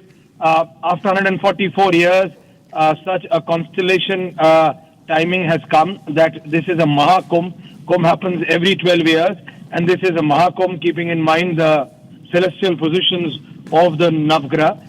Hence, irrespective of any Indian, of any Sanatani, irrespective of their hierarchy, whether in the government or civilian, they all want to take a dip, a holy dip, and the Home Minister, not being any different, being present there with his whole family. And with him present is also the Chief Minister of the state, Yogi Adityanath, and the complete top brass, whether it is the Deputy Chief Minister or the others. So yes, everyone is present as we speak at Prayag. Home Minister Amit Shah is also taking a stock-taking meeting there, keeping in mind that around 48 crore people, and I repeat, around 48 crore people are going to have present at Prayag during this 45-day holy timing. So keeping that in mind, a huge security apparatus has been deployed by centre as well, though the nodal agency is the state. But Home Minister Amit Shah taking a stock-taking meeting there as well. Alongside with him, UP Chief Minister Yogi Adityanath and Deputy Chief Minister Keshav Prasad Maurya and Brijesh Pathak. But this is more of a personal visit as far as the Home Minister is concerned. You could see his family, you could see his son, you could see his wife. They're taking a holy dip at Prayag. And it is not only, once again, going to be the Home Minister, not only the whole family, but also the UP Chief Minister alongside his cabinet is once again going to take a holy dip at Prayag. So it's Home Minister today. Prime Minister is also visiting Prayag on the 5th. Once again, will be accompanied by the UP Chief Minister. But this is world's largest conglomeration of people. 45 to 48 crore people are expected by the 23rd of February who had taken a holy dip at Prayag. And as I said, this is not only a Kumbh which comes after every 12 years, it's a Mahakumbh which comes after 144 years. That is what the celestial positions of the Navgraha indicate. So very clearly, it has its own religious symbolicism, but also for every Sanatani, it has its own importance. And hence, once again, clearly specifying the visuals in itself are self-explanatory. Home Minister alongside his family, UP Chief Minister, and both that Deputy Chief Minister are present there, while the Home Minister and his family take that holy dip. Back to you in the studios. Right, Aishwarya Kapoor, many thanks for joining us with those details. Well, that was our executive editor giving us the details about the Union Home Minister's visit to Prayagraj to attend the Mahakumbh Mela along with his family members and also the Uttar Pradesh cabinet. We'll get you all the latest details from Prayagraj after a quick break. Stay tuned.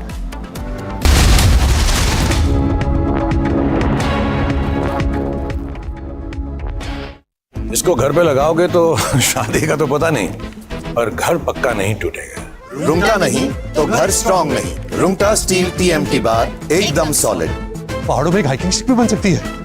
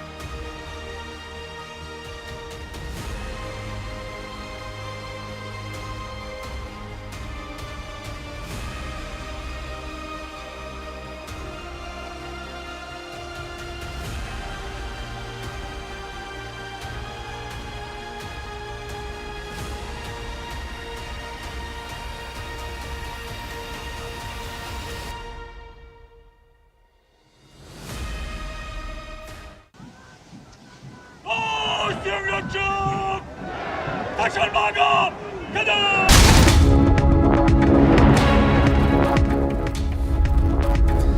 you for joining us on Republic TV. Let's get you the news summarized with Note Assist using Galaxy AI on Samsung Galaxy Z Fold 6.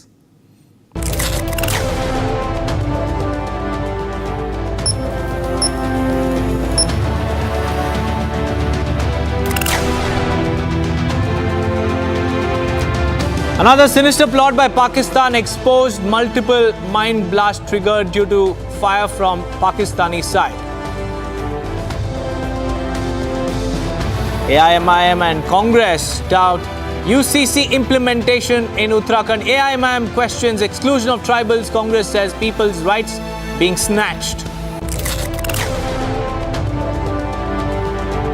Union Home Minister Amit Shah reaches Prayagraj for Mahakumbh. He is set to take a holy dip in the Triveni Sangam very shortly.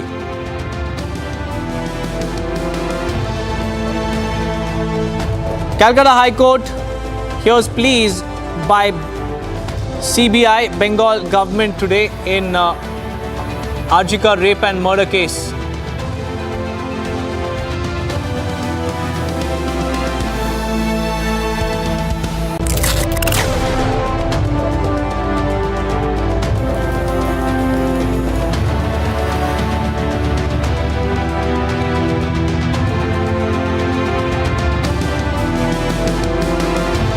That was the news summarized with Note Assist using Galaxy AI on Samsung Galaxy Z Fold 6. Let's start with our big story of the day.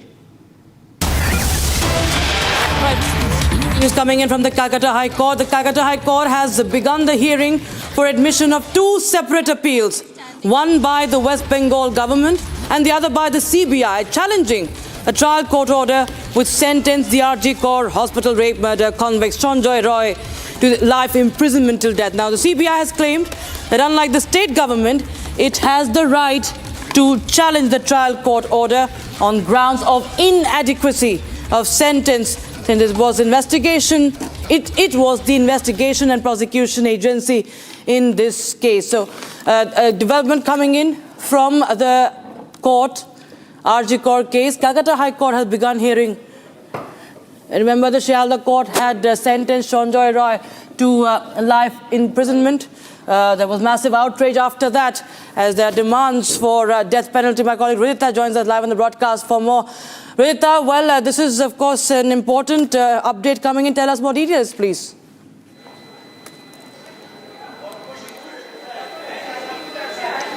Correct. So on last Wednesday, when the case was heard under Justice Debanshu Bokshak and Sabbar Rashid Khan in the division bench, they had said that the plea will be only heard when Abhaya's parents is there. Then the case will be heard. And today at the High Court from the morning, the case hearing has started. There has been starting now. At the moment, the discussions are on if the state actually has the right to appeal in the court to challenge the judgment that has been passed by the lower court, by the Shialda court. And at this point, Abhaya's lawyer along with her parents have already reached today, because last day, as we have seen, Justice Debanshu Bokshak has said that no queer appeal will be heard without her parents being present. And also from the parents' side, we have heard that the state has appealed to the higher court but has not notified the parents. So today the parents have come. There has been no plea that has been submitted from their side. There has been no plea that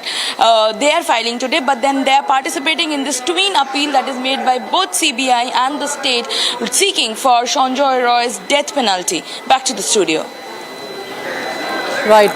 In fact, viewers, just to get you more details, the Calcutta High Court has begun that hearing for the admission of two separate appeals, one by the West Bengal government and the other by the CBI, and challenging that trial court order which sentenced RG Kaur hospital rape murder convict Sanjay Roy to life imprisonment till death. The CBI has also claimed that the state government does not have the right to challenge the trial court order. It was in fact the CBI who can. Now, tell us more about what the CBI has been claiming in this case that has now reached the Calcutta High Court.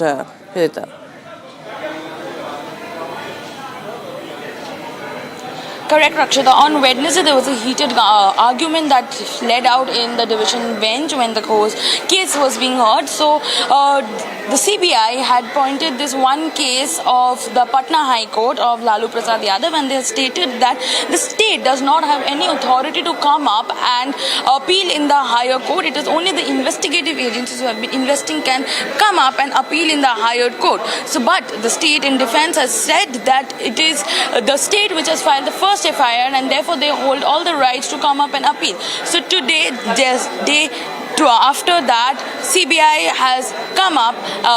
I beg your pardon. It was that very day in the evening, on Wednesday evening, that the CBI came up after the court had adjourned for the day. The CBI came up and sought for death penalty for Sanjay Roy in the higher court. They had appealed for it, and today the argument has started. It is the AG which has been heard now. It is the state side which is making their statement in the court now. In the next, we will hear what CBI has to present today. On what grounds are they appealing for the death penalty of Sanjay Roy? And the next will be heard. Abhaya's parents will be heard. The side of the parents will be heard.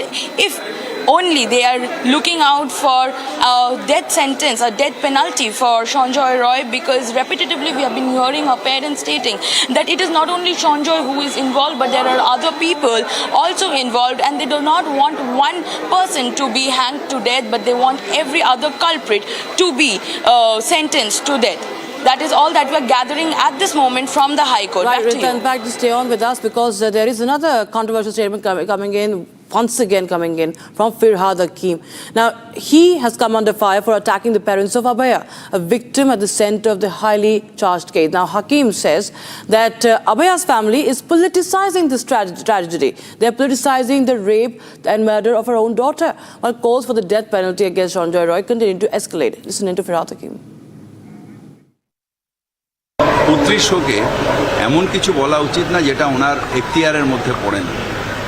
উনি এখন হয়ে গেছেন যাদের পাল্লায় পড়েছেন, এবার ওনারা politics করছেন তাকে নিয়ে। এটা ঠিক না।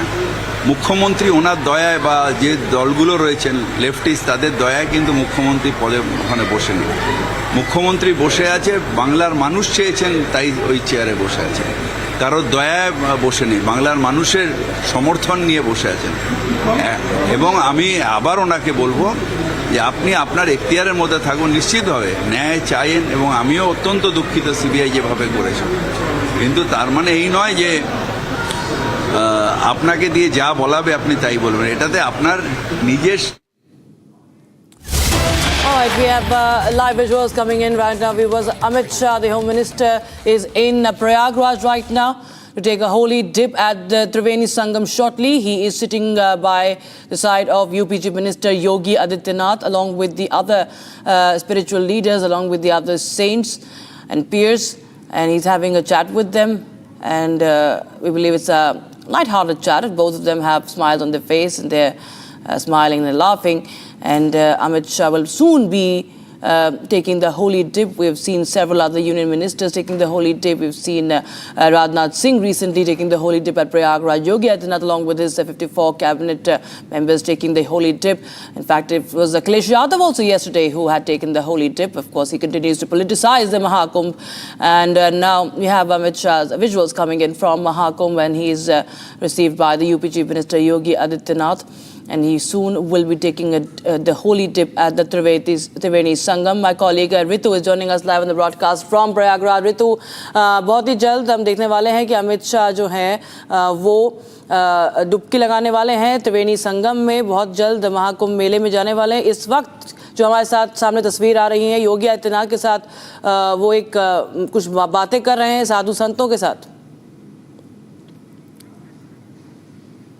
All right, Executive Editor for Politics, Aishwarya Kapoor, also joins us on the phone line. Aishwarya, Amit Shah is the latest from the Modi cabinet who will be taking that holy dip at the Triveni Sangam shortly. Right now, we see him speaking to top seers along with Yogi Adityanath. That's right. Home Minister Amit Shah is present there with his whole family. So it's a mix of a personal and a professional thing, keeping in mind that this is the Mahakumbh, which comes after 144 years. Every Kumbh comes after 12 years, but keeping in mind the celestial positions of the Navgraha, it's after 144 years that you are seeing such a planetary position. And then any Sanatani, irrespective of their positions, where a civilian or in the government, want to be there at Prayag. So Home Minister being no different than that, and these visuals that are self-explanatory. Meeting the top seers, he was just few minutes prior with the UP Chief Minister Yogi Adityanath and both the deputies Keshav Prasad Maurya and Brijesh Pathak at Sangam. Also keeping in mind that a massive number of 48 crore people, the largest conglomeration of humanity at one position, is happening at the Mahakumbh. So Home Ministry has a major role to play there, keeping in mind the security apparatus. Hence Home Minister also taking an overview of the same, but right now meeting the top seers there at the Mahakumbh. Whether it is Avdeshanandji, Kailashanandji, the Home Minister is meeting the top seers right there alongside Yogi Adityanath. So it's Home Minister Amit Shah today, whole day he's spending at the Mahakumbh. The Prime Minister is visiting Prayag on the 5th of February. So Home Minister also taking a stock-taking meeting, keeping in mind going there prior to the Prime Minister, taking a stock of the situation. Yogi Adityanath has been there every alternate day, more or less keeping in mind the sincerity of the matter, keeping in mind that around 45 to 48 crore people are going to be taking that holy dip till the 23rd of February. So more than 45 days is the holy time of the Mahakumbh. And today Home Minister alongside his whole family is present at Prayag. Back to you in the studios, Rakshana. Thank you so much, Ashwarya, for joining us with those details coming in on that development. We were so live visuals coming in right now from Prayagraj. As Amit Shah, the Home Minister, is all set to take the holy dip at Triveni Sangam, and he has been received by UP Chief Minister Yogi Adityanath, and he's right now having an interaction with the top seers at Prayagraj as he sits beside UP Chief Minister Yogi Adityanath. Amit Shah on a Mahakumbh visit. In fact, his entire family is there. As Ashwarya was telling us, he's there along with his family for the holy dip, to witness and to be part of this historic moment, the historic Mahakumbh Mela that has come after 144 years. And he's going to take the boat ride as well to reach Triveni Sangam. As we saw, the UP cabinet ministers also taking that jet, taking the motorboat to reach that ghat, to reach the Triveni Sangam, the holy confluence of Ganga, Yamuna and Saraswati. So Amit Shah will be taking the holy dip, and remember, 5th of February is when the Prime Minister will be taking the holy dip at the Triveni Sangam. So we see that back-to-back VVIP visits being witnessed at the Mahakumbh, and he's having the Home Minister right now is having a meeting with the Hindu saints, the top seers, and he'll be taking that boat as the UP cabinet had done, as the UP cabinet did, from the Arail Ghat to the Triveni Sangam. So Home Minister Amit Shah has, I think, boarded that boat already. What we know, you can see on your screens, those are the visuals coming in from the boat. Heavy security, of course, flanked by heavy security. Amit Shah and his family members there on that boat. Yogi Adityanath also there, accompanying Home Minister Amit Shah at Prayagraj. They have boarded this motorboat from Arail Ghat, and they will be moving towards the Triveni Sangam. That is the holy confluence of that is everybody is eager to take a dip at.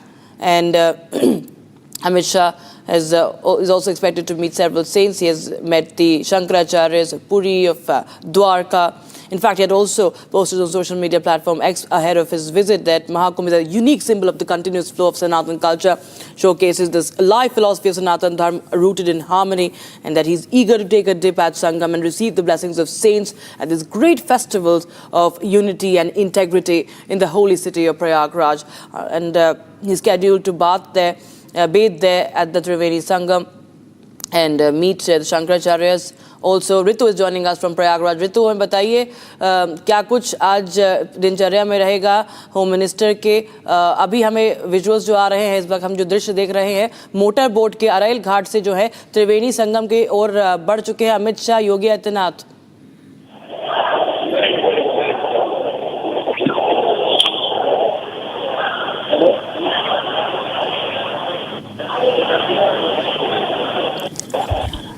There seems to be a problem there, or maybe perhaps a network problem with Ritu. We'll try and reconnect with our reporters on Ground Zero. But there you have those visuals coming in earlier.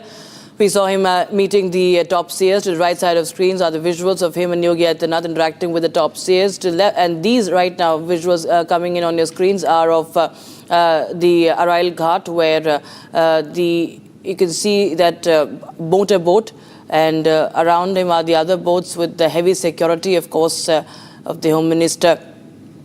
And Acharya Padmod Krishnam is joining us on the broadcast.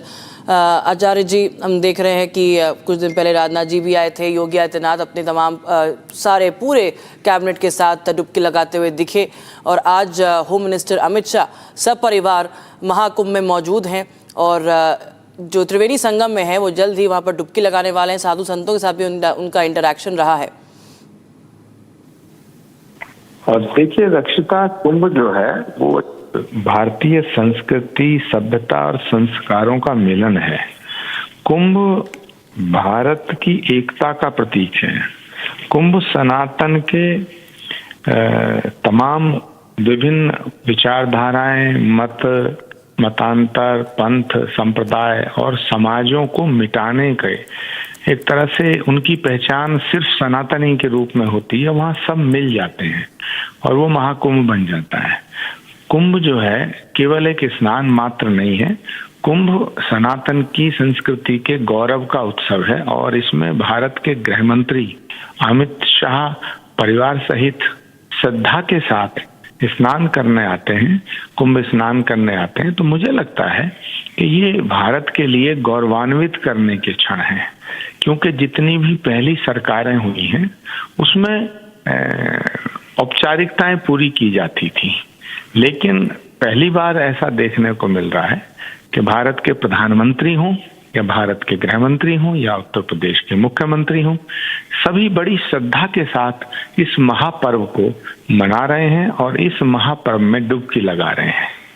तो मैं अमित शाह जी के आने पर मैं भगवान से प्रार्थना करता हूँ, गंगा जमुना सरस्वती संगम की नगरी पावन धरती अमृत स्नान करने पर उन्हें परमात्मा की कृपा से वो स्वस्थ रहें, समृद्ध रहें, शक्तिशाली रहें, और भारत की एकता अखंडता के लिए जो काम अमित शाह जी ने किया है, 370 हटाने का फैसला भारत के प्रधानमंत्री, यशस्वी प्रधानमंत्री नरेंद्र मोदी जी के नेतृत्व में जिस तरह अमित शाह ने अगुवाई की और गृह मंत्री के पद पर रहते हुए 370 हटाने का फैसला लिया, तो निश्चित ही वो एक बहुत बड़े राष्ट्रभक्त हैं और सनातन के ध्वजवाहक हैं।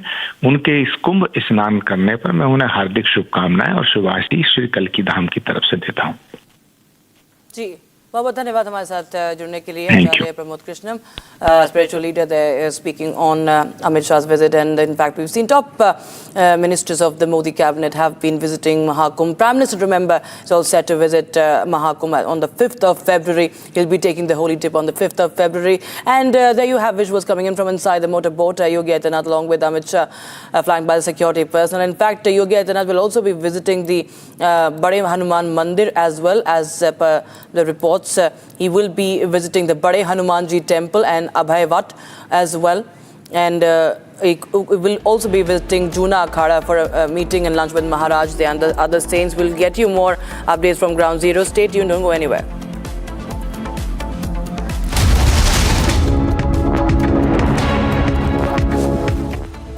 At Amity, we believe happiness drives success. The Amity Reiki Center for Happiness, established in partnership with Dr. S.S. Reiki's Foundation, empowers youth with the science of happiness, enabling them to lead with confidence. It is part of Amity's nation-building commitment to drive India higher on the World Happiness Index.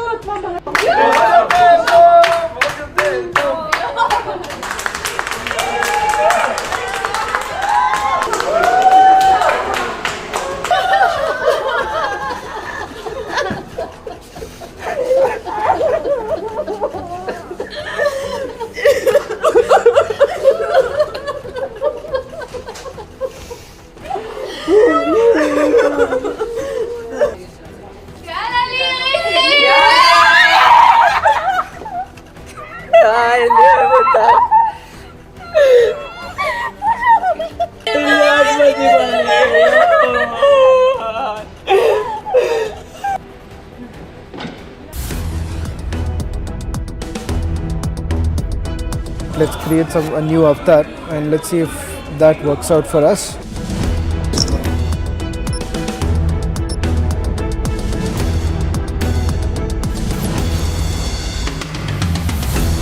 I'll just record and also transcribe it with the Note Assist using the Galaxy AI.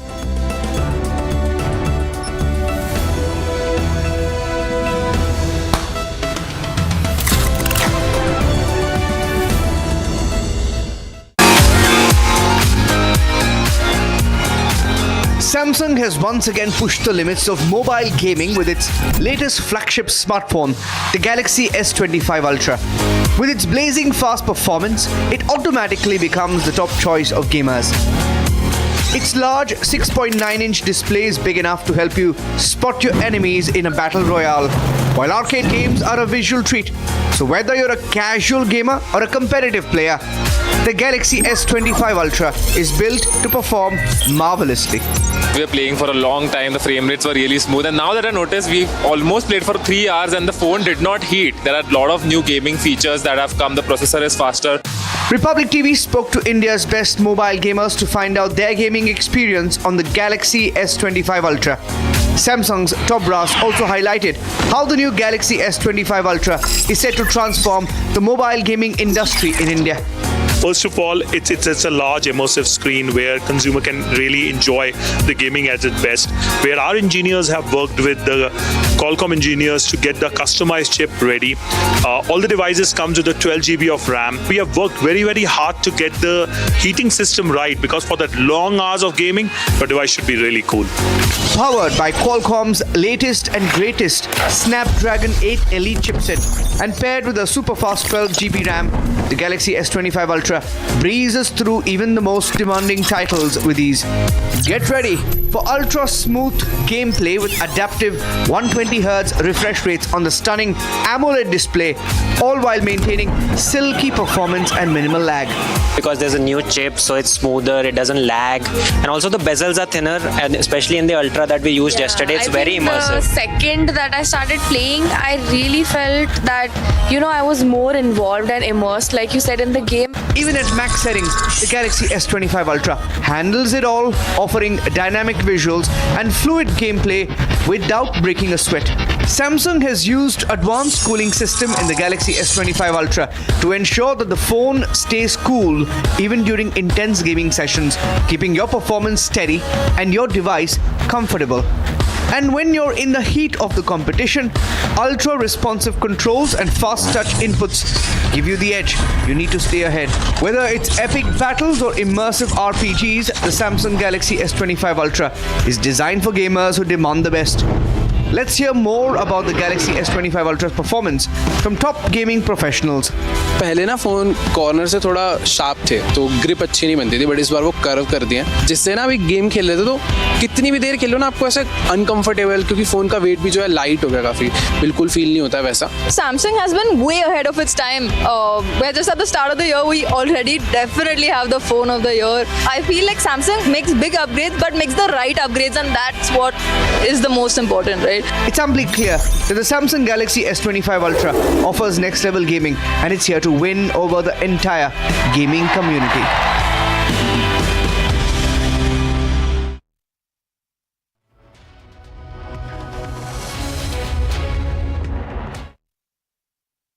इसको घर पे लगाओगे तो शादी का तो पता नहीं, पर घर पक्का नहीं टूटेगा. रूंगटा नहीं तो घर स्ट्रॉन्ग नहीं. रूंगटा स्टील TMT बार एकदम सॉलिड. पहाड़ों में एक हाइकिंग स्टिक भी बन सकती है.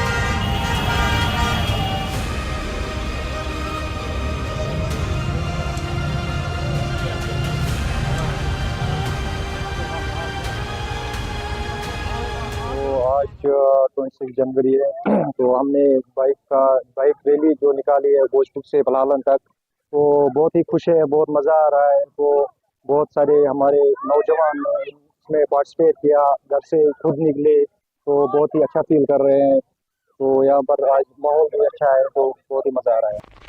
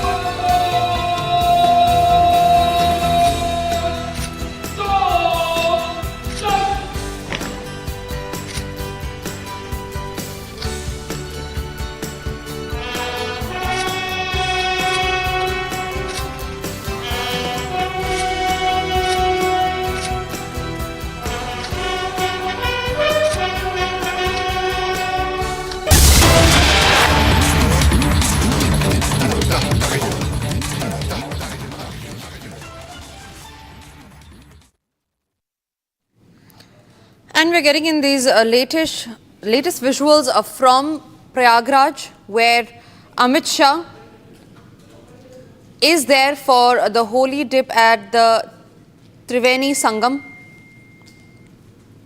Now, Union Home Minister Amit Shah expressed his anticipation of participating in the ongoing Mahakumbh Mela by taking a dip at the Sangam and seeking blessings from the saints.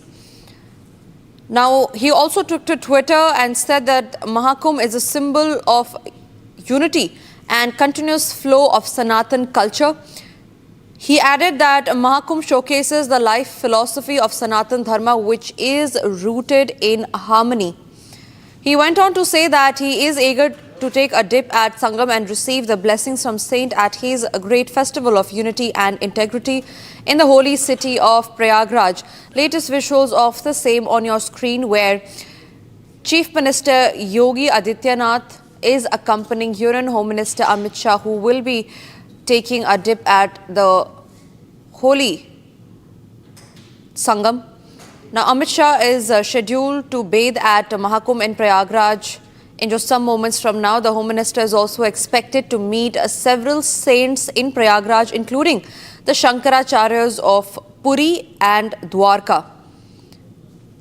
The Mahakumbh festival will last until February 26.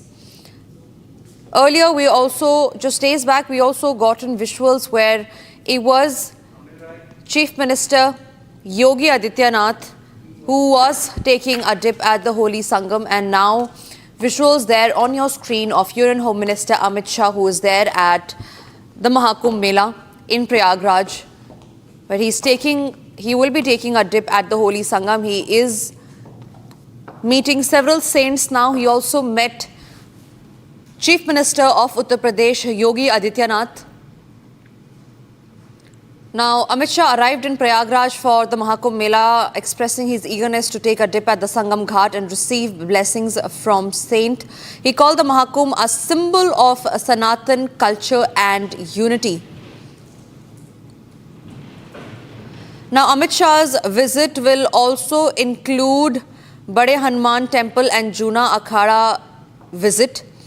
After taking a holy dip, Amit Shah will also be visiting the Bade Hanuman Temple and Juna Akhada. Just few moments back, after arriving in Prayagraj, Amit Shah was received with a warm welcome from Chief Minister Yogi Adityanath along with his cabinet ministers. Now, after taking a dip at Triveni Sangam, Amit Shah is slated to visit the Bade Hanuman temple and Abhayavat. He will also visit Juna Akhada for a meeting and lunch with the sages. Following this, he will head to Guru Sharanand Ji's ashram to meet both Guru Sharanand Ji and Govind Giri Ji Maharaj. His itinerary includes a meeting with the Shankaracharyas of Sringeri, Puri and Dwarka. The visit will conclude with his departure for Delhi in the evening. Now remember, since the commencement on January 13 with Posh Purnima, Mahakumbh has attracted over 110 million devotees who have taken sacred baths at Prayagraj during the initial fortnight. Now the Sangam, the confluence of Ganga, Yamuna and now extinct Saraswati rivers remain a significant spiritual designation. I'm told that we are being joined by our colleague from Prayagraj. Let's listen in.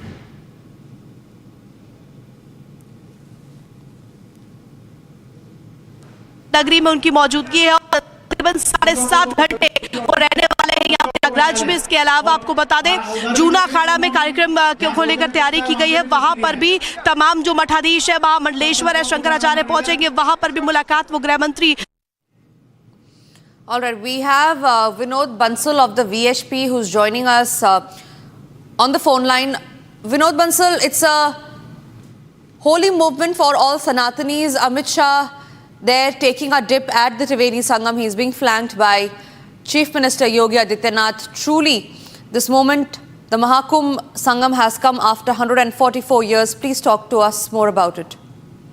Definitely, it's a glorious time, and it's a marvelous and imaginary things which the not only the country, the world is seen.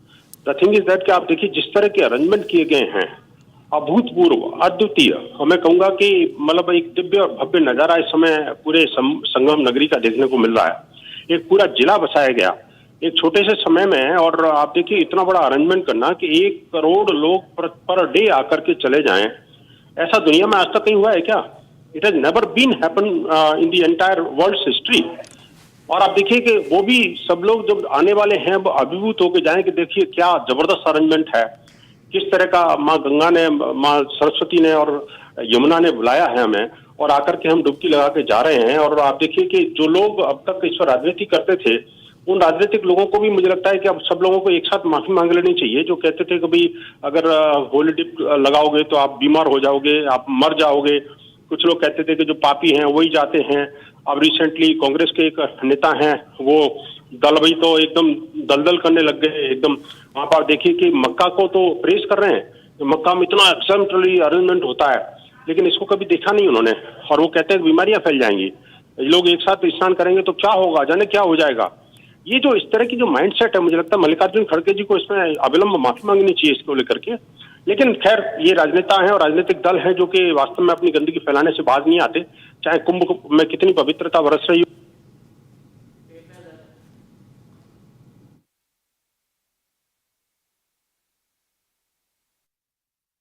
Vinod Bansal there talking to us about the significance of Mahakumbh. Now remember, visuals of that on your screen, viewers, of Amit Shah, the Union Home Minister, who is taking a holy dip at the Triveni Sangam. The historic moment has come after 144 years. Senior Executive Editor Aishwarya Kapoor is joining us on the phone line on the broadcast. Aishwarya, please take over.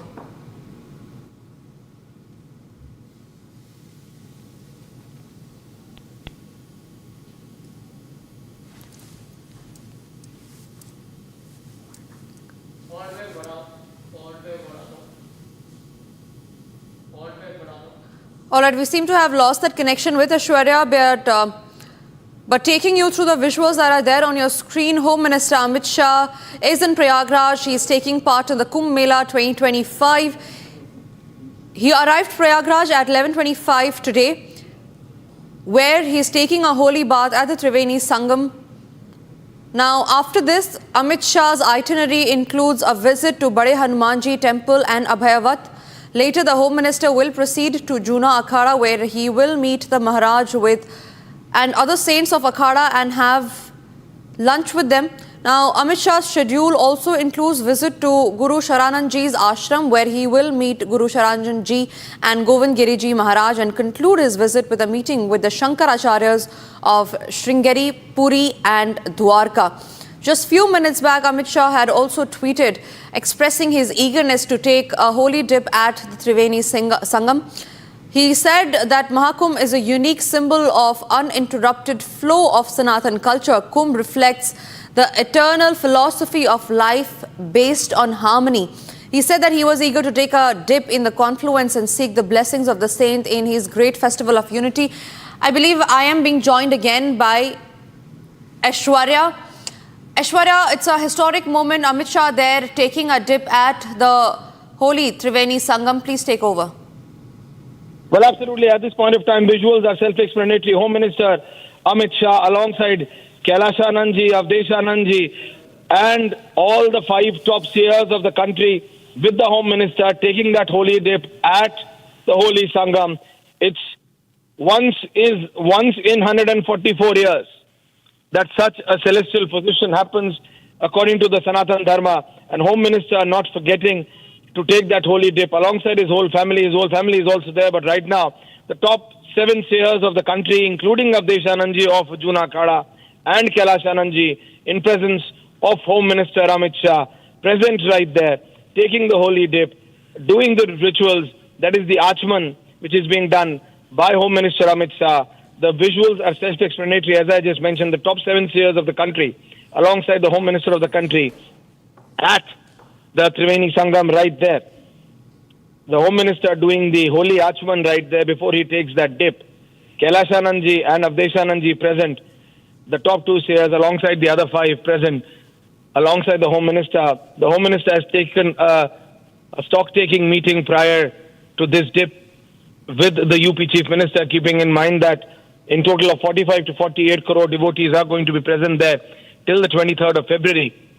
A massive security apparatus has been deployed by Centre as well.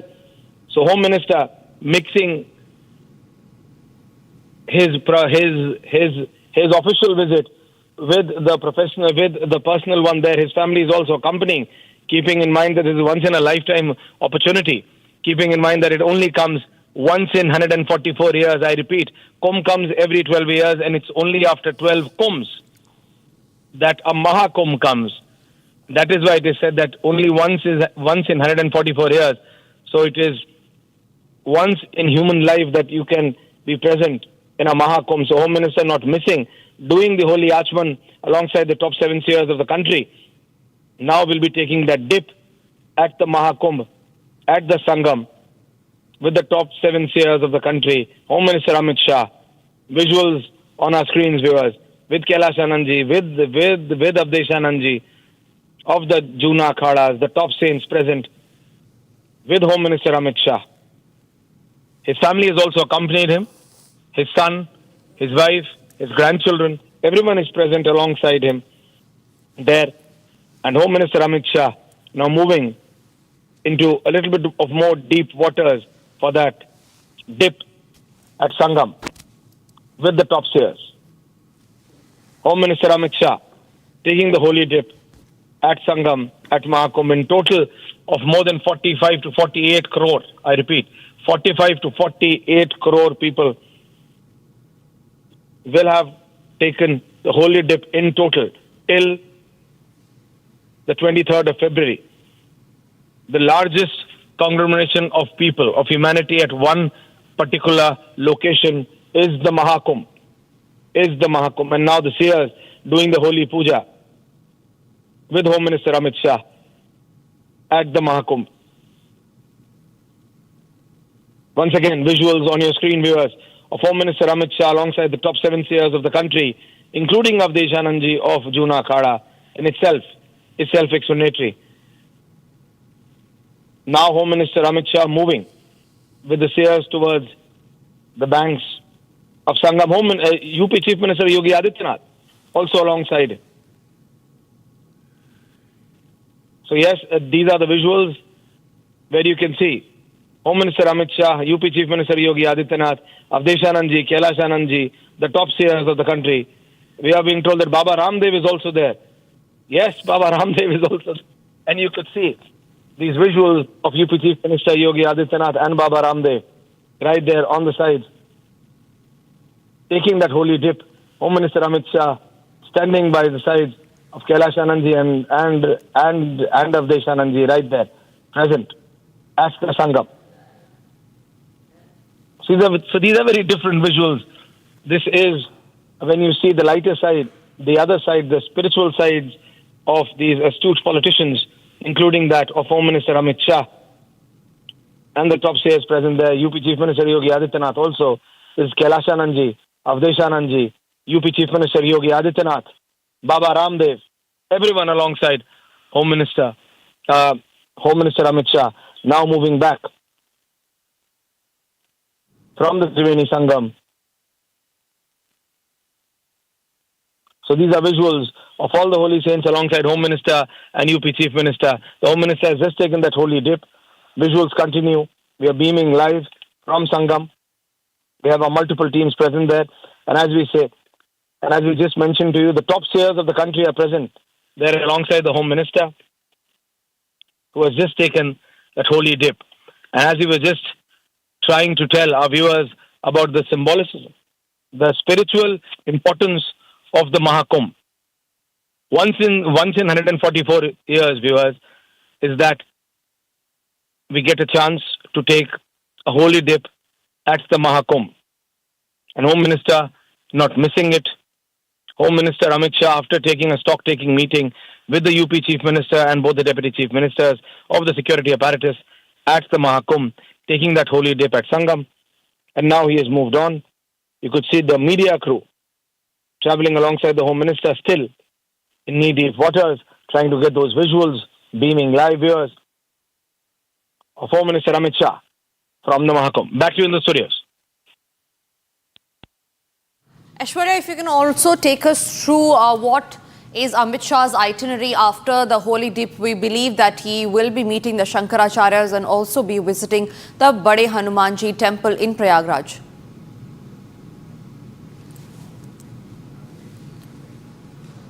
All right, we also have Desh Ratan Nigam joining us on the phone line on that. Desh Ratan Nigam, thank you very much for speaking with to Republic.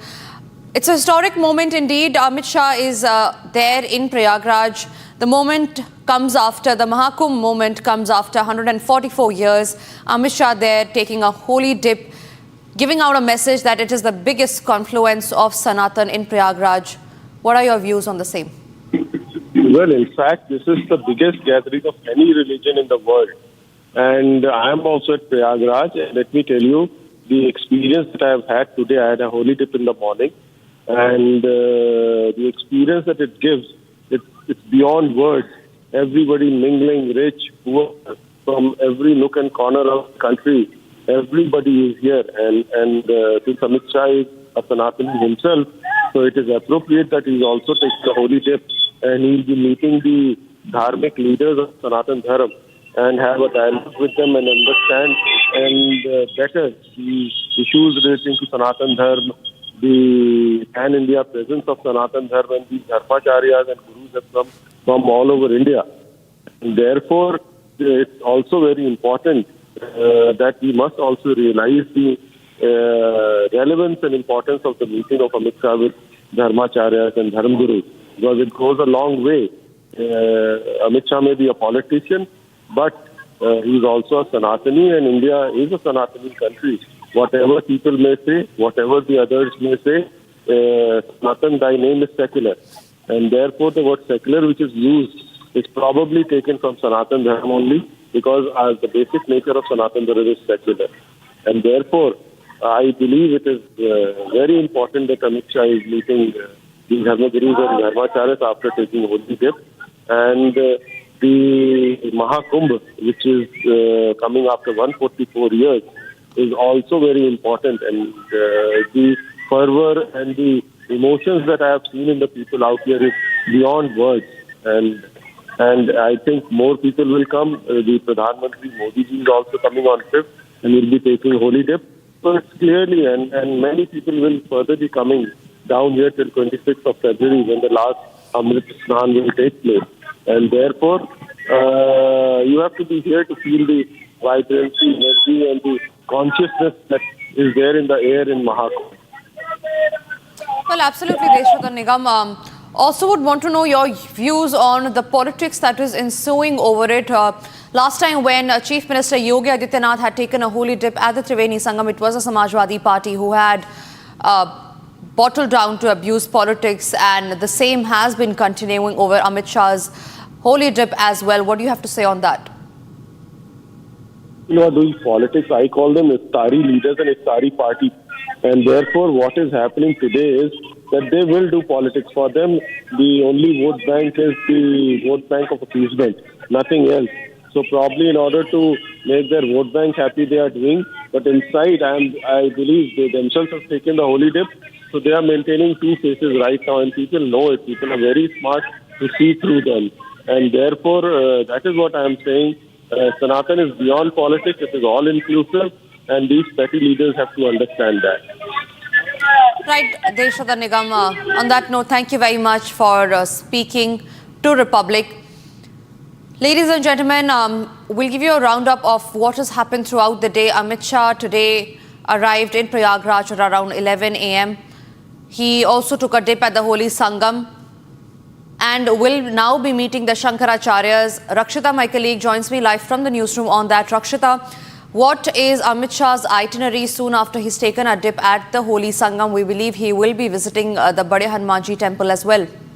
Absolutely, he will be visiting the Bade Hanumanji temple and also the Abhay Vat, and probably he'll also be meeting, having lunch with the seers of the Juna Akhada. Of course, Juna Akhada has its own significance when it comes to the Mahakumbh. It's a Akhada that is the largest Akhada in India with over 40,000 members and followers. The Naga Babas often seen in the Kumbh Mela covered in ashes, and so we expect the Home Minister, he's there for 5 to 6 hours. He's going to spend at least 5 to 6 hours in Prayagraj. So he's taking the holy dip now. And also, very soon, he will be heading for the Bade Hanuman temple. That, of course, is an important visit. Everybody who visits the Mahakumbh, anybody who visits Prayagraj does make sure that they visit the Bade Hanuman temple and also the Akshaya Vat. So, Amit Shah there, as we are getting those visuals, performing the rituals before the holy dip, the Archman offering the Argh, and then taking the holy dip along with the Yogi Adityanath and all the top seers. And then, of course, as we were saying, that he's going to visit the Bade Hanuman temple and the Chun. Rakshita, stay with me. I'm also being joined by Dushyant Sridhar on the broadcast.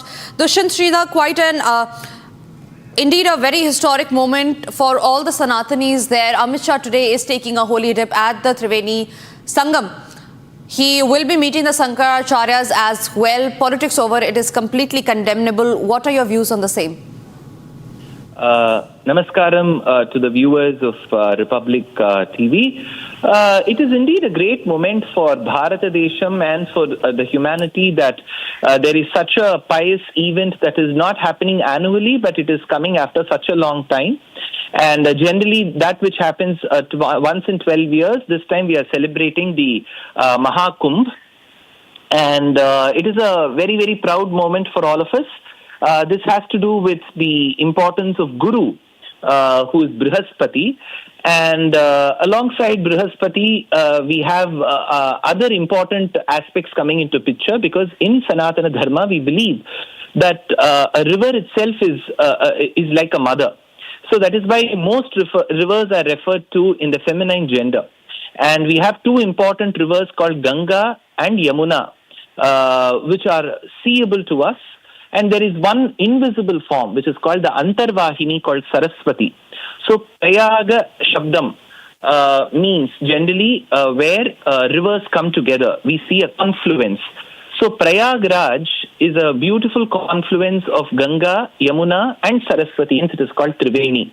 And now that we have Mahakumbh happening there, it is a very, very great moment. And that too, when the Honorable Home Minister of the country, leads from the front,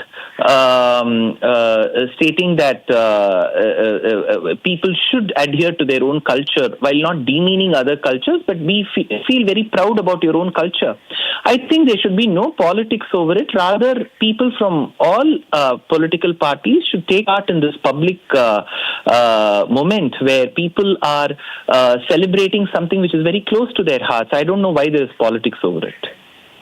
Right. Dushyant Sridhar also talked to us about the significance of the Mahakumbh that has come after 144 years.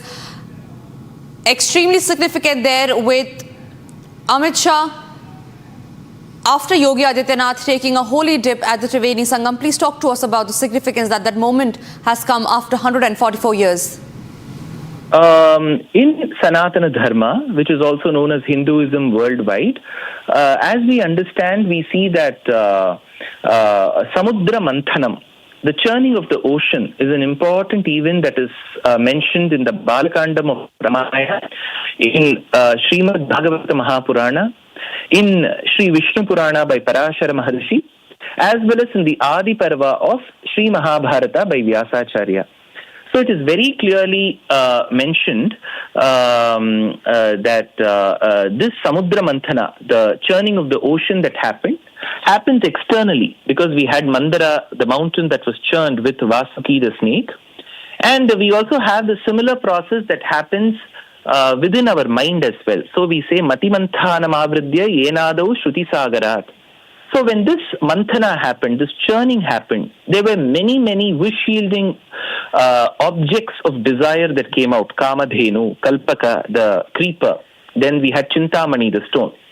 So off it came the ambrosia, which we refer to as Sudha or Amrita. So it is believed that when Dhanavantri, that incarnation of Bhagavan, he carried Amrita in different places, drops of it fell in different places, and they apparently happened to be places where rivers flowed, like Kshipra in Ujjain, Godavari in Trayambakeshwar, Nashik. Then we had Ganga in Haridwar Kshetram. Then we have Prayagraj, where these three rivers meet. So now the Kumbh Mela is happening in Prayagraj. It happens to be Mahakumbh because Jupiter generally takes about 12 years. It is exactly 11.86 if I'm right, if my memory serves me right. So that is why one of the Kumbhas that happens after 11 years to compensate that 1 year. So this is happening after 144 years. It is a momentous occasion. We will never, I'm sure, all of us who are speaking and listening will not survive for the next Kumbh Mela. So I'm sure people across the country, across the globe, are very cognizant of this and they want to attend to this Kumbh Mela so that they can take the holy dip. Thanks so much, Mr. Dushyant Sridhar, for joining us on Republic TV with your thoughts on this special occasion. Sadhvi Jayabharati, Hindu scholar, also joins us on the broadcast. Ms.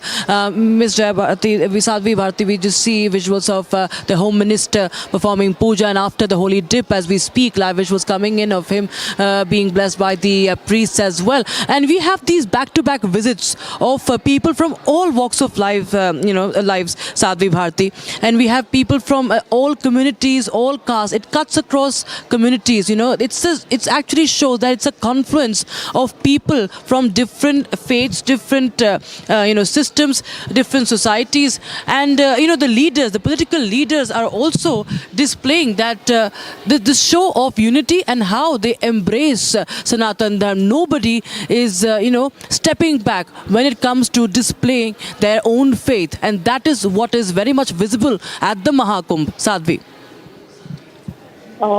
Yes, this is very much visible. This is the proof that, it has defied and defeated all the political narratives that the Sanatan community is divided, and it has been divided on caste and varnas.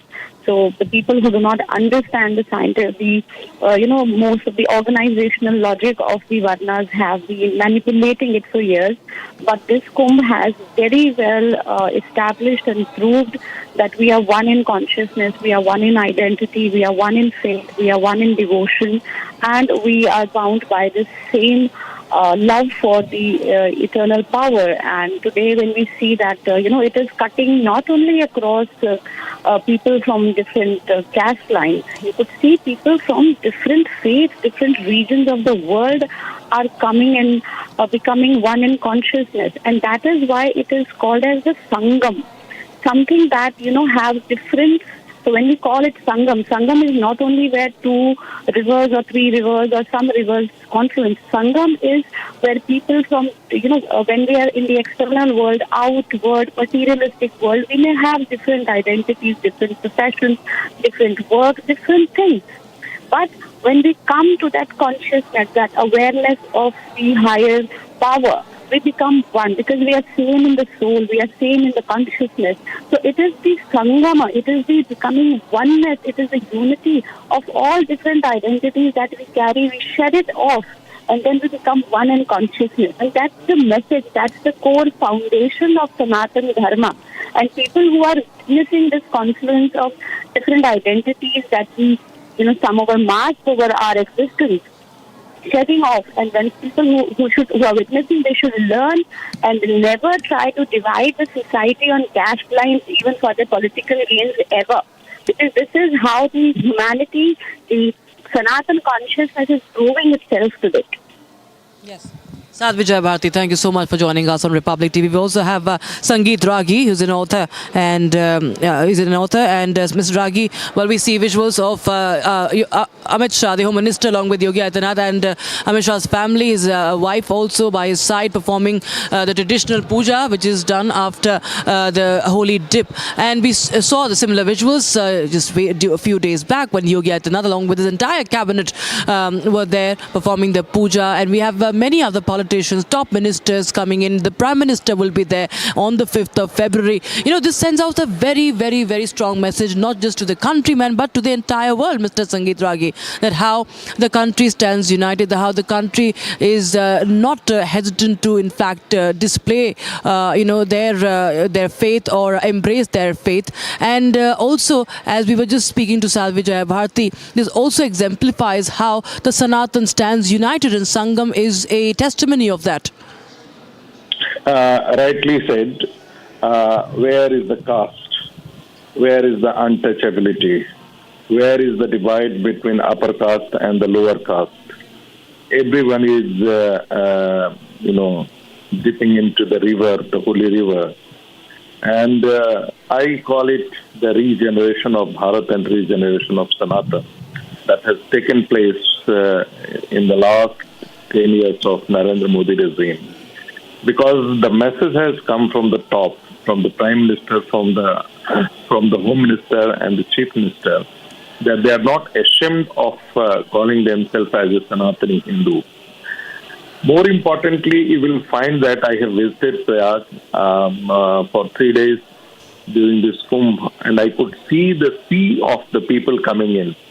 It is almost 2 times of Europe's entire population, and more importantly, the Kumbh Mela or such kind of religious assemblies were known for the people who were aging out or in the last leg of their life or middle-aged people. But no, here I found that it is a 70-30 population. That means 70% younger generation have sought to take deep into the holy river. They are the younger people. So this is how I look at that. What a change has taken place in the entire cultural narrative of India, which was never seen before. Even during Ayodhya movement, you will be finding that the people had participated on large scale in Ayodhya movement. It was the younger generation. Again, you find that in this Prayag Kumbh, I found the younger generation coming from different parts of the country, from the south, from the north, from the eastern part, extreme eastern part of India, from the western part, and multiple sects within the Hindu society or Sanatana Dharma. There is no quarrel, there is no quest, whether there is a Ramanand Sampradaya, there is another Sampradaya, there are Saivites, within the Saivites, within the Akhadas, there are 13 important Akhadas, but other than that, there are so many sects and subsects within the Hindu society. Even from the Khalsa Panth, the Buddhist, the Jains, all monks have assembled there. And this is what is called Sanatani. So the political narrative which has been always trying to diminish the face of Sanatan by calling it that it believes in the untouchability. I haven't seen in any literature on Kumbh that has been written so far that even in the past, the Kumbh is not from today. Thousands and thousands years back since this has been taking place, and I haven't come across any literature where untouchability has been practiced or the examples of untouchability practiced in the Kumbh Mela has been decoded. So this is a great moment for all of us. This is a great moment for India, and India is sending out, the political establishment is sending out a very strong message. Earlier, we saw that the Prime Minister himself visited a couple of times to Prayag to oversee the preparation. The Chief Minister of Uttar Pradesh several times visited. He frequently visited. The way we saw them visiting frequently in preparation, looking after preparation at Ayodhya. Here also, I found him a couple of times going there and looking after the preparation at Prayag directly. So this is how the political establishment is sending out a message to the entire nation, and it is coming out, positively. Yes, sir. Right, Mr. Sangeet Ragi. Also, as you mentioned about the youngsters, and it's very important that how even people from across the world, then people from several countries who have come in from east to west, and also, as you mentioned about the youngsters, and it's movements like these and moments like these as well. They actually help educate the generations about the culture, about the culture. Freely you can travel from this part. The expansion of the Kumbh Mela probably has of 25 kilometers. And I travel in the middle of the night around 2 o'clock, 3 o'clock. And there is no chain snatching. There is no any kind of threat to even women walking alone in the midnight. Entirely a peaceful, calm and serene atmosphere in the Kumbh Mela. Right, sir. Thank you so much, Mr. Sangeet Ragi, joining us on the broadcast with your thoughts on that development. So, viewers, live visuals coming in from Mahakumbh. We see Amit Shah along with his son Jai Shah performing the puja, and granddaughter and his daughter-in-law and his wife also there, Yogi Adityanath, all there dressed in saffron and performing the arti as well. That is as per the tradition. After taking the holy dip, we see entire family, in fact, all the kids of the family, the women of the family, everybody there. Amit Shah, Jai Shah, Yogi Adityanath at the forefront performing all the rituals as we speak. Live visuals coming in. Home Minister Amit Shah along with his family performing the Aarti. And with that, I'll go back to my colleague Suesha, back to the studios. Oh yes, absolutely, Rakshita. And as we keep playing out these pictures and also get more political reactions to it, for the moment, we are also shifting our focus to big breaking news coming in.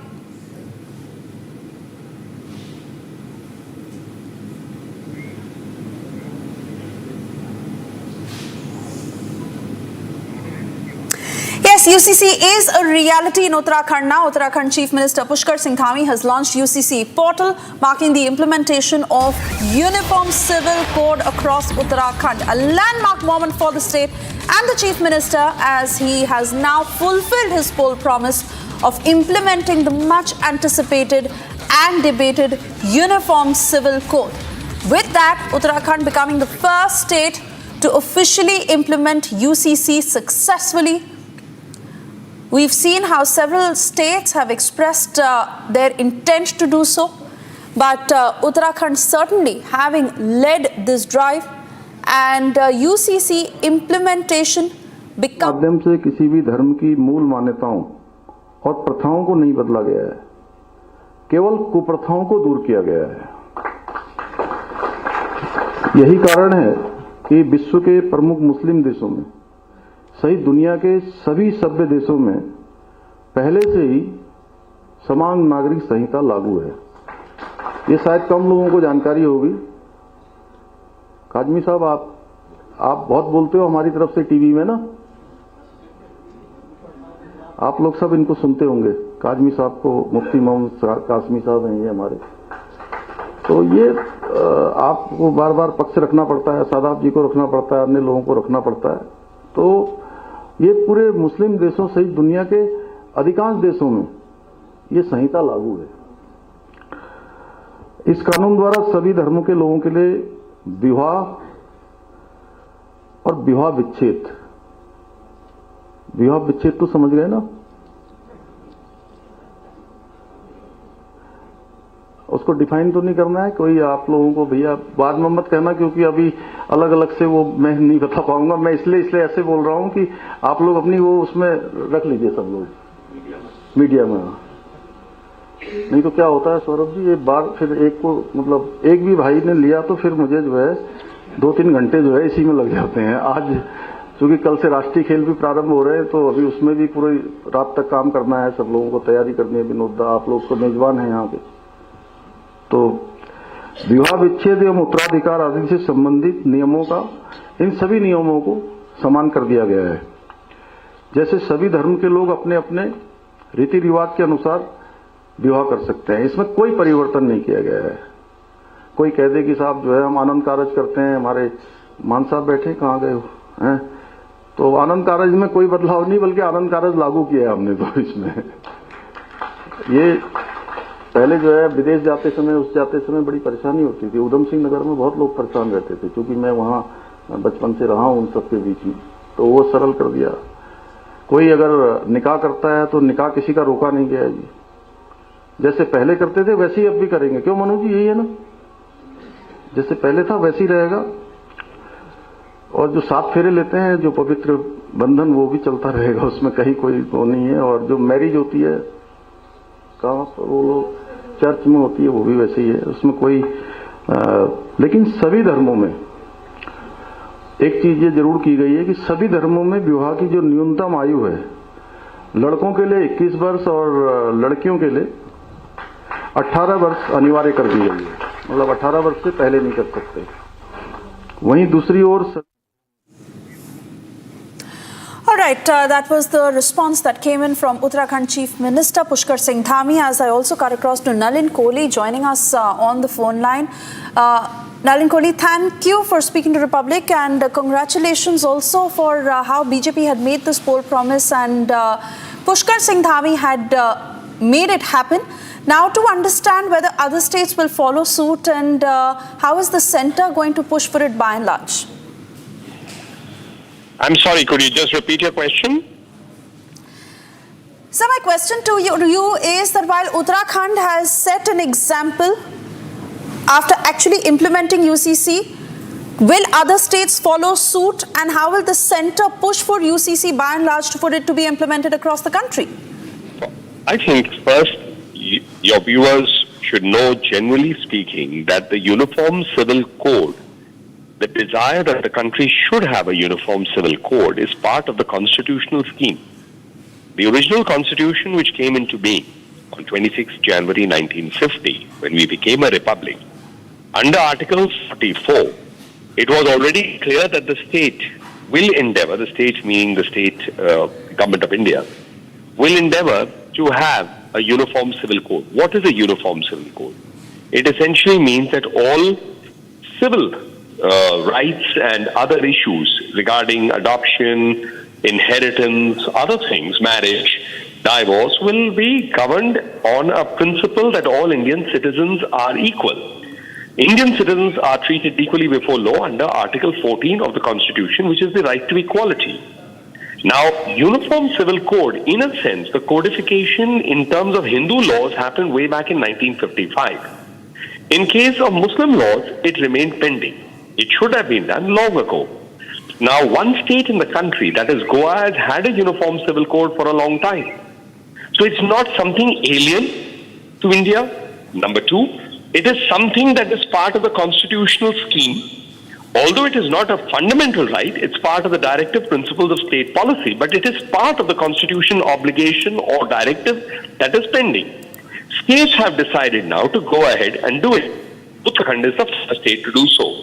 I was also part of the committee in Assam at one point, which the Honorable Chief Minister had, Dr. Hemanta Biswa Sarma had created a committee to see whether polygamy could be banned.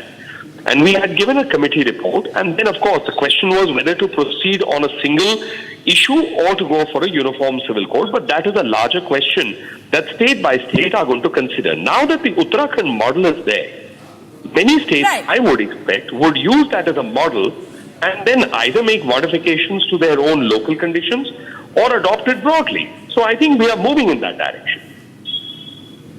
Exactly my point, and which is why I also want to ask you, we've seen how the opposition has reacted to it. Some have called it divisive in nature, some have said that it is not uniform. My point also to you is that we've seen a complete washout of the previous sessions of the parliament, and as much as the BJP has promised to make it a reality across the country, what is the sort of pace we can expect as far as a push to UCC is concerned? Due respect to the opposition leaders or parties that are saying that a uniform civil code is divisive, and I would request them pick up the Constitution of India and read Article 44. How can someone turn up after 75 years of the Republic and consider that an article has existed from day one, Article 44 on Uniform Civil Code, is a divisive article? With due respect to that person, whoever has said so, it is constitutional illiteracy, and perhaps it is also someone who doesn't understand that the entire Constitution is a package. You can't have a situation that somebody says, I love Article 14 and I want all my rights under Article 14. I want all my rights under Article 19, freedom of speech and expression. Expression and speech. I want all my rights under life and liberty, Article 21. But I don't like another part of the Constitution, which is the directive principles of state policy, and that is divisive. Then you are running down the Constitution under which you are claiming your own rights. Fair point, sir. I want to thank you for speaking to the public. Several political reactions that have come in on this. Let's listen in.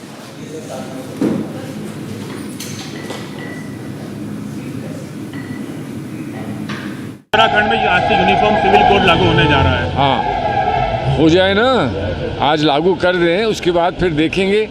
अब आप सुनिए, मेरा भी एक छोटा सा घर है उत्तराखंड में। अब क्या मुझ पर ये लागू होता है कि नहीं होता है? वो ये भी कहता है कि उत्तराखंड के जितने निवासी उत्तराखंड के रहने वाले हैं, वो कहीं भी हो, उन पर ये लागू होगा। तो कहाँ कहाँ जाएगा पीछे? यूसीसी पीछे पीछे कहाँ तक जाएगा? और यूनिफॉर्म सिविल कोड है तो यूनिफॉर्म तो होना चाहिए पूरे देश भर का। तो उन्होंने क्या सोच कर किया है और कैसे किया है, अभी बात हमारी समझ में नहीं आई। अब वो जब लागू करेंगे, लागू करने पर जब कोई ऐसा विषय आएगा जिस पर उसकी चर्चा करने की आवश्यकता होगी तो वो करेंगे। उसको अगर चैलेंज करने की आवश्यकता होगी कोर्ट में तो वो भी किया जाएगा। उत्तराखंड में यूसीसी लागू किया गया है, इम्प्लीमेंट किया गया है, और ये बहुत एक अच्छा और बड़ा कदम है। और इसी तरह हम उम्मीद करेंगे कि महाराष्ट्र में भी जल्दी ही यूसीसी लागू हो, इम्प्लीमेंट हो। ये भारतीय जनता पार्टी के 2024 के मैनिफेस्टो में है, संकल्प पत्र में है, और मुझे लगता है कि जल्द ही महाराष्ट्र में भी लागू होना चाहिए। लोगों के अधिकारों का हनन नहीं होना चाहिए। सब एक समान हैं, लेकिन उसमें हमारे संविधान में सबके लिए अलग अलग उनके अधिकार हैं, उनको प्रोटेक्ट करने की भी बात की गई है। तो इसको ये सरकार, जैसा आपने देखा कि बार बार करने की कोशिश करती है, लोगों को बांटने की कोशिश करती है, ये उसका हिस्सा। The introduction of a uniform civil code in Uttarakhand is a welcome sign and a welcome step. I think for the protection of the rights of the children and women of all religion, uniform civil code has to be.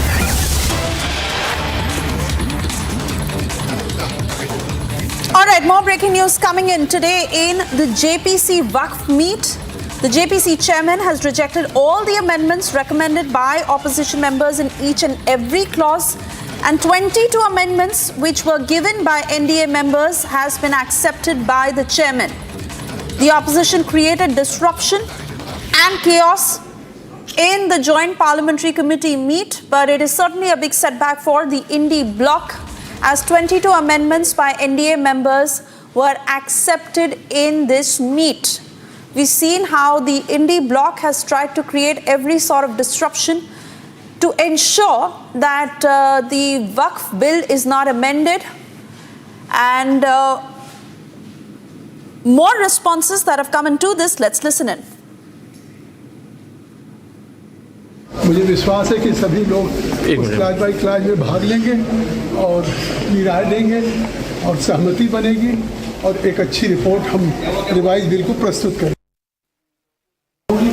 मुझे विश्वास है कि सभी लोग उस class by class में भाग लेंगे और अपनी राय देंगे और सहमति बनेगी और एक अच्छी रिपोर्ट हम रिवाइज बिल को प्रस्तुत करेंगे। Moving on, as on Republic Day, Christian and Hindu families were protesting at Munambam against Waqf board land, claiming that took a march holding preamble placards demanding right to live and posted letters to Prime Minister and Home Minister as well as 45 MPs of the Lok Sabha and Rajya Sabha. Their letter is in support of the Waqf Amendment Bill. The indefinite protest at Munambam that has reached day 107. In fact, Republic is also at the protest site, as Ashwin will join us live. But these victims who have come out in full force, strongly demanding that the Waqf bill must be amended. We just got you the latest development from the Joint Parliamentary Committee meet, where 22 amendments as given by the NDA members have been accepted by the chairman. And on the ground, we see how there's a stronger push. Let's listen into what Ashwin is saying.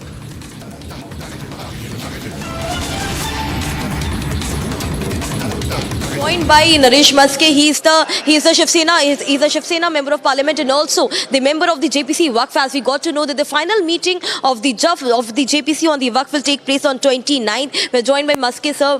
Maske sir, आज जो meeting हुई उसमें काफ़ी सारे opposition के नेता थे जिन्होंने रेजोल्यूशन में काफ़ी कुछ एडिशन के लिए कहा था, लेकिन रिजेक्ट हो गया। लेकिन कहा जा रहा है एनडीए के नेताओं ने जो एडिशन कहा था रेजोल्यूशन में वो तमाम चीज़ें एक्सेप्ट हो गई हैं, जैसे कि कलेक्टर को डेजिग्नेटेड ऑफिसर बता दिया जाए, या फिर जो क्लॉज है, जो पेएबल अमाउंट है 5% का, उसको बढ़ा करके सेंट्रल गवर्नमेंट जो है डिसाइड कर सकती है। तो आज ये आपका एडिशन था? हाँ, ये मेरा ही एडिशन था। ये देखो 44 जो क्लॉजेस है ये पूरे बिल में, वो 44 क्लॉजेस पे अपोजिशन ने ऑब्जेक्शन लिया था। वो 44 को एडिशन करो, रिजेक्ट करो, डिलीटेड करो, ऐसे उन्होंने ये ऑब्जेक्शन डाले थे। लेकिन 44 जो उन्होंने ऑब्जेक्शन डाले थे वो रिजेक्ट कर दिए। वोटिंग हुआ, उनके खिलाफ 16 वोट्स और उनके बाजू से 10 वोट। लेकिन जो 44 जो अमेंडमेंट्स है, जो रिजोल्यूशंस है, उसमें 14 जो रिजोल्यूशंस थे उनमें हम लोगों ने एडिशन किया है, छोटा छोटा कुछ एडिशन किया है। जो विधेयक हमारे पास आया था जो 44 रिजोल्यूशंस वाला, उनके 14 जो रिजोल्यूशंस है उसमें हम लोगों ने एडिशन किया है। उसमें ऐसा एक जो है कि इसके पहले कि गवर्नमेंट जो प्रॉपर्टीज़ है उन पे वर्क बाय यूज़र ने अधिकार बताया था और उसी वजह से गवर्नमेंट प्रॉपर्टी वक्फ के ताबे में थी। गवर्नमेंट के प्रोजेक्ट काम नहीं हो रहे थे, पूरे बंद हो चुके थे। लेकिन ये जब बिल मंजूर हो जाएगा तब जो गवर्नमेंट के प्रॉपर्टीज़ पे वर्क बाय यूज़र का जो अधिकार बताए ये ख़त्म हो जाएगा। सिर्फ रिलीजियस प्रॉपर्टी में जो वर्क बाय यूज़र ने जो बताया है वो उनके ताबे में रहेगा। जो छोटे छोटे जो समुदाय हैं मुस्लिम कम्युनिटी में, अगर उनको खुद को ट्रस्ट करना पड़े, अगर वो चाहे मेरा ट्रस्ट हो गया हम एक वक्त में नहीं रहेंगे, तो उनको अधिकार हम लोगों ने दिया है कि आप लोकशाही है, डेमोक्रेसी है, आप अगर चाहेंगे हमारा धर्म, हमारा समाज का अलग ट्रस्ट हो जाए, हमें वक्त में नहीं रहना है, तो उनको हमने अधिकार दी है। ऐसे बहुत से 14 नए एडिशन हम लोगों ने किए। और ये जो एडिशन हम लोगों ने की है, ये जो सुधारणा विधेयक है, राष्ट्र की प्रॉपर्टी, राष्ट्र की संपत्ति और गरीब मुस्लिम परिवार को न्याय देने वाला ये विधेयक होने वाला है। मस्की सर, एक और बात, 29 को अगर फाइनल मीटिंग है और 31 से पहले अगर स्पीकर को रिपोर्ट सौंपनी है, तो इसका मतलब इस बजट सेशन में कोशिश की जा रही है कि ये जो अमेंडमेंट है इसको लेकर के आया जाए, ये बिल के रूप में पास हो जाए। देखो, ये बिल जल्द से जल्द आए, ये सभी हिंदुस्तान के हर एक नागरिक की मांग है कि जो संविधान अपन मानते हैं, जो कायदा संविधान में भी नहीं है, वो भारत देश में लागू है, वो जल्द से जल्द खत्म होना चाहिए। इस बजट सेशन में खत्म होना चाहिए। हर एक नागरिक की डिमांड है, मंशा है, जल्द से जल्द ये अधिवेशन में आए, ऐसे हम भी चाहते हैं, सरकार जरूर लाएंगे। लेकिन अपोजिशन कह रही कि जल्दबाजी किस चीज़ की है? बजट का जो अगला सेशन है वो अप्रैल तक है, तब भी ये काम किया जा सकता है, लेकिन अब जो रूलिंग है वो बहुत जल्दबाजी में है। वो जल्दबाजी नहीं है, कम से कम 8-9 महीना हो गया इसके हम लोग डिस्कशन कर रहे हैं, चर्चा कर रहे हैं, मीटिंगें हो रही है। सुबह 11 बजे मीटिंग जो स्टार्ट होती है, रात को 9-9 बजे तक मीटिंगें चलते, हफ्ते में दो बार ये मीटिंग चलती है। देखो, विपक्ष सिर्फ मुस्लिम वोट पाने के लिए ये सब कुछ कर रहा है। विपक्ष में स्पर्धा लगी है। कांग्रेस को लग रहा है कि एमआईएम उसका क्रेडिट लेंगी, एमआईएम को लग रहा है कि आप उसका क्रेडिट लेंगी, कांग्रेस को लग रहा है समाजवादी इसकी क्रेडिट लेंगी। ये बिल मुस्लिमों के हितों में, गरीब मुस्लिमों के हितों में, लेकिन ये विपक्ष के लोग अपनों को मुस्लिम वोट पाने के लिए लोगों में गैर समझ, जो गलतफहमी घुमा रहे हैं कि ये बिल मुस्लिमों के खिलाफ है, और उसलिए वोट पाने के लिए ये सब स्पर्धा लगी है, विपक्ष में स्पर्धा लगी है। So you are hearing Naresh Maski, Shiv Sena leader. You are watching Republic TV. Stay tuned for more after the break, as the JPC, now the final meeting will happen on 29th of January. The final report to be submitted to Speaker before the budget session. Stay tuned with us. We'll be right back after a short break.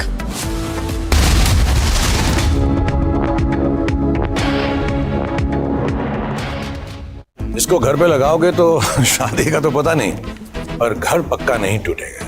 Rungta नहीं तो घर strong नहीं। Rungta steel TMT बार एकदम solid. पहाड़ों में एक hiking ship भी बन सकती है।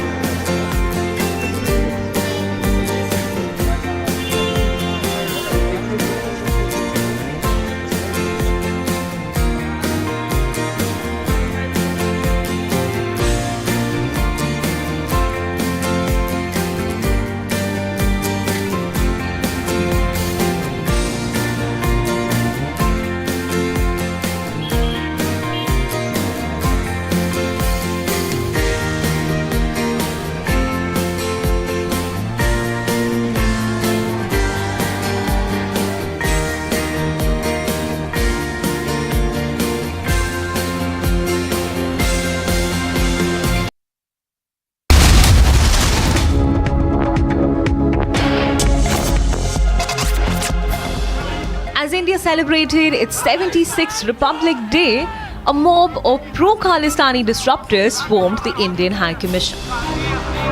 However, the pro-Indian diaspora in the United Kingdom acted swiftly. Take a look at the visuals of how pro-India forces equalized the Khalistanis.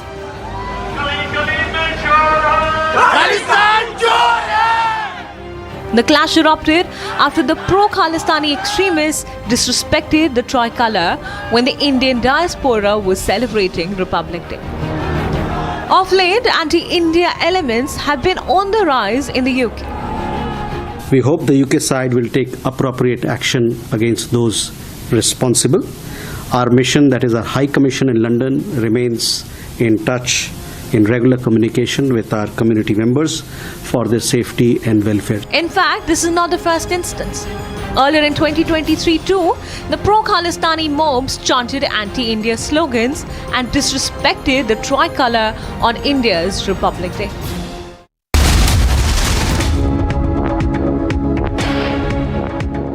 At Amity, we believe happiness drives success. The Amity Reiki Center for Happiness, established in partnership with Dr. S.S. Reiki's Foundation, empowers youth with the science of happiness, enabling them to lead with confidence. It is part of Amity's nation-building commitment to drive India higher on the World Happiness Index.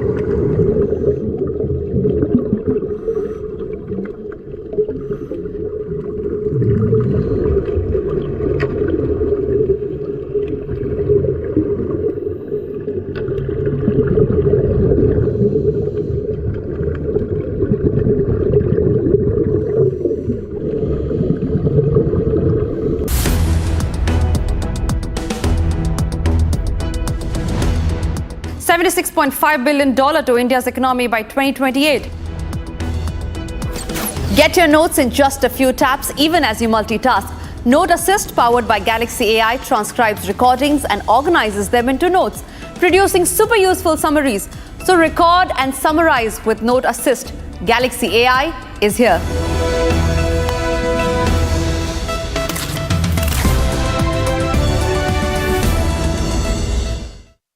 इसको घर पे लगाओगे तो शादी का तो पता नहीं, पर घर पक्का नहीं टूटेगा। रूंगटा नहीं तो घर स्ट्रॉन्ग नहीं। रूंगटा स्टील TMT बार एकदम सॉलिड। पहाड़ों में एक हाइकिंग शिप भी बन सकती है।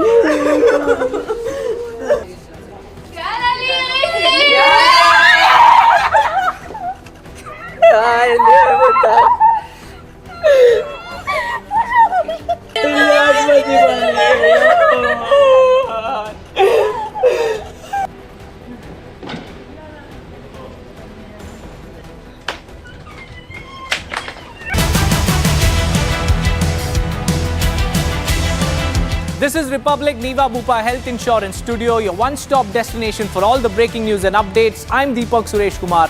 Let's get started.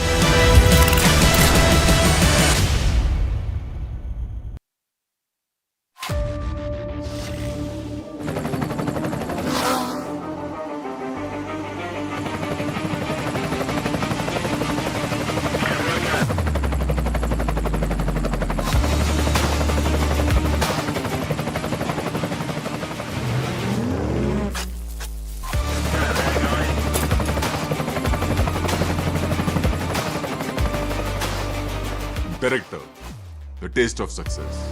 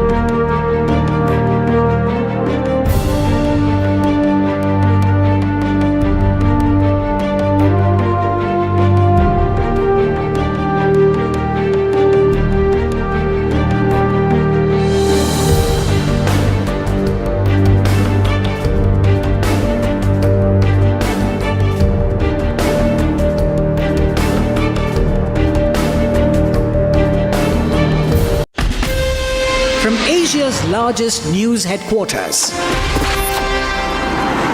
Setting the agenda for Bharat.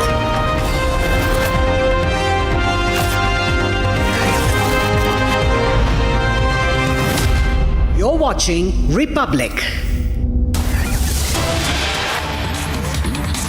और नीतीश कुमार आज जे उसको सपोर्ट किया और चंद्रबाबू नायडू उन they have supported the bill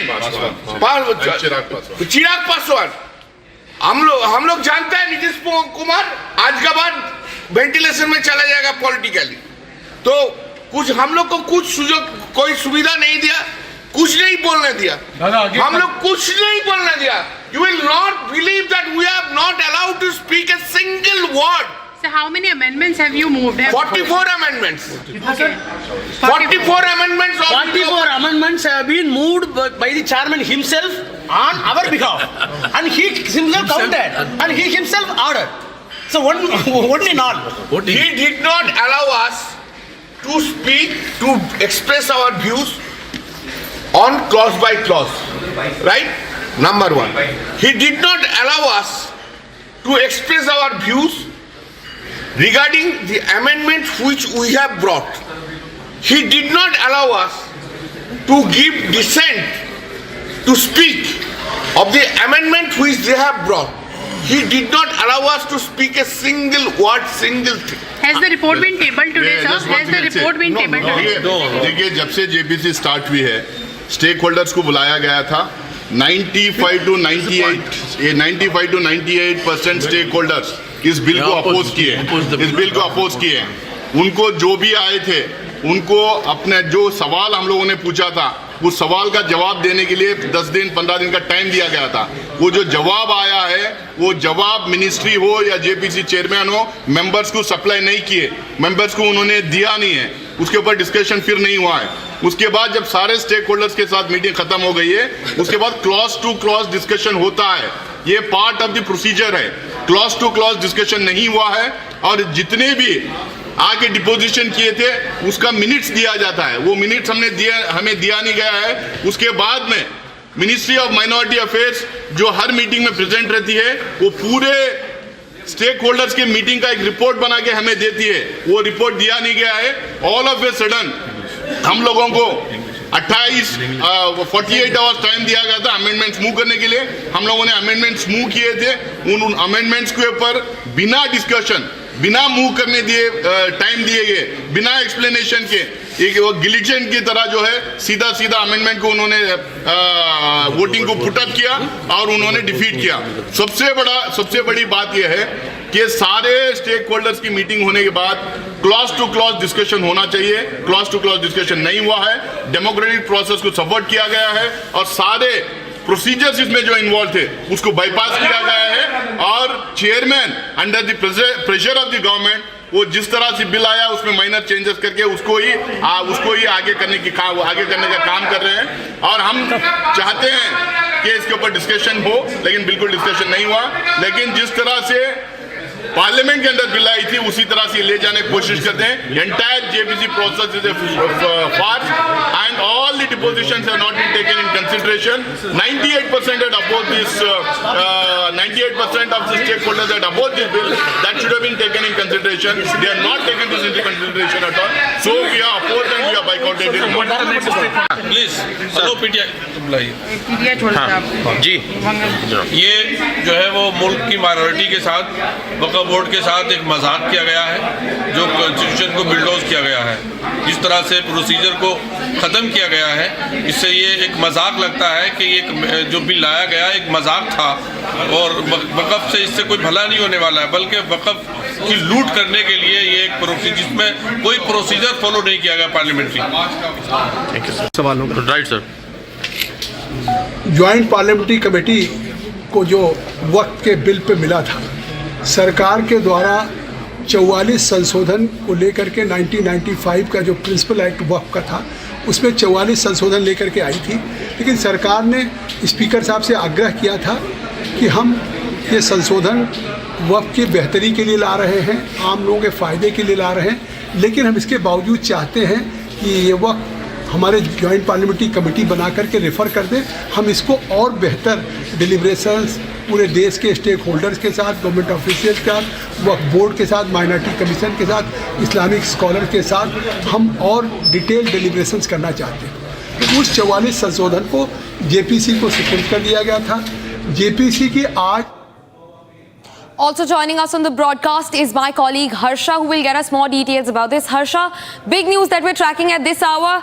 Indy Alliance is crying foul over the Waqf amendments rejected by the JPC. In fact, all of the amendments floated by the BJP-led NDA government have been accepted by the JPC. Tell us more about this, Harsha. Yes, Tanisha, you rightly pointed out today was a very important meeting as the clause-by-clause discussion on all the amendments of the resolution took place, and as we heard the soundbite of Jagdambika Pal, who's the chairman, and as I also spoke to one of the NDA members, Naresh Maske, he clearly stated that in the 44 resolution there were amendments given by the opposition parties, and as well some additions to the 14 amendments were given by the ruling NDA as well, and the ruling NDA's addition have been accepted by the JPC committee. However, the amendments in all the 44 points of the resolution has been rejected, which was given by the Indy Alliance, and that is the reason why opposition is right now fuming by continuously stating that what is the need for pushing the Waqf amendment so much and so much in a hurry, as we very well know that after that there will be only one final meeting of the JPC on 29th of January, and also before the budget session will commence on 31st of January. Before that there will be a report of the JPC on the Waqf amendment bill, in which the changes and amendments will be drafted, and the entire report will be submitted to the Lok Sabha Speaker. And also Naresh Maske highlighted that how much important is that the amendments and the Waqf amendment and the JPC, the bill should be accepted by the Speaker, and also the voting will take place on 29th. So we can see there would be a fiery session of the JPC, of the committee in the final meeting. Also we'll get to see that whether if in this budget session, which is commencing from 31st of January to 13th of February, whether the bill will be made and the amendments will be passed this time in the Lok Sabha, or it will be passed in the another session. But yes, the draft is completely ready and opposition drafts have been rejected. Back to you.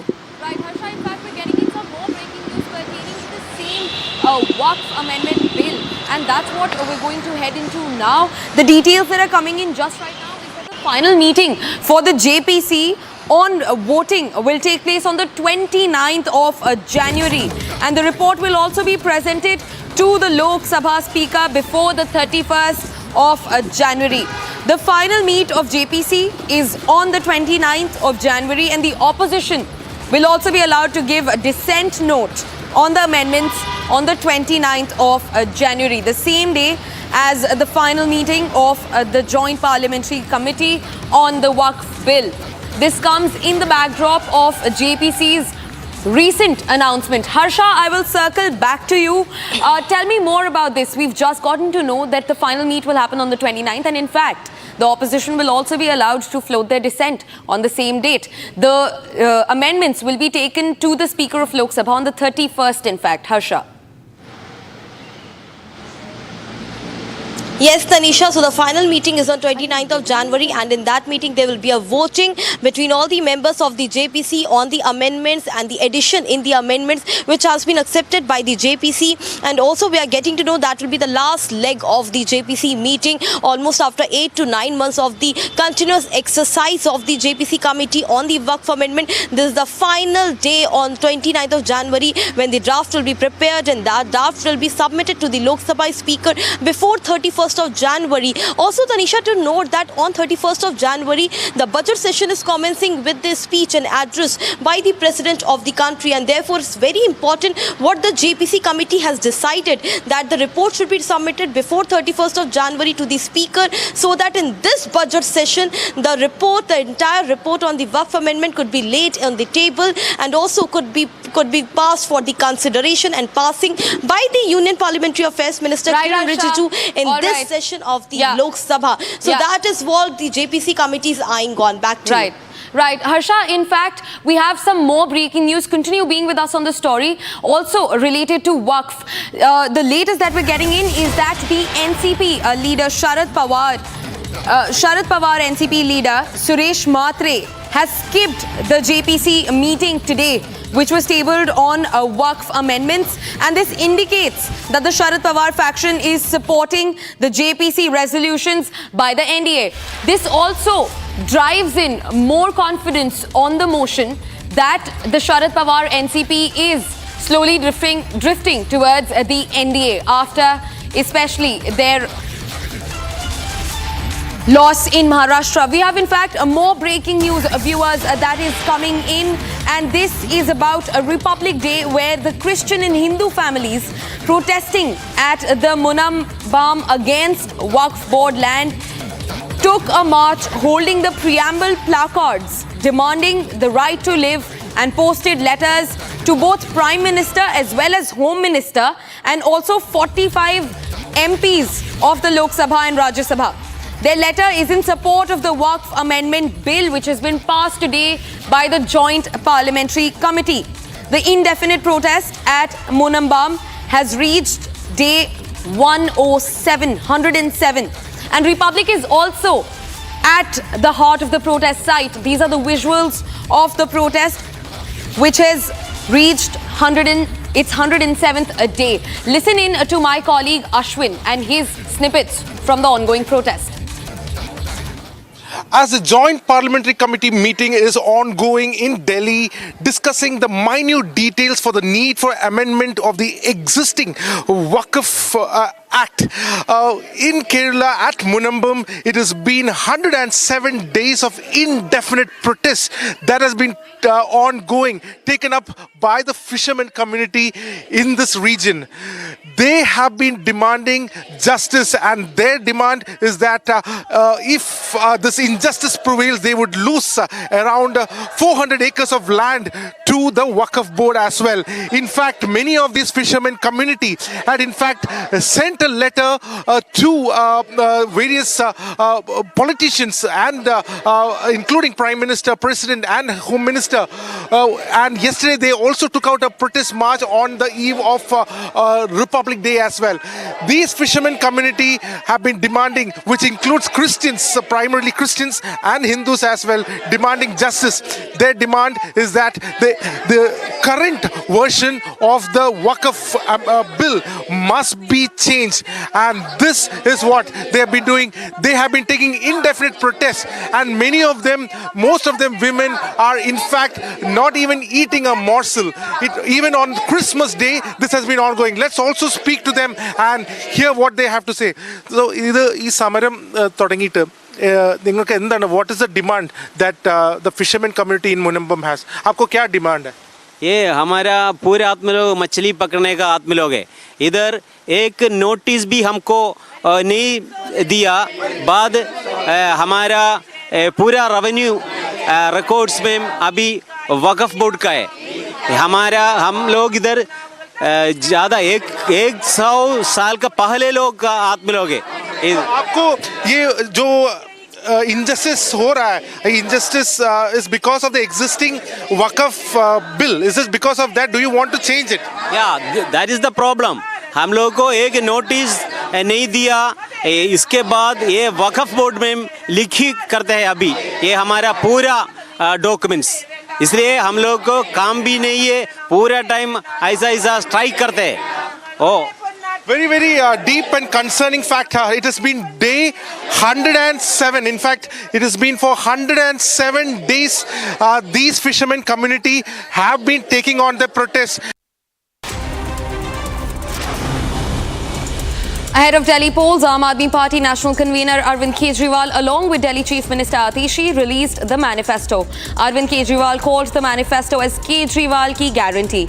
In their 15 poll guarantees manifesto, AAP announced a series of freebies, including Mahila Samman Yojana, wherein the party has promised 2,100 rupees to women of Delhi every month, free bus charges, Sanjeevani Yojana for old age people, and more. Announce होगी तो आप में से please खड़े मत होइएगा, वरना आपके पीछे जो रिपोर्टर्स के कैमराज हैं उसमें शॉट लेने में दिक्कत होगी. सब लोगों का बहुत बहुत स्वागत है.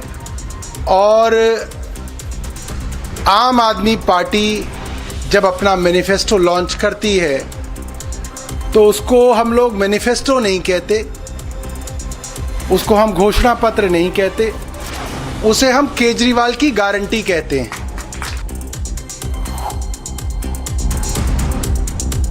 West Bengal BJP President Sukanta Majumdar condemned the controversial remark of West Bengal Minister Firhad Hakim, accusing Abhaya's parents of politicizing the RG Car case and maligning CM Mamta's name. Sukanta Majumdar said that Abhaya's parents demanded the resignation of Chief Minister Mamta Banerjee and their demand was totally justified. To say now Firhad Hakim is just going to the verge of retirement, political retirement, so that's why he is actually trying to trump his own drum so that Mamta Banerjee get much more attention towards him. Congress organized the Jai Bapu, Jai Bhim, Jai Samvidhan rally in Madhya Pradesh's Mau. Lok Sabha leader of opposition Rahul Gandhi addressed the rally along with Congress President Mallikarjun Kharge and Congress leader Priyanka Gandhi Vadra. Mau is the birthplace of Dr. B.R. Ambedkar. उनकी हरकतें हैं, जो सोच है, उनका डर है, वो वाजिब है।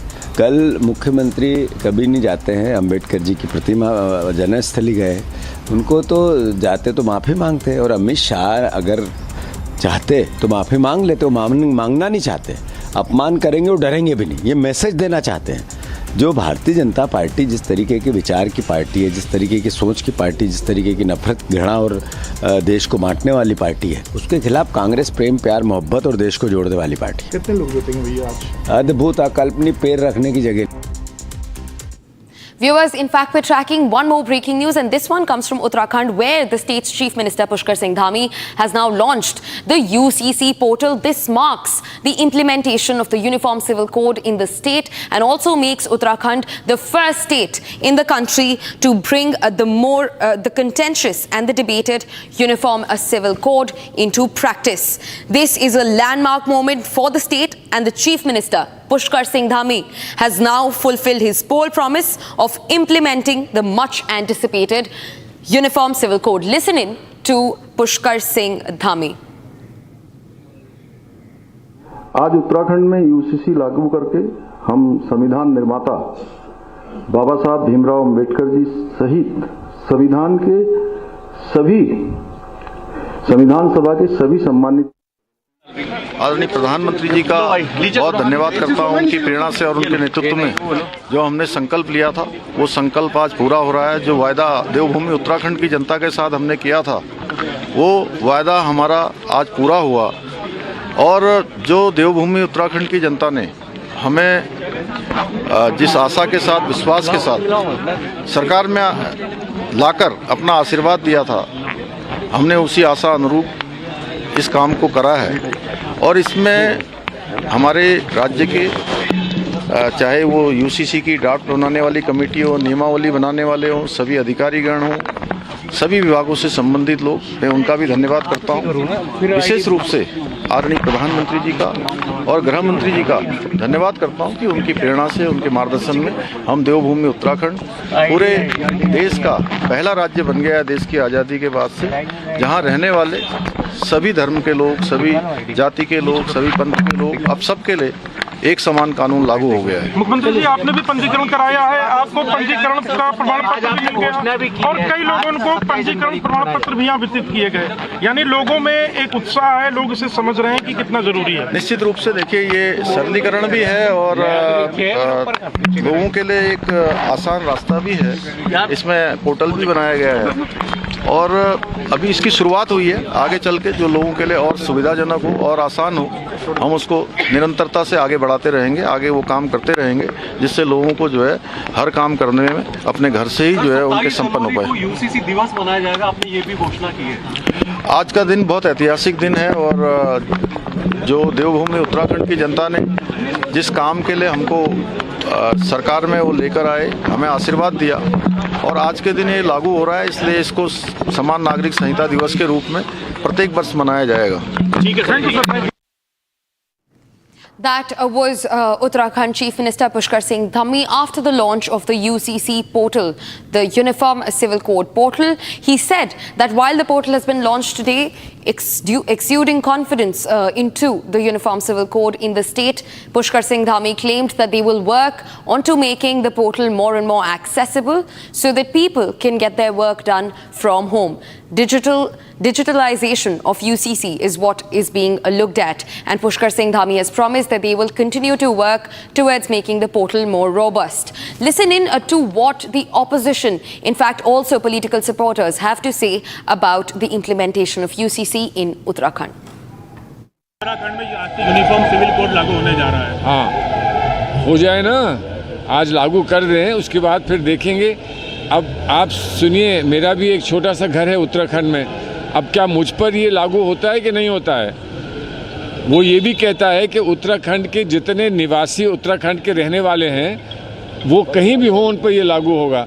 तो कहाँ कहाँ जाएगा पीछे? यूसीसी पीछे पीछे कहाँ तक जाएगा? और यूनिफॉर्म सिविल कोड है तो यूनिफॉर्म तो होना चाहिए पूरे देश भर का। तो उन्होंने क्या सोच कर किया है और कैसे किया है, अभी बात हमारी समझ में नहीं आई। अब वो जब लागू करेंगे, लागू करने पर जब कोई ऐसा विषय आएगा जिस पर उसकी चर्चा करने की आवश्यकता होगी तो वो करेंगे। उसको अगर चैलेंज करने की आवश्यकता होगी कोर्ट में तो वो भी किया जाएगा। उत्तराखंड में यूसीसी लागू किया गया है, इम्प्लीमेंट किया गया है और ये बहुत एक अच्छा और बड़ा कदम है। और इसी तरह हम उम्मीद करेंगे कि महाराष्ट्र में भी जल्दी ही यूसीसी लागू हो, इम्प्लीमेंट हो। ये भारतीय जनता पार्टी के 2024 के मैनिफेस्टो में है, संकल्प पत्र में है और मुझे लगता है कि जल्द ही महाराष्ट्र में भी लागू होना चाहिए। लोगों के अधिकारों का हनन नहीं होना चाहिए। सब एक समान हैं, लेकिन उसमें हमारे संविधान में सबके लिए अलग अलग उनके अधिकार हैं उनको प्रोटेक्ट करने की भी बात की गई है। तो इसको ये सरकार, जैसा आपने देखा कि बार बार करने की कोशिश करती है, लोगों को बांटने की कोशिश करती है, ये उसका हिस्सा है। The introduction of a uniform civil code in Uttarakhand is a welcome sign and a welcome step. I think for the protection of the rights of the children and women of all religion, uniform civil code has to be implemented in the entire country. We have seen in the Shah case when Supreme Court said that there is a need for implementing of uniform civil code. The then government did not heed to it, and the discrimination against the Muslim women kept on going. Similarly, in many religions, the women are not having property rights, they are not having several rights which the men enjoy.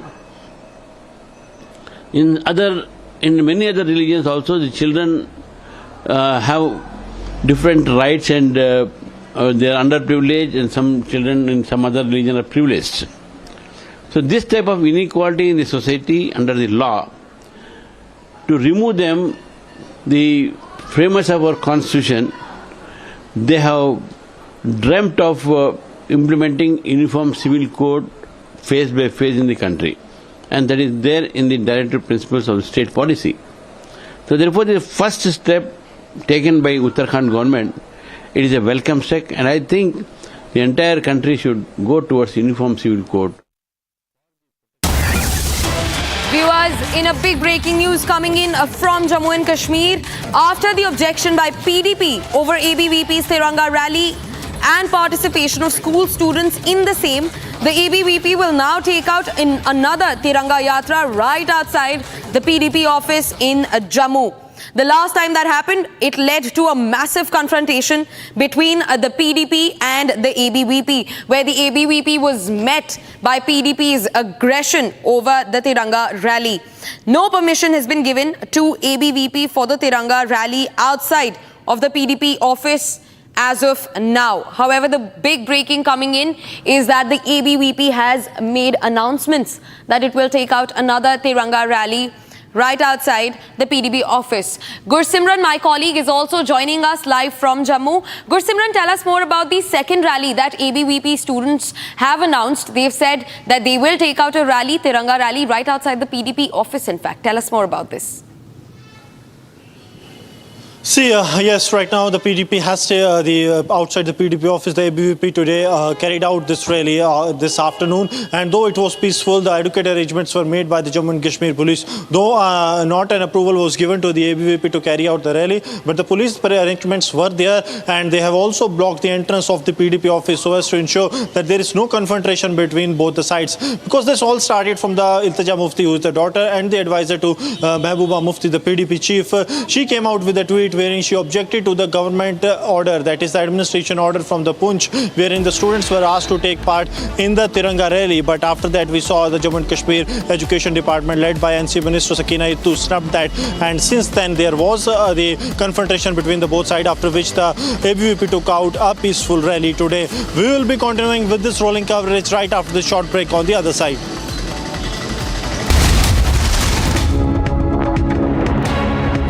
इसको घर पे लगाओगे तो शादी का तो पता नहीं, पर घर पक्का नहीं टूटेगा। रुंगटा नहीं तो घर स्ट्रॉन्ग नहीं। रुंगटा स्टील TMT बार एकदम सॉलिड।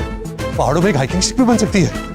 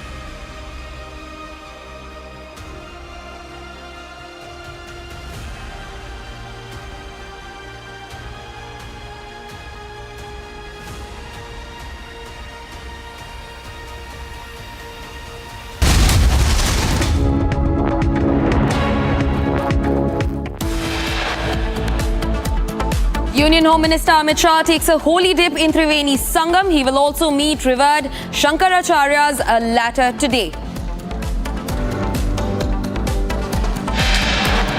धर्म का भेद न हो, सबके लिए कानून, ये हमारे प्रधानमंत्री आदरणीय मोदी जी के नेतृत्व में हमारा देवभूमि उत्तराखंड की जनता के साथ संकल्प था, हमारा वायदा था। हम उस वायदे को पूरी तरह से कल लागू करके पूरा। Dhami fulfills UCC promise. Uttarakhand rolls out UCC. Chief Minister unveils the Uniform Civil Code portal.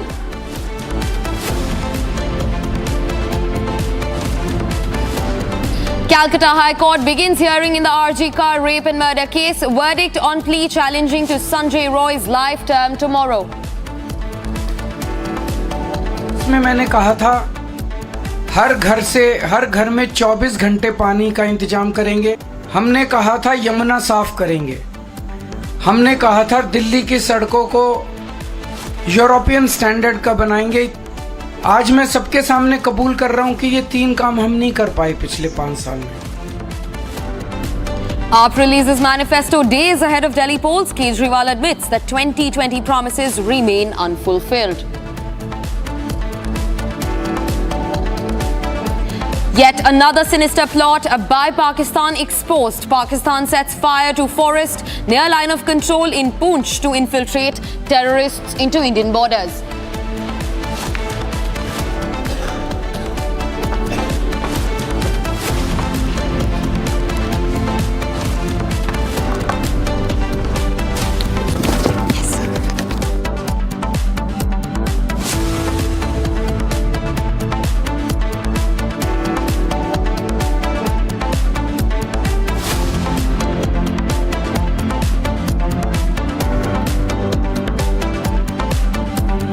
Good afternoon. We start with the top story of the hour that we're tracking right now. Republic Newsbreak has now brought cheers to the people of Kerala. Remember, Republic TV was unrelenting in its coverage, and now what we know is that Republic TV, after it broke that the JPC report was presented to the Lok Sabha Speaker before the 31st of January. Protesters have now expressed happiness over the development, as finally there will be an end to the Waqf land grab. So there you have visuals coming in of those who were protesting, and protesters are now expressing happiness. A JPC report, remember, will be presented to the Lok Sabha Speaker before the 31st of January. Next report on the Waqf Amendment Bill soon. and Hindus as well.